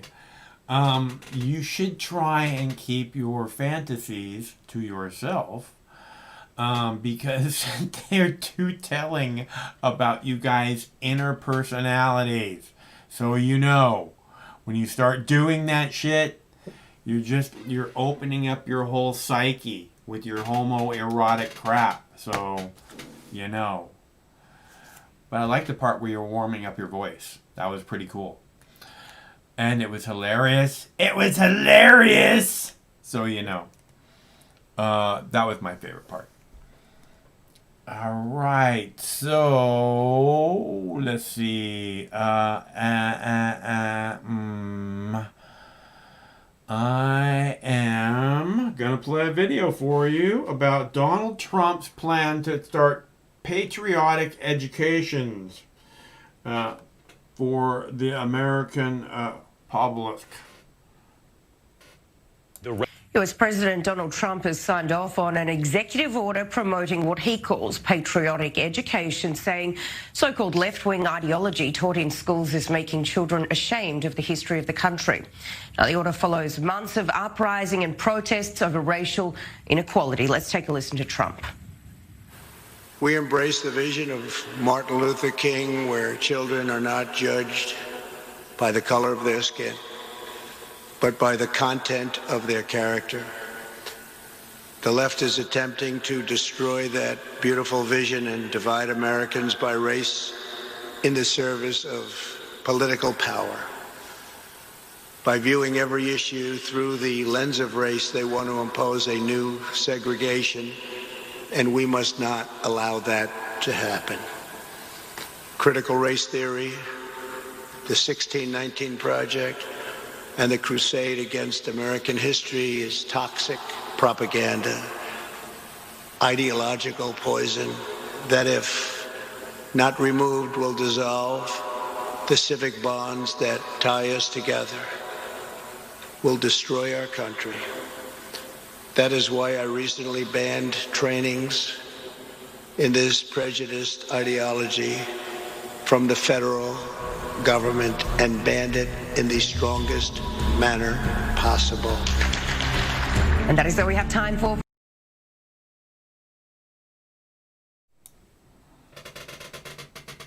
Happy re-education camps coming to your neighborhood soon. I'm sorry, did I say re-education camp? I meant happy, fun, joy camps. You know,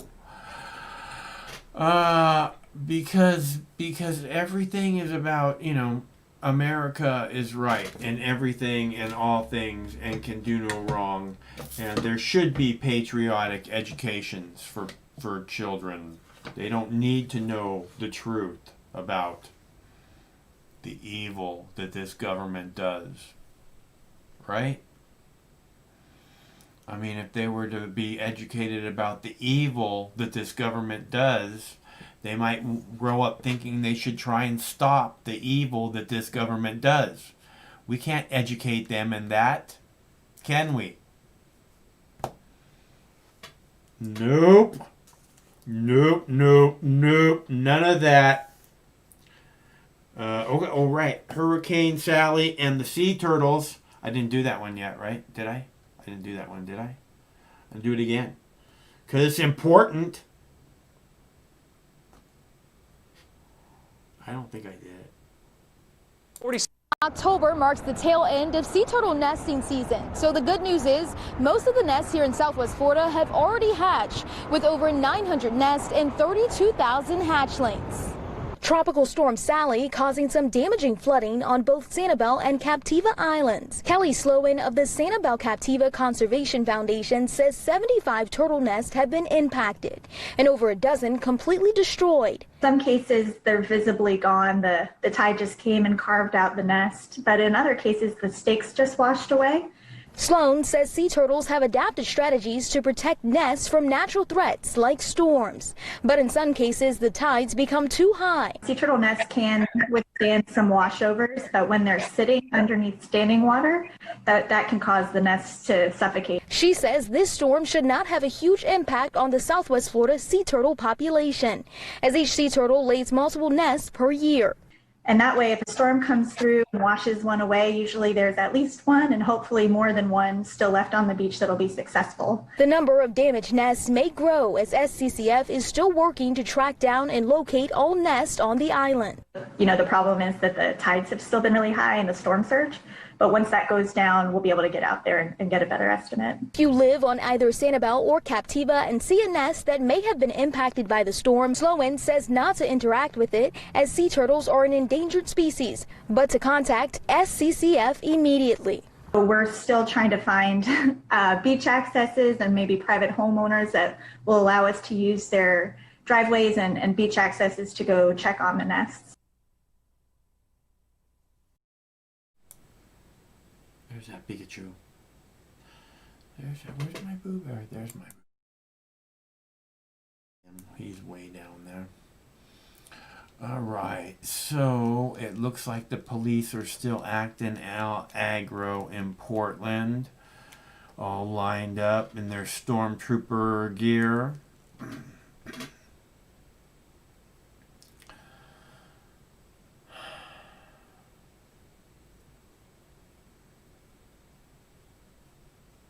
Salt Lake City, there's some protesters in Salt Lake City. People were asking, I think it was Brandon, about the protesters in Salt Lake City.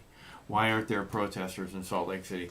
It doesn't look like there's a lot of them, but it's getting late there, so there might have been more earlier. I didn't notice them having the feed earlier, but definitely there are some protesters in Salt Lake City.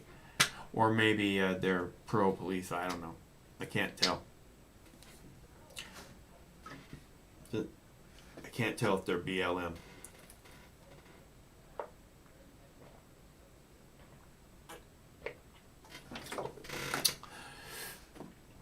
It'd be nice if the protesters could be pro-police and the police could be pro-BLM protesters, right?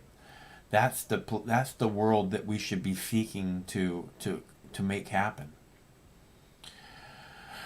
But the way the police is now, it's out of control, and there's zero accountability, and these people don't want to have that be their future. So, let's see.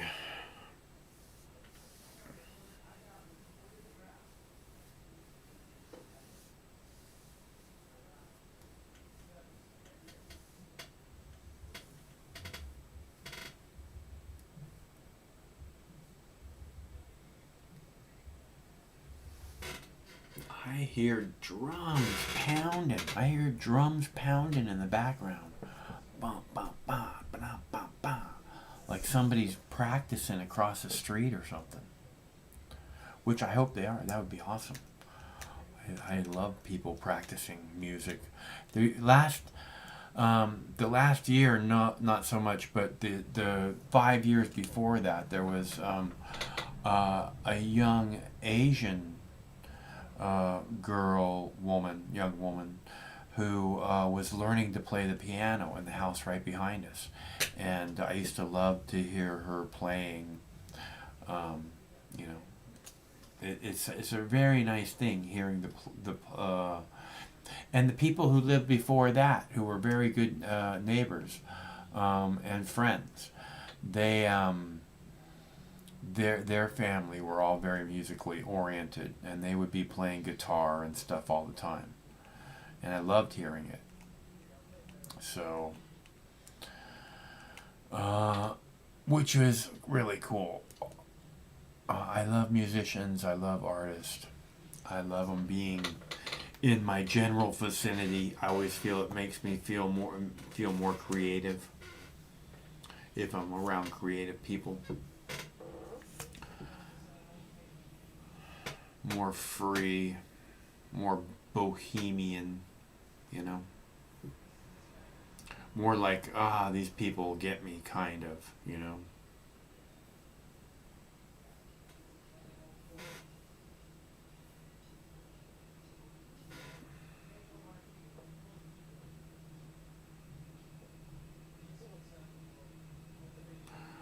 Alright, so I think we're doing pretty good here.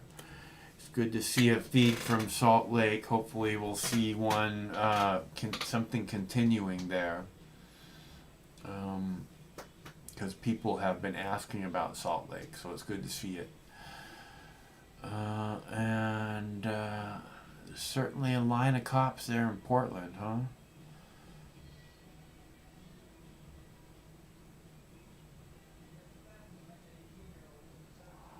We'll watch here for another minute in Portland. I have another video for you guys about the banning of TikTok. Let's see, is that it? Yeah. Oh, a banning of TikTok. I have a video about that, and one about you not eating enough marijuana. Sometimes life can be a little overwhelming. Sometimes the weight of the world can be too much to bear. Sometimes you need to stop worrying and take a deep breath.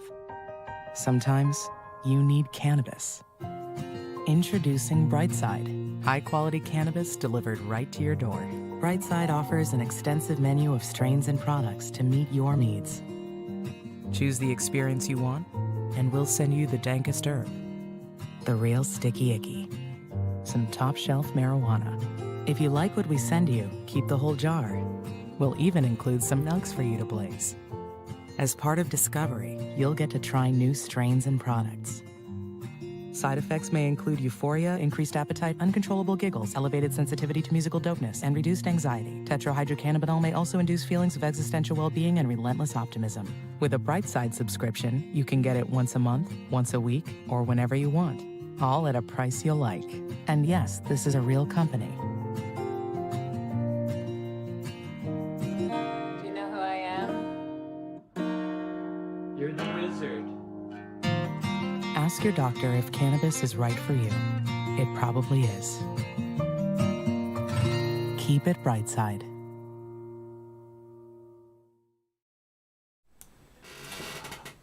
They have like a pretty serious wild boar problem, I think, in certain parts of the country. Like here, Texas has pretty bad wild boar problem, so a lot of people hunt them there. And plus, they make great sausages. I don't know what else, but those sausages are fucking amazing. So, but it's like a population issue. They're like out of control there. Hello, caller. You know, you always get me with that sticky icky. What's up, Shug? What's going on? Hey, we're just cruising. How about you? Same, just chilling. Are you getting a weekend off, or just you got to go back to work tomorrow? Yeah, tomorrow. Huh? It's gonna be the same thing. Yeah. Like every time anybody asks me, hey, what you doing with the working? What you doing at work? Yeah. Well, yeah. Oh. A girl has got to have priorities, damn it. Oh, hell yeah. No big deal, whatever. You know. But how's everything going? I tuned in. I heard freaking rap battle. One. Yeah, yesterday Craig was telling me how Steve McClanahan was never going to call again. He's just had it. He's done. He's out. Okay, if you say so. Why? Because he can't be what was it when it was him and Craig?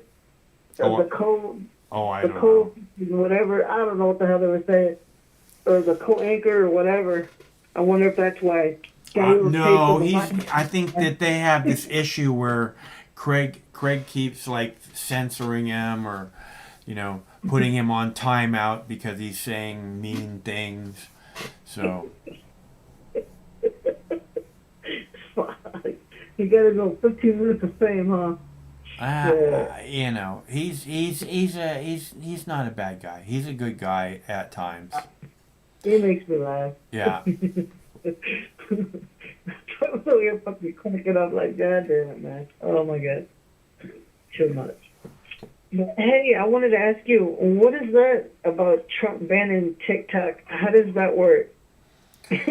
Apparently, you're not going to be allowed to use it anymore.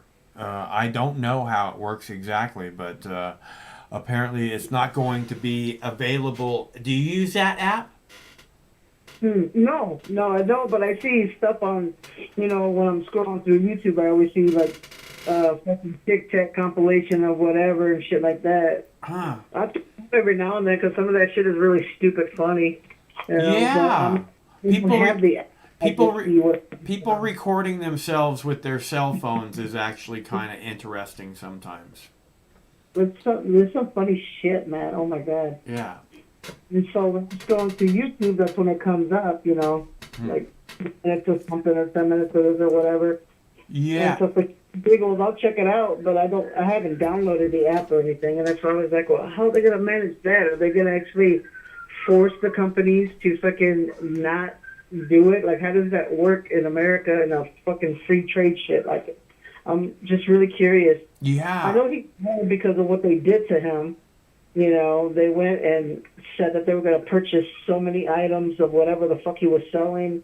And soon they told people, no, we don't have anything else in stock. And here it was a big fucking joke or some shit. And it all happened through TikTok. Oh, about tickets to some campaign or some shit. Huh.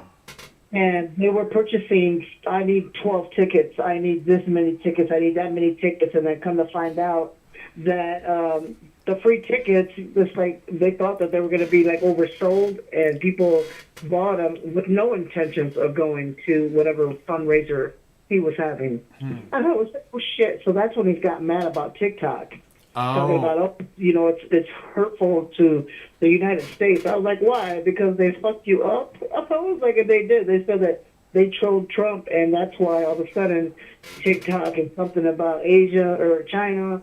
So China sells it to a U.S. company, and so now the company has it here in the United States, and he's still trying to ban it. Like, yeah, he just all but because he got burned. I didn't know that. That's awesome background, Michelle. That's really interesting. I don't know why we're not able to do that more. That sounds like a really good thing that they did, fucking with Trump. Yeah, it was funny because they would have it on there. And they would say, well, I ordered, I need, 15 tickets, 3 tickets, 4 tickets, whatever. They just overwhelmed the system to where it shut down. Yeah. And so people was all fucking happy-go-lucky, like, man, I'm going to fucking have a whole bunch of people.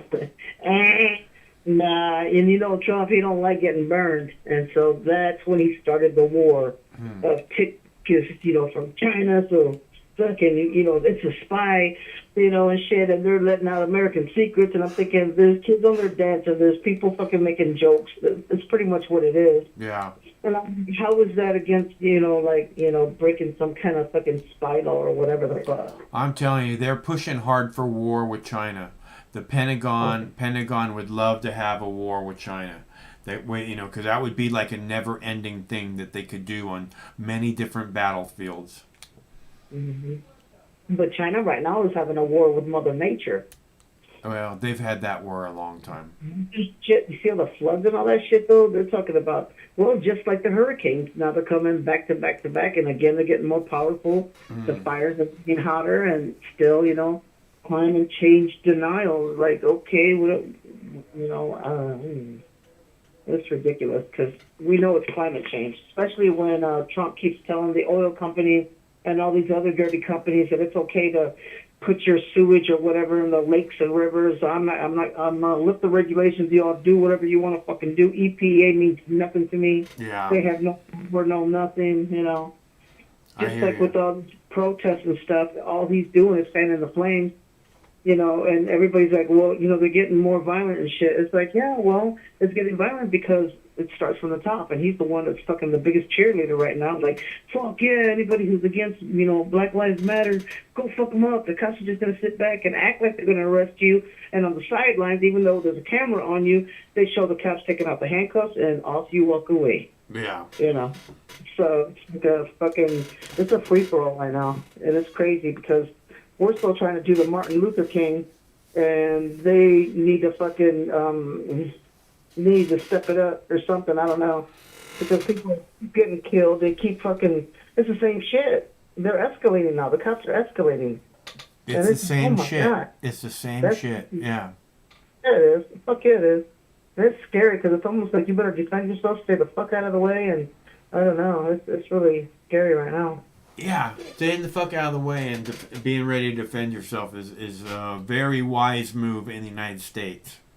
Hey, especially if you're going to come at me and you're not in uniform and you're not saying you're a cop, fucking it's either me or you, fuck, I'm going to do my damnedest that it's going to be you.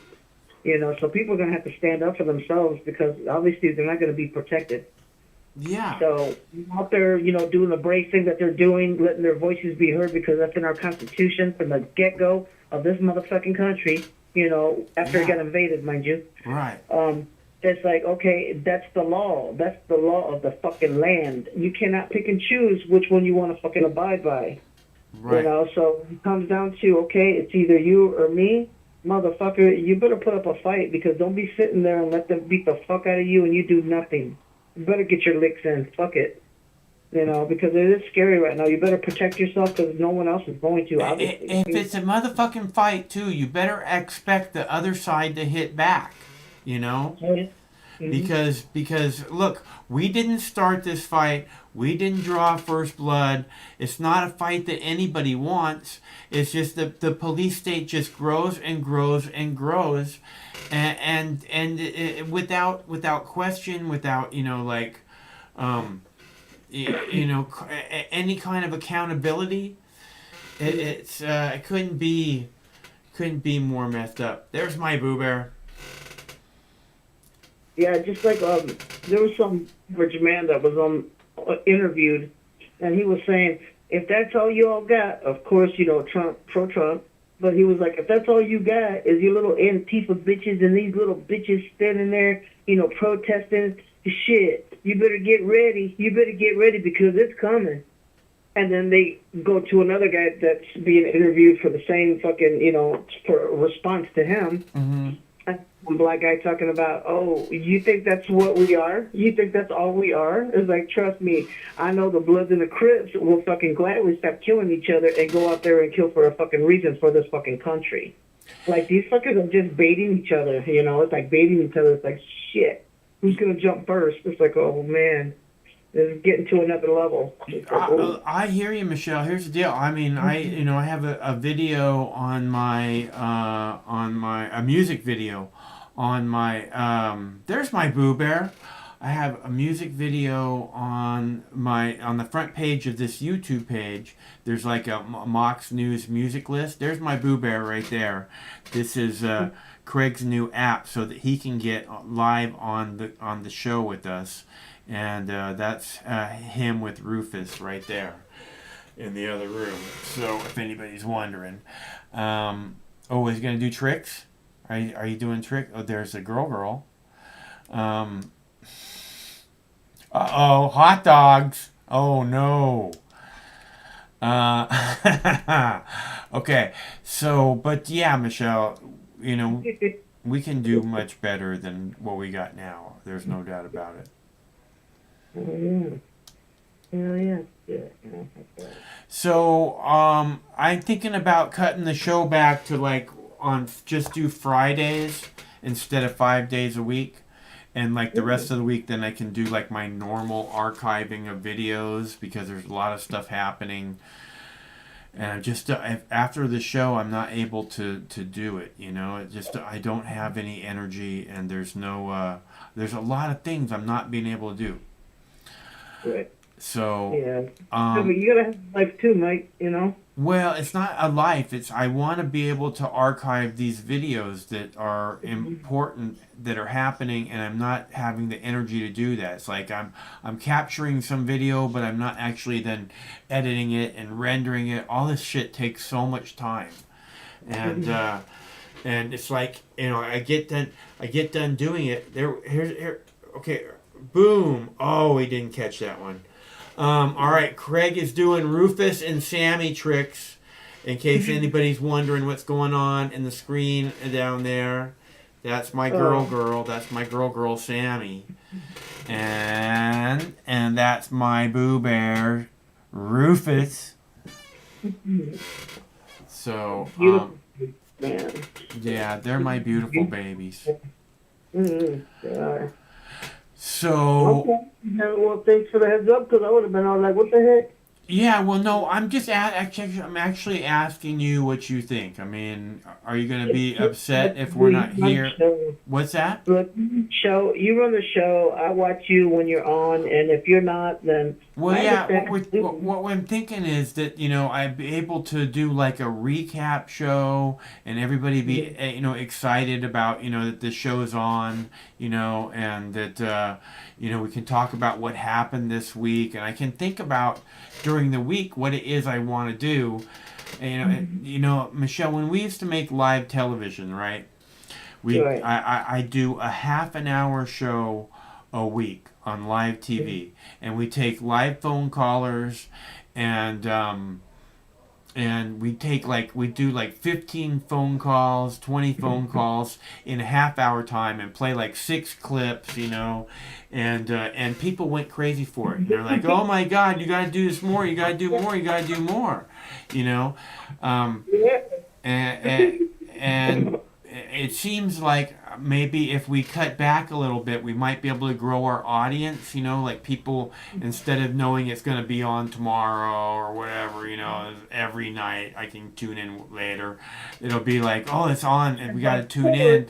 So, you know what I mean? Mike, that's a good idea, you know, to do it that way. But of course, as always, though, if shit really goes down and we got to get down, let us know. Oh yeah, like I already was saying, like on election night we'll do, you know, that's a Tuesday night. So, you know, on election night we'll do a live show. If there's something happening, you know, that needs to get dealt with, we'll be out here. I said that over and over again. That's why I tell people, you know, to subscribe and stuff, so that and hit the notification bell in case, because if there's like some kind of an event that happens that's like everybody should be aware of and talking about right now, regardless of what time it is or what's going on, you know, there's a pretty darn good chance we will immediately go live and say, okay, the shit is happening now.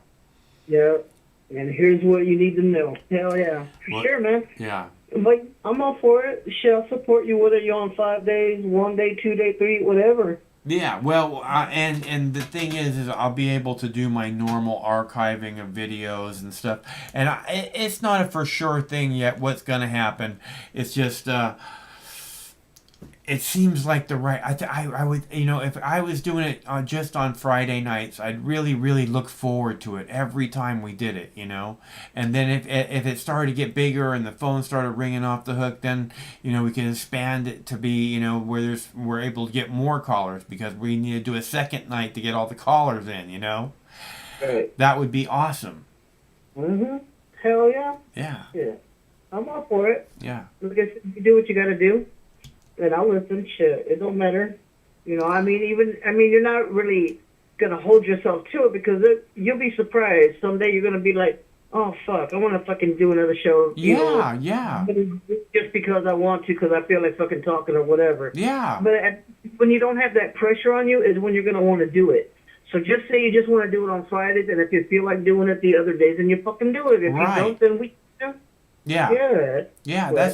That's exactly right. And yeah, then it won't be like on this time frame where it's like, okay, 7 o'clock, just be like 10 o'clock and be like, hey, I want to go live. Fuck it. Hey, Yeah. You can be in the middle of something or doing something, but, oh, man, I'm obligated to do this. When from the beginning, it was never an obligation. It was something to let people know that something's going down, or whatever. Informing people what the media wouldn't tell us, the mainstream media wouldn't tell us. Yeah. So why don't you do that again?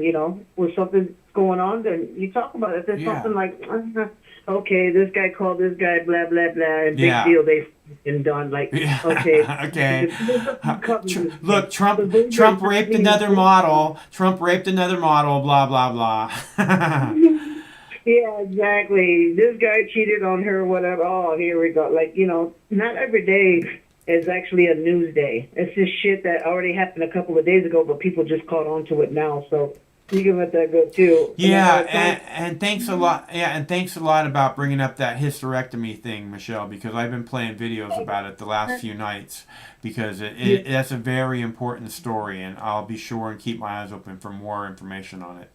It's scary how they can do whatever they want to you, and you're a human being. Yeah. That can be terrifying to tell you, because I say so, you're never going to have kids, and and it's just like, oh my God, people need to look at their kids. Like, if they did that to me, you guys wouldn't even be here. Does that mean anything? Yeah. And when I see that floored me, because I'm just like, oh, how scared those women were, Yeah, if I can for go sure. through something like that, to be sedated and then just wake up and it's just, you're an empty cell. Yeah. Especially to, Hispanic people that are thinking that family is everything. And if God blesses you with a child, then he blesses you with a child. And this goddamn government says you're not going to fucking get a chance to see if you're going to be blessed or not. Fuck you. Boom. Like, are you fucking serious? Yeah. And that's why, again, like I told you the other day, talking about Latinos for Trump, no. Not the real ones. Not the ones who have a fucking heart or compassion or see what the fuck is going on. Right. Like, come on. But did you do a dab for Celeste? Did I do what now? A dab for Celeste? I didn't do a dab for Celeste. Yeah, because I see the motherfucking one that you did for Pete. Well, Pete went crazy. That was a good one. I actually seen that motherfucker. I'm like, gray beard or not, Puff the Magic Dragon on that one. That was a huge Mike. Yeah, that was a good one. That was definitely a good one. Well, I just seen that Celeste, she put one, so I think you owe her one dab. Yeah, I saw Celeste. Thanks, Celeste. That's very nice of you. Mm-hmm. You sound so fucking old. Fucking Pete, man. He fucking took the fun away from everybody, man. Shit. He didn't take the fun away. He made it fun. Should we tease our new technology real quick? I think that Do audience what now? needs to Do what know now? about our cool Do what new now? technology. What are we doing? In case something goes live. Oh. So this is what we can show them. Okay, first of all, on camera, I want you to show them. This is a cell phone, right? This is just a mobile phone, right? And there's a camera phone on it. Okay, so I got a camera that shows infinite views. Okay, this is just a regular Android phone, right? So through the modern powers that be, see how you can see Mike in the camera, on the camera, in the camera. So now, go back to that other view. Which other view? The other one that you were just on a minute ago. The browser view? Go to that. Okay, now, you see Bless that you. little box that says OBS Ninja on your screen with the eyeball missing? Nuh-uh. Slide That down, OBS Ninja. That one? Open that, hit that. Now watch, it'll bring me up. We're literally using my phone as a remote camera. I'm not even kidding. I can go around the studio. You can see the back of the studio. See, there's the Boo Bear chair, and there's the studio lights. There's the Mox News shirt on the wall. There's the Boo Bear. And let's see, there's the Boo Bear. He just got hot dogs. I'm literally bringing in video You like hot dogs, huh? from my cell phone camera, remoting it into the OBS through a cool program called OBS Ninja, where all I got to do is give a private URL out. And there you go. There's my ugly mug. There's the Mox News t-shirt. There's the palatial studios of the Mox News. You're getting a behind-the-scenes tour real quick. There's the badass studio microphone. There's Michelle on the phone. So yeah, we can now take the camera anywhere we want and go live on location. Pretty badass. So, and I can even turn audio on it. But right now I don't have the audio on. God, I need to cut my beard. I'm looking scraggly. I'm just growing out the COVID beard for the hell of it. If I have to wear a fucking mask, I'm going to have my big old beard hanging out of it like 70s ladies' panties. It's going to look funny.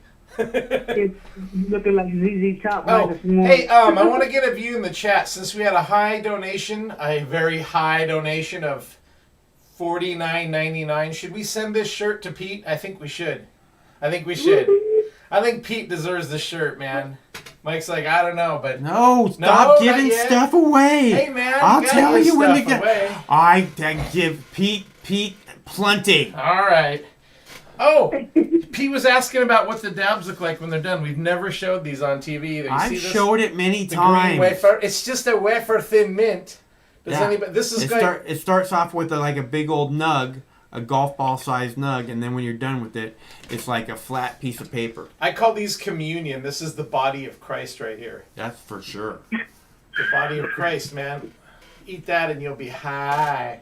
Anyway, uncheck that OBS box on your screen. Sometimes I do eat those too. I like chop right- them up and put them in capsules. Uncheck the eyeball. Okay. And that is our new secret weapon when we need to go live. And then you can actually close that window down also in the top corner. That one. Yeah. All right. So now you guys got a behind the scenes look. Those of you that are checking out Mox News on a Friday night, you now know one of our new secret weapons. Ooh, you got a new T-shirt too, huh? I did. I got new Carhartt shirts and we got new jackets for the company. Cool. So, rock and roll. It's a nice color. I like it. Should be interesting. Those are embroidered shirts also. Sweet. We probably aren't going to do another Mox News embroidered one. We'll just have to see, though. That was the limited run. If you got one of those, cherish it for life, because they're never going to be coming around again It's unless a we have some collector's massive item. donation. It's a collector's item, that's for sure. Oh, yeah, man. The shirts are badass, too. Yeah, they're pretty cool. Yeah, man. Man, well, that's really cool, man. Fucking Craig knows all kinds of shit. Yeah, you know, it's not that I don't want to do this, or you know that I'm not happy doing this. It's that I just, again, it's this thing where I'm not able to do anything else if I do this. It's like I can't. I'd like to be walking the dogs in the evening. You know, I take them for a daytime walk in the morning, first thing. But I'd really like to take them for an evening walk. And if I wasn't doing this, I'd be able to do that 3 or 4 nights a week. But since I do this, it makes it very difficult to do anything else. I have trouble getting my plants watered. Really, really bad trouble. So I have to. That's not good. You got to keep it balanced. You know, you got to keep it balanced. Yeah, I want to look forward to it, and I want to think about what it is I want to be doing on the show. You know, I mean, I like that Craig got the camera going. I've been trying to get him to get like a second camera, a Craig camera going for a while, so that the show producer can weigh in, you know, and say, oh, check this out, or, you know, this is what I had to say about that, or, you know, I mean, Craig has lots of things to say, you know, and I've been telling him forever he needs to get in on this, though.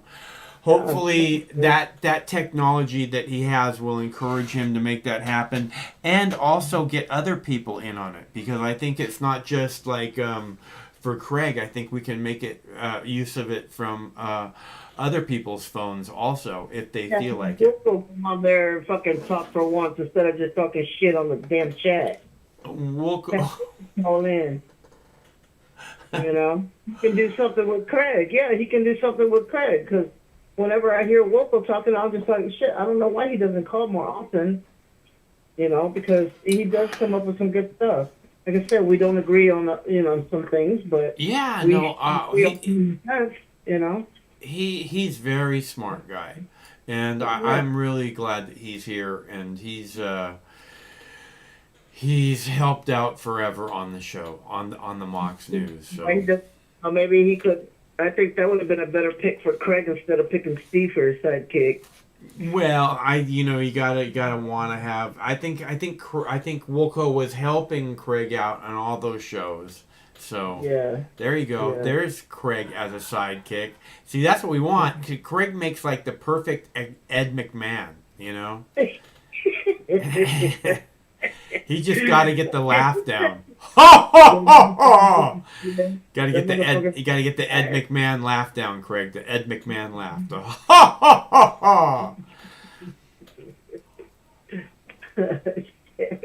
You better come up with a rap, man, because I want to hear the battle. Well, I'm telling you, Craig can spit rhymes. Craig can really and truly. Craig can spit rhymes. So if he feels like doing it, it will happen. That's what I'm saying. Let's do it. Battle fucking next Friday, man. Give us something to look forward to. Ooh. I think that would be awesome. I'm not getting a thumbs up from Craig, but if he gives one, oh, there he said thumbs up. He's got the thumbs up right there. Battle Royale next Friday night. Craig's taking on all comers. Rap Battle Royale. Here we go. Hell yeah. But you're going to have such a great fucking week, man, because you can take your girls whenever you want, take your little, your doggies wherever you want. You don't have to be like, oh, we got to go home because I got to go do something. Well, No. I just, you know what, and Michelle, in the evening, honestly, I just want to get him like a 30-minute or another hour walk. I mean, I walk him like a hour and a half to 2 hours during the day. So they get a good walk. It's not that they need a whole lot more exercise, but like in Germany, Adventurous, it is shows. They love to yeah, be exactly. on the show. They so need adventure, and I'm telling you, man, when they think they're gonna get outside, they just get so excited, and it's not just that. It's like in Germany, they just passed a law where if you own a dog, you have to take it out twice a day for a walk. Wow. Awesome. Yeah. So I'm like, okay, it's the law, man. I gotta take my dog out. It's the law. Well, it's not only good for the pet, your Yeah. baby. It's good for you too to just go out and free. Absolutely. Free your mind, recharge, and Yeah. just I'm get telling two you. breaks of fucking freedom. Oh, dude. Craig keeps talking about getting a gym membership. I'm like, dude, just all you gotta do is take the dogs out, and they'll get you laid. No shit, huh? Yeah. It's so beautiful. Yeah, exactly. Fuck the gym membership stuff. Come on. Hell. Yeah, Whatever, man, shit. Yeah, Fucking people want to look be at your- be stronger. They want to be stronger. You exercise more, you're gonna fucking see a difference anyways. And it's not only gonna be just the walking; it's gonna be of you being out there and Right. and not having Yeah. anything to think about other than look at our world. Yeah. Like man, nature. Yeah, and having the opportunity to enjoy time with your beautiful babies outside. And not have to look at your watch all the time. I gotta go. I gotta hurry up. I gotta do it. Right, now. yeah. Breathe. You need that. Everybody needs that. Yeah. And that's just gonna make you even better. Well, see, and this is the thing, Michelle, is even when if I'm archiving videos, right, where I do these interviews, where I do these news segments, and I make sure that they're posted and people are seeing those, a C-SPAN hearing or whatever it is, right? If I'm doing those, I can be doing, a lot of that is capturing video to my computer so that I can edit it or, upload it, right? To the YouTube page so that people, it's all in one place, and a lot of people say they get their news from me, and if I'm not, archiving stuff, they feel like I'm not posting videos anymore, and I don't want to, and they feel like they're not getting their news and they don't know where to go or whatever, but I don't want to, I don't know. But I'm able to do that stuff. I'm able to, pull a 15-minute segment or, be capturing a 2-hour hearing or 2-hour C-SPAN thing or whatever. And then, still, take the dog for a walk while that's happening, but I can't, like, after I get done doing, 3 hours of fucking on TV, When you have the archives too, I feel like you have more Yeah. viewers when you have that. Right, I think so, because yeah. talk If we were shows, like, everybody, you got your normal people that's been on here, or Yeah. not normal people, but you know what I'm saying? Yeah. You're freaking OGs. Yeah. You're, people There's that a are lot of watching and listening and talking. Other people are either at work or whatever that they don't stay up that late to be able to watch it because Right. you kind of live. right, it starts So, kind of late yeah, for some people. Everything. Yeah, archives are everything because they're going to be like, okay, like I say, and I agree with you. I get my news through you. Yeah. Other than the other independent people posting Yeah. stuff, and that's why I see it, and that's why I gave you that information Yeah. about that. Because I'm just like, I'm wide open to everything else other than mainstream media because they're going to tell you what they want you to know, not what you need to know. And that's where I go to you. So when you do the archives, I can scroll on there and fucking watch your video, boom, boom, boom, boom. Right. Anytime I'm.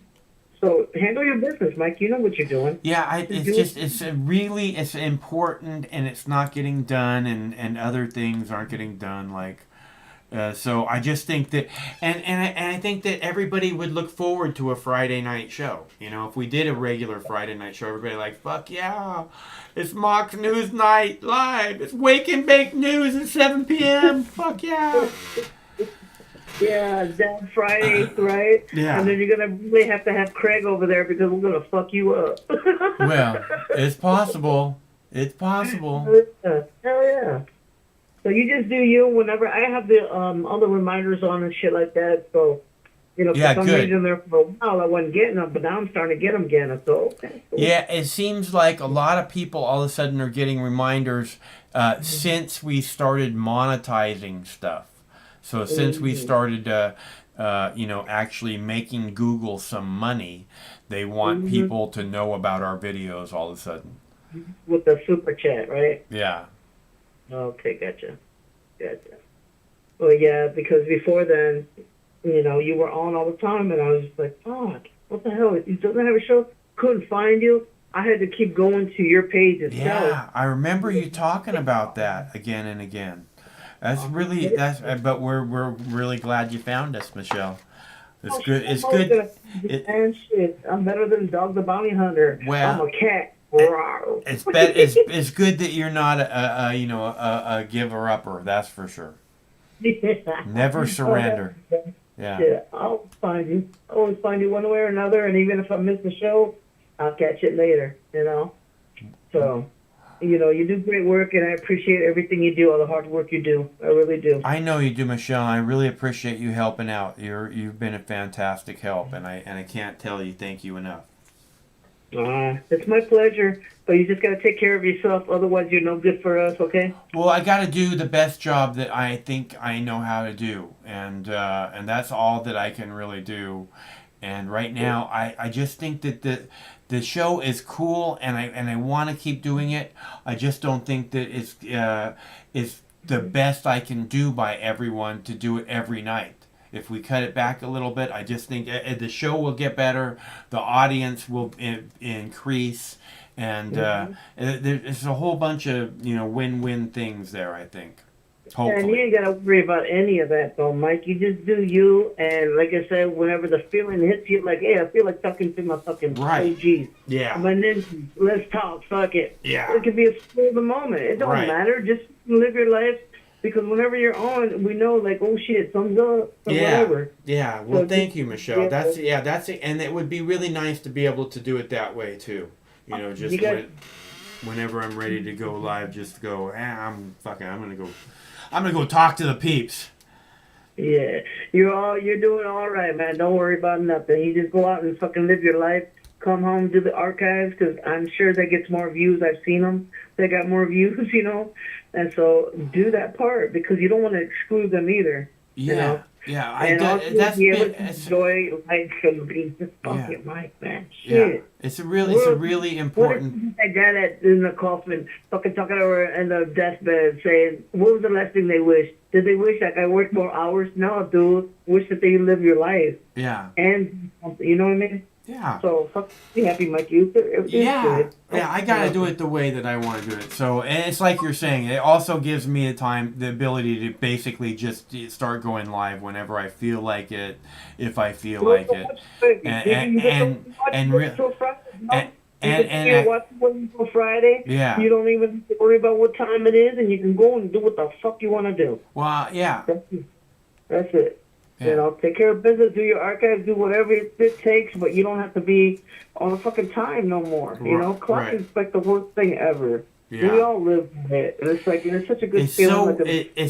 Like Saturday when I get home. Yeah. I'm like, put everything on silent. Like, I don't want. All my alarms are off. Like Yeah. I don't care what time it is. It's my day off. It's so weird. My friend Sam, who I talk about a lot on the show, he always wants to know what time it is, and he and like, you know, half of the time he doesn't have a job or anything. He's just hanging out, you know. He's like me, you know. There's no reason to work all the time, and so he's just hanging out, and he's just like, what time is it? And I was like, I don't fucking know. Why does it matter? You know, I mean, we can be at parties, and he's like, what time is it? I don't know. Why the fuck do you care? I never understand that. That is funny. But see, that's how people, I mean, and we're forced to. You know, people that got the 9-to-5 jobs or anything like that, you always have to look at the time. Yeah. When you're out having fun, look at the time because you got to go to work tomorrow. Look at the time. You Yeah. know, it does take away, even if you don't want to know.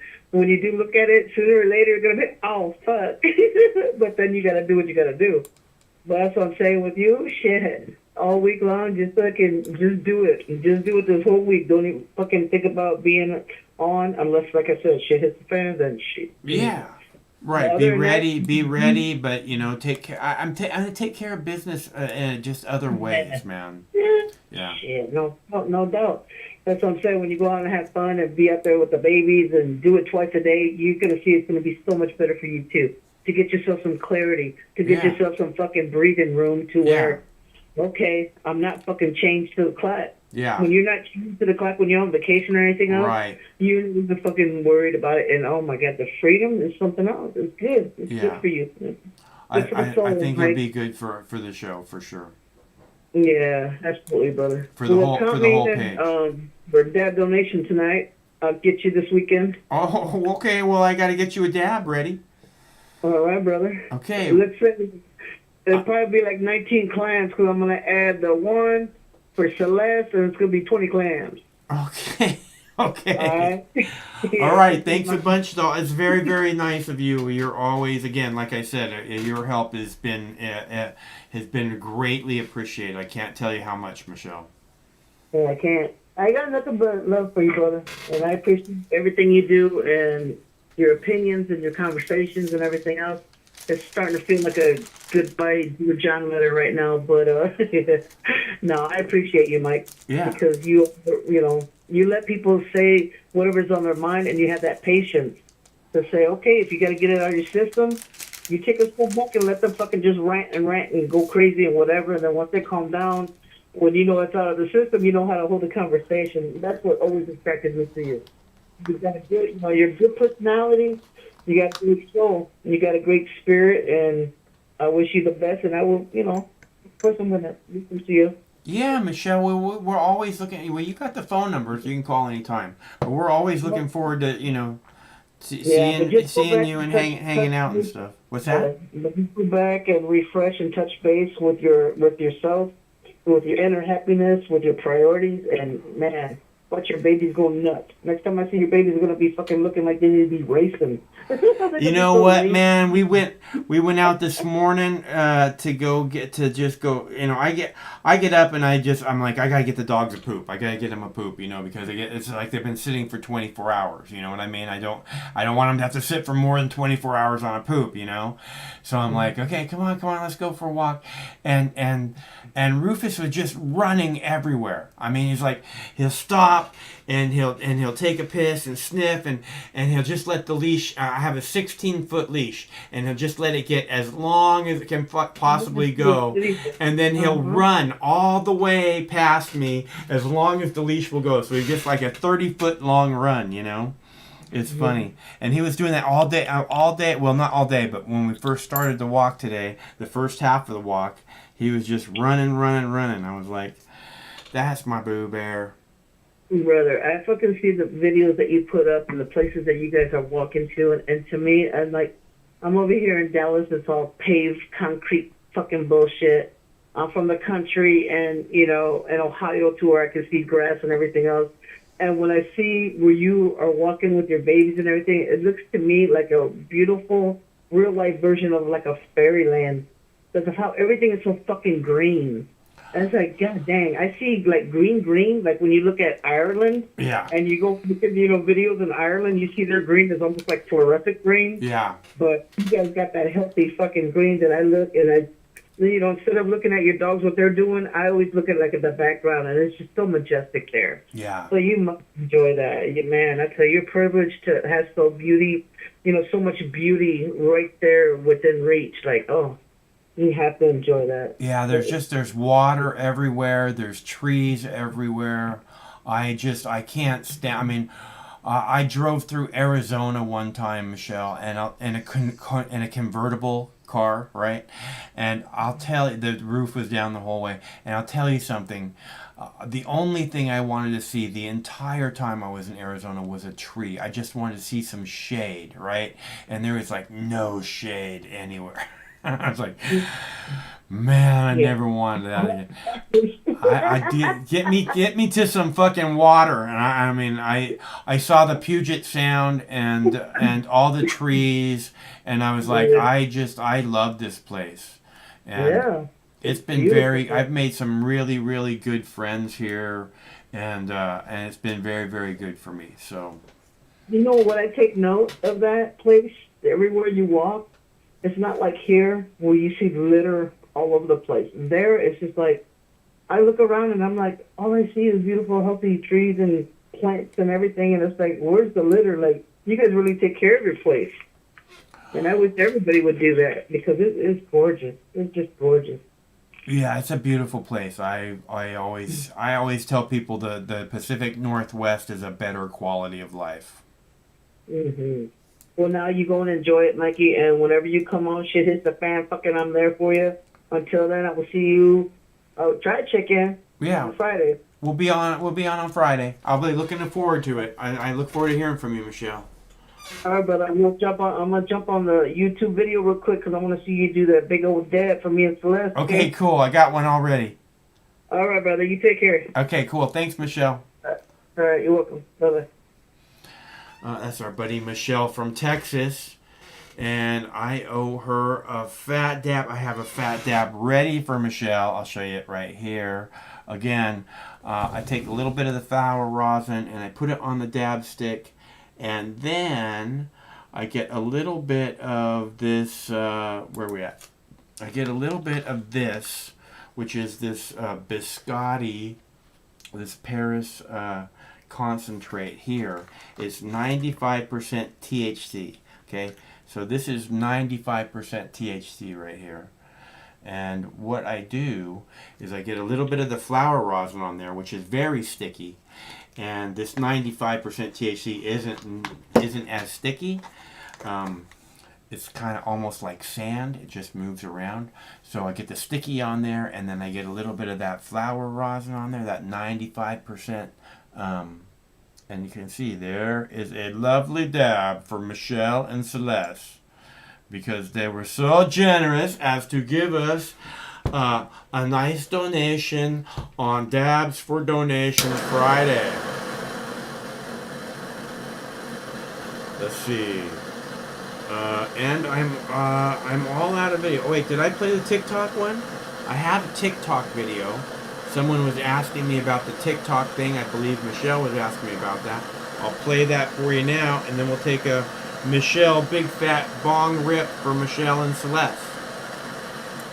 If you want to download TikTok and WeChat, do it now, because President Trump is banning new downloads of the app starting Sunday. It's part of an executive order the president announced last month.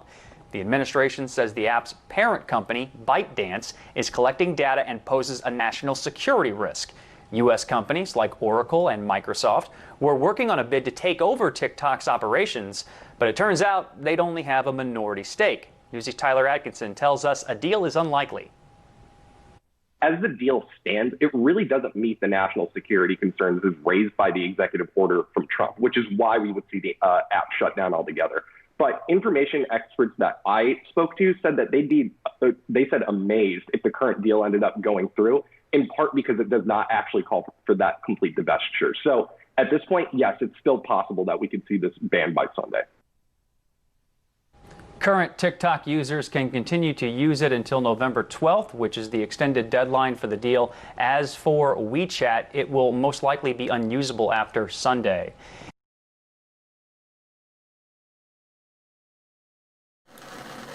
All right, I got this bong all heated up. It's gonna need a minute to cool down. It's way too hot. But I got a nice fat dab ready for Michelle. And I will puff that, Michelle and Celeste, I'm sorry, excuse me. I will puff that momentarily. And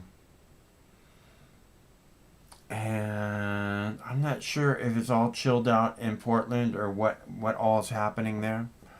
It looks like there's still a few people out. There's the dab for Michelle. This lovely golden 95% THC. I can do it, I can do it, I can do it, I can do it, I can do it. It's hot. This is fucking hot. I am not going to do it with that. I'll tell you that right now. I got to give it just a minute. I got to give it just a minute. Oh, hot, hot, hot, hot, hot, hot, hot. Get your mask on. Why aren't you wearing your mask? If you're going to stand next to me, you got to wear a mask.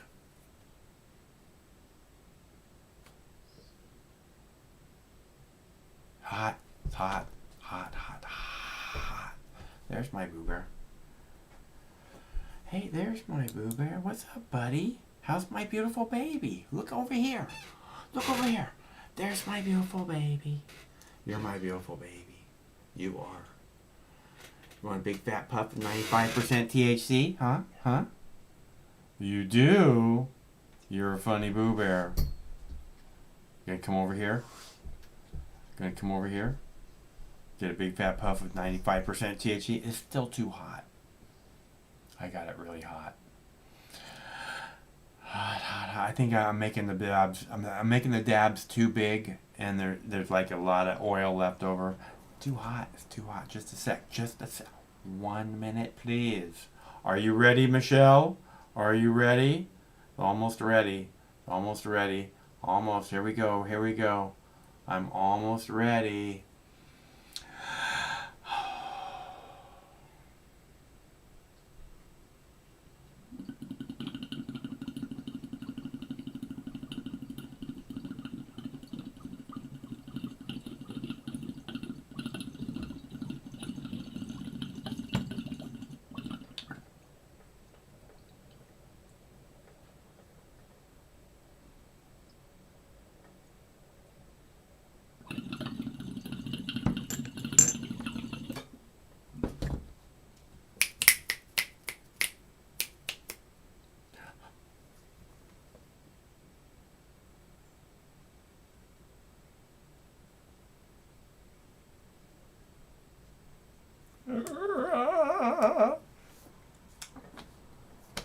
I'm sorry I can't see the smoke, Michelle. It was a good dab, trust me. Nice. Let's see, what do we got here? I am all out of videos. Hello, caller. Michael, this here's Hank Hill calling you from Strickland Propane in Arlington, Texas. How you doing? I'm good. How about you, Hank? Pretty good. I see you having a good night there tonight in Super Chat donations, but oh, don't show that video. You're going to show who's really calling. God damn it. Anyway, I was going to tell you that since Hank Hill, we ain't available here to send you any Super Chat because I'm not allowed to give donations, but I'm going to give you a lifetime guaranteed of propane from Strickland Propane, so you'll be able to do dabs anytime you want at no charge. Go ahead. What now, Michael? I said, ooh, that would really come in handy. That's right. We're gonna go on to Strickland Propane, and you're gonna have to put a sticker on the side of your tank, so every single one of your dabs will be compliments of Strickland Propane from down here in Arlen, Texas, and your buddy Hank Hill. That would be awesome, Hank. Damn it! I didn't mean to have you go to my fuck. You just blew the theater of the mind. Now y'all know my cover's blown. God damn it! All right. Well, that was fun. I was gonna do some more impressions, but you know. I gotta figure out, you know, if I pull my eyes back and I wear like a black robe and I bring it all the way up to my neck, I can call in and go, "Hello, this is Kim Jong Un, mass bigot to Michael, calling from North Korea. This is Michael. I have a special dinner for you tonight. You come over for some steamed rice, Oh, okay? that sounds good. You and me at Dennis Rodman. We play some basketball, okay? Is your sister gonna be there? No, my sister, she going far away. Now I'm going Mexican on you. Don't say sister, because that makes me go Mexican when I think about sisters, man. Leave your sister out of this, okay? I like your sister. I know, I got my lowrider coming your way, okay? Just so you know. It's kind of funny. My sister's name is Henrietta, but I am Paco. You see my glasses? My name is Paco. I'm wearing my rap battle glasses. What happened to that Dr. Whisper son of a bitch? I would rap battle him any day, bro. Come on. You know what you're talking about, Yoso? That's a different, not essay. It's Yoso. What's up, Yoso? Come on. You want to come down to my side of the tracks? I will bust you up. Why is my fucking picture not coming up? I don't know, man. I don't know either. See, the only way I can talk to you through the whatever the hell this is to turn on my mic on my webcam, and I'm afraid it would feedback. So we're going to have to go phone. Why is my picture all fucked up? I'm off to the side. All you're seeing is the door behind me. Let me try turning the camera a little bit here. Did it finally square up? Yeah, a little bit. If I move this way, There does you that go. put me in the center of the screen? Pretty much. All right. I don't know, man. We'll come up with something. We lost the Whisper Doctor. He must have passed out. He probably got up to like 24, 25 beers and lost it. But good times. Yeah, you like the Elvis glasses? I think I'm going to take these with me to Vegas so when I shoot some cracks, I go, come on, you know, as a king, thank you very much. Throw me a hard 8 now, right down the middle. Hard 8, just like me, bro. I like the glasses. They fit you pretty good. Yeah, we'll have to see. The problem is I cheat because they're not magnified, so I have to wear my readers underneath. Wow. I can't see. Everything's blurry without these. These are just shitty-ass drugstore glasses or something. So, anyway. So, we did have a kid that called in earlier, and he was a troll, and he kept hanging up on me, and I was hitting him back with text messages, and he's like, I'm serious this time. I got something I want to say. And then here was his comeback. I have to read this to you guys. This is funny. Because, you know, people can text the 805-669 number if they want to, but if you get too crazy, I'll block your ass. Here, this is funny. It's worth reading. The kid said, let's see, hold on. I'm going to call him out now. I said, you didn't get on. That's why you have a call screener. And he says, that call screener with a question mark? And then he says with his little kind of like South Park twist, he goes, penis AIDS. So I said, LOL, you got no balls. And he says, I got Hong Kong balls. Hong Kong balls. And then he uses the N-word. But I said, big word for a little man. Little man with a high voice that sounds like a little girl. Isn't it past your bedtime? And then he says, shut up, old man. It's past your bedtime at the retirement home. Want a picture of my balls then? And I said, no. And then he says, exactly. Can I call in, though? Honestly, I have something to say. I said, you kids cannot be trusted. And he says, I'm serious this time.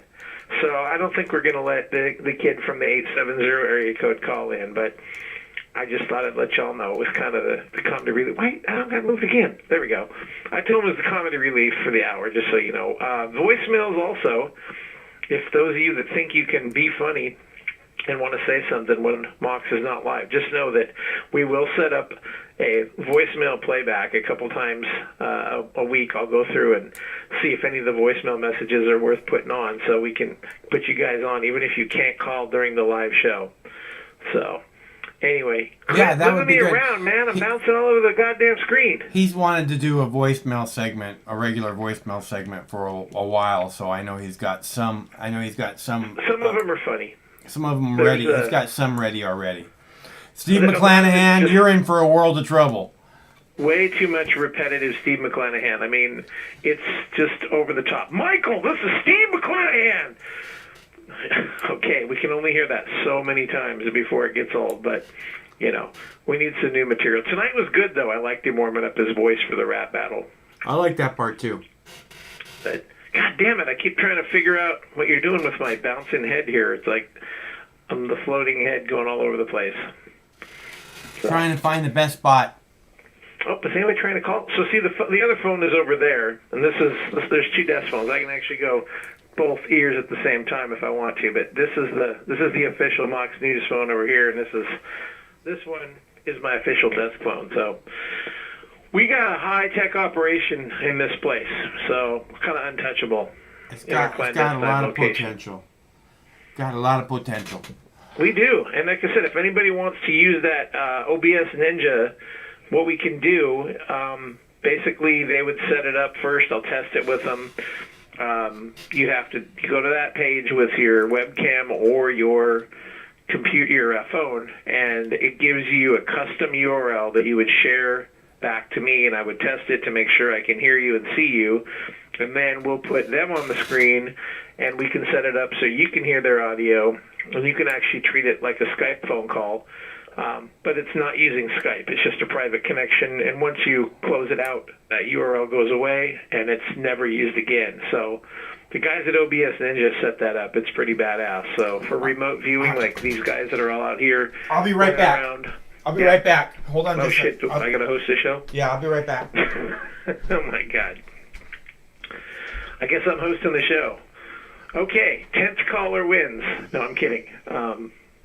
Anyway, anybody that wants to be on the show and wants to do this same kind of video thing, I'm basically using my webcam. You don't have to call in on the phone, but since I'm right here in the same building, it would feedback really bad if I tried to put the audio through. But what we do is we would put your audio through on the webcam that you're talking on, whether it's your mobile phone or your camera on your laptop or whatever, however you watch the show. And then if you want to be on and be famous, we can make you famous. If you dare show your face as a Mox News viewer, goddammit. So, anyway, that's all I got to say about that. And then I met the president again because I got shot in the buttocks. But Lieutenant Dan didn't want none of the ice cream.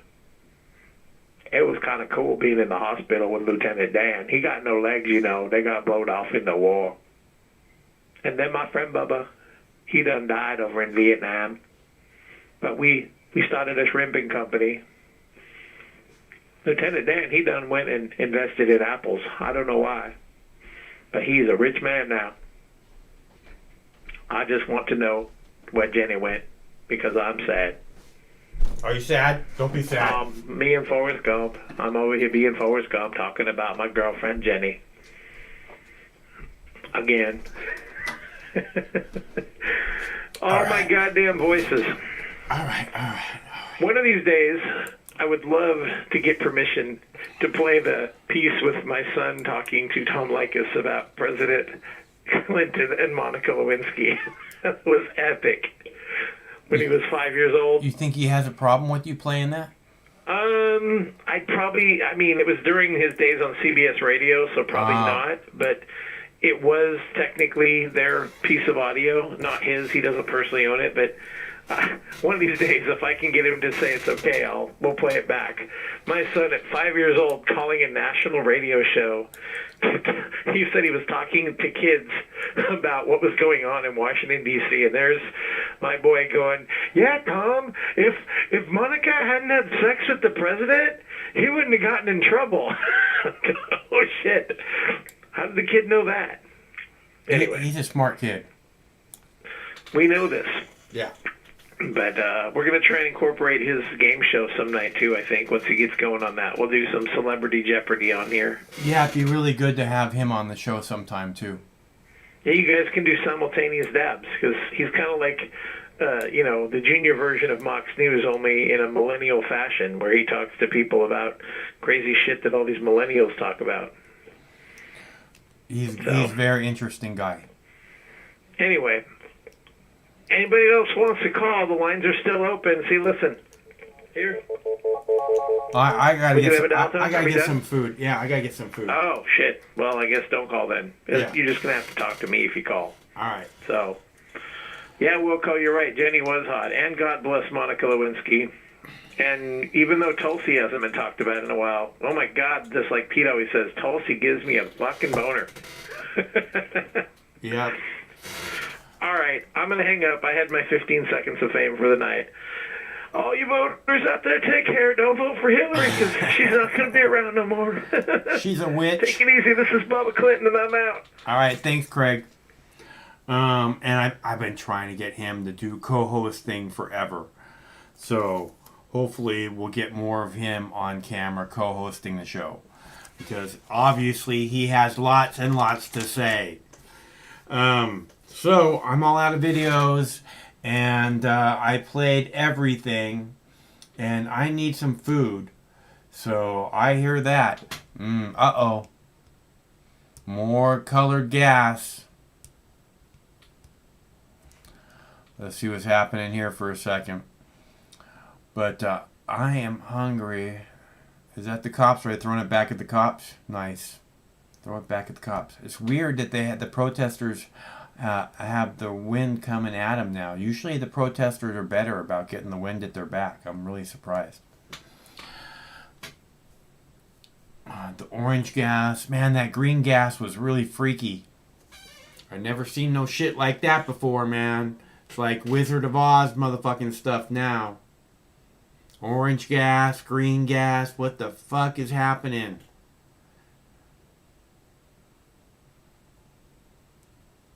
That's a pepper bullet right there. He's holding up to the screen. I'm pretty sure that's a pepper bullet. They're supposed to shoot those at the ground.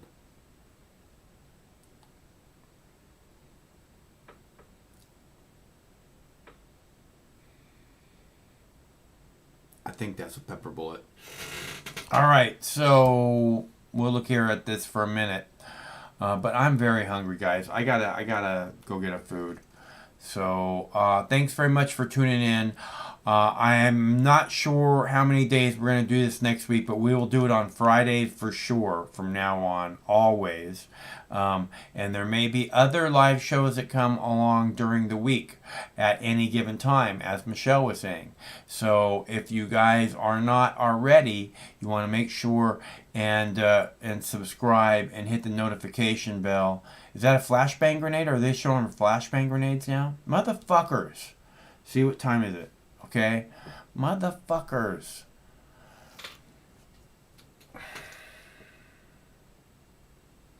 So, and like I said, we'll do live shows, on event nights, like, when on election night, we'll do a live show on election night. We'll do, probably a live show on debate night, but it might be a little bit later show. We might wait until after the debate is over, and have highlights from the debate for clips, something like that. I don't know. We'll see. But definitely, there'll be lots of live. And I just think it'd be better to be able to. I really want to be able to get my archiving done. I'm not doing any archiving. It's something that I'm very good at, and when I'm not doing it, I'm afraid that things are, people are missing out on stuff. And I wish I could do it and do the live show every night, but we come out here tonight. How many hours we do tonight? 5 hours. We do 5 hours tonight. We do 3-4 hours on a regular basis.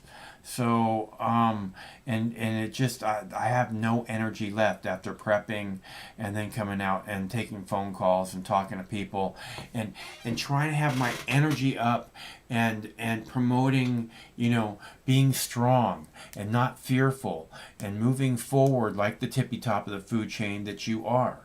It takes a lot of energy to do that.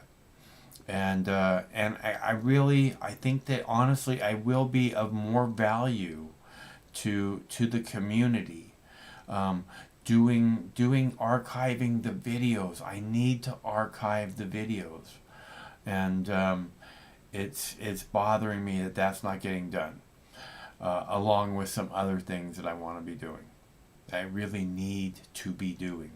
I'm telling you, I'm having trouble watering the garden, and I'm down to one tent. So, but you know, I'm going to be able to manage one tent. I can do that.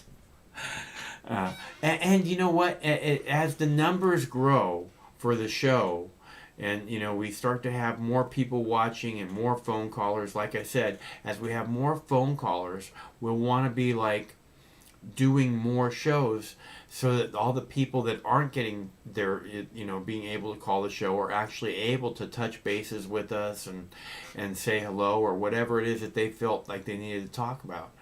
But right now, I just feel like if we do limit the shows to Friday, I do believe that there will be more people that will want to call. There will be more people that will wanting to be tuning in, because you know, it's more like, all right, Mox is on, you know, as opposed to, oh, Mox is on again.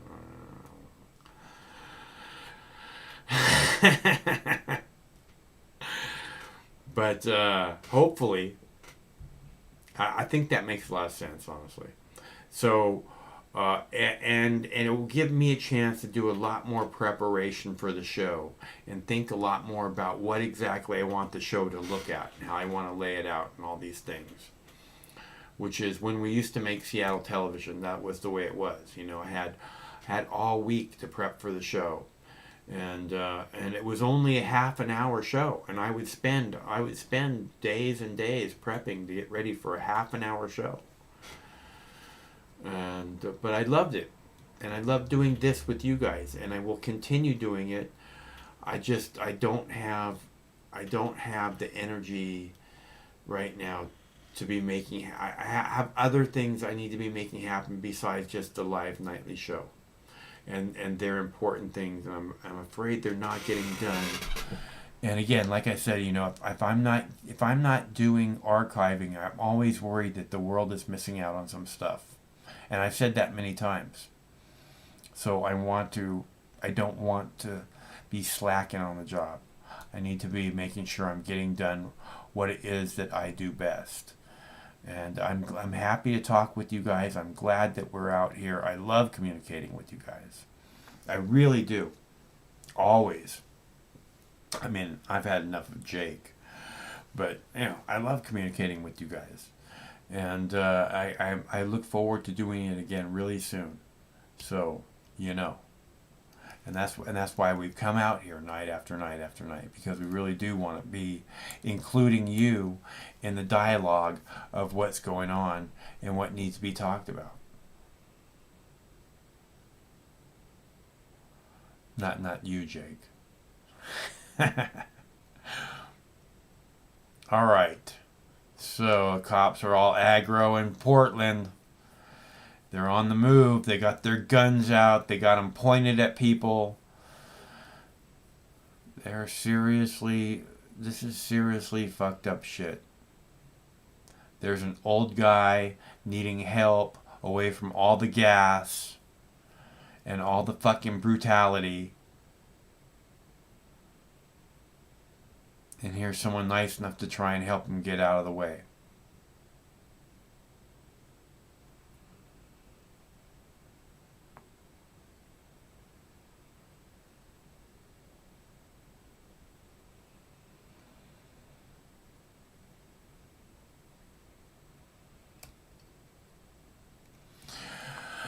Oh, man.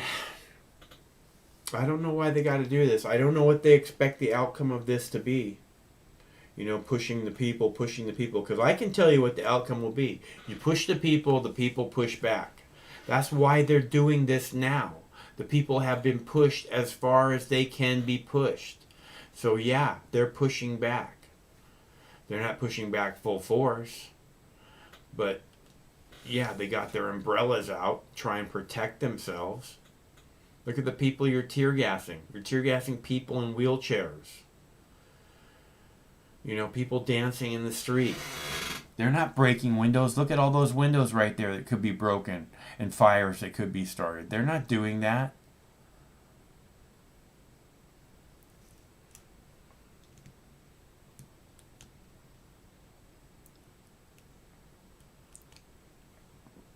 those cops were going to push that guy in that wheelchair over. You watch. The next time they go to advance, they're going to push him right over, make an example of him, arrest him, lose his fucking wheelchair in the process. You watch. Because that's the kind of Gestapo stormtrooper bullshit that we're dealing with. Huh, Boo Bear?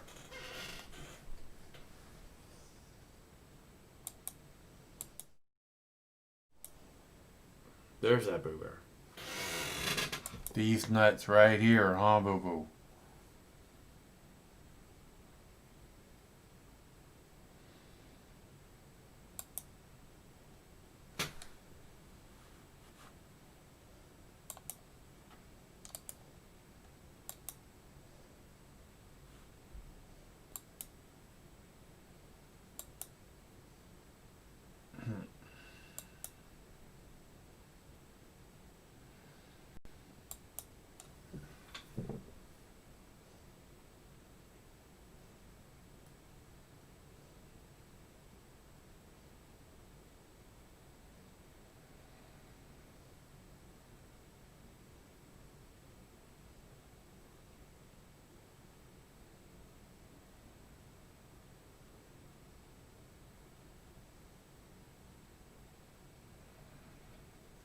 Alright, so the people are again being brutalized by police in Portland because they can, apparently. But I'm pretty sure the people will contradict them in evenings to come, again and again and again. But I am ready for some food. So, thanks very much to Pete and Chris for their little battle of the donations. That was freaking awesome. And thanks very much to our girl Michelle and Celeste, and to Craig for all his help, and to everybody else for showing up and pitching in. It's very nice of you guys. Again, we'll be back on Friday, if not before. Friday at 7 p.m. You can count on that for sure. I'm really looking forward to that. So, I hope you have a fantastic weekend. And know that one of these days, this war is going to end. No matter which mouth you feed on a two-headed snake, it still shits the same turd. But lucky for you, you have Mox News. More than 10 years. More than 60,000 videos. Mox News has been filtering the nonsense and illuminating the bullshit from your mainstream media. Turn off your TV and turn on to Mox News. For over a decade, documenting the socio-political events that have etched and carved the pathways that define today's modern mess, Mox News has been providing clarity while faithfully bringing you today's relevant stories 100% commercial-free and subscription-free. And just like Lady Liberty vows to remain free. But at this time, we're asking you for your help, your patronage, and your support to keep the lights on and the videos rolling. For less than 17 cents per day, you can become a basic subscriber, knowing that your donation is truly making a difference that will help continue bringing the news stories that make a difference in your life. Turn on, tune in, and drop a couple dimes today by clicking the link below or visiting moxnews.com and show your support at any level. From a single one-time donation or dedicated monthly subscriber, do it now in less than 2 minutes. All donations are safe, securely processed, and verified using PayPal, Visa, MasterCard, American Express, or Discover Card. As always, we're sure you'll find something of interest each and every day. This holiday season, give the gift of Mox. MoxNews.com.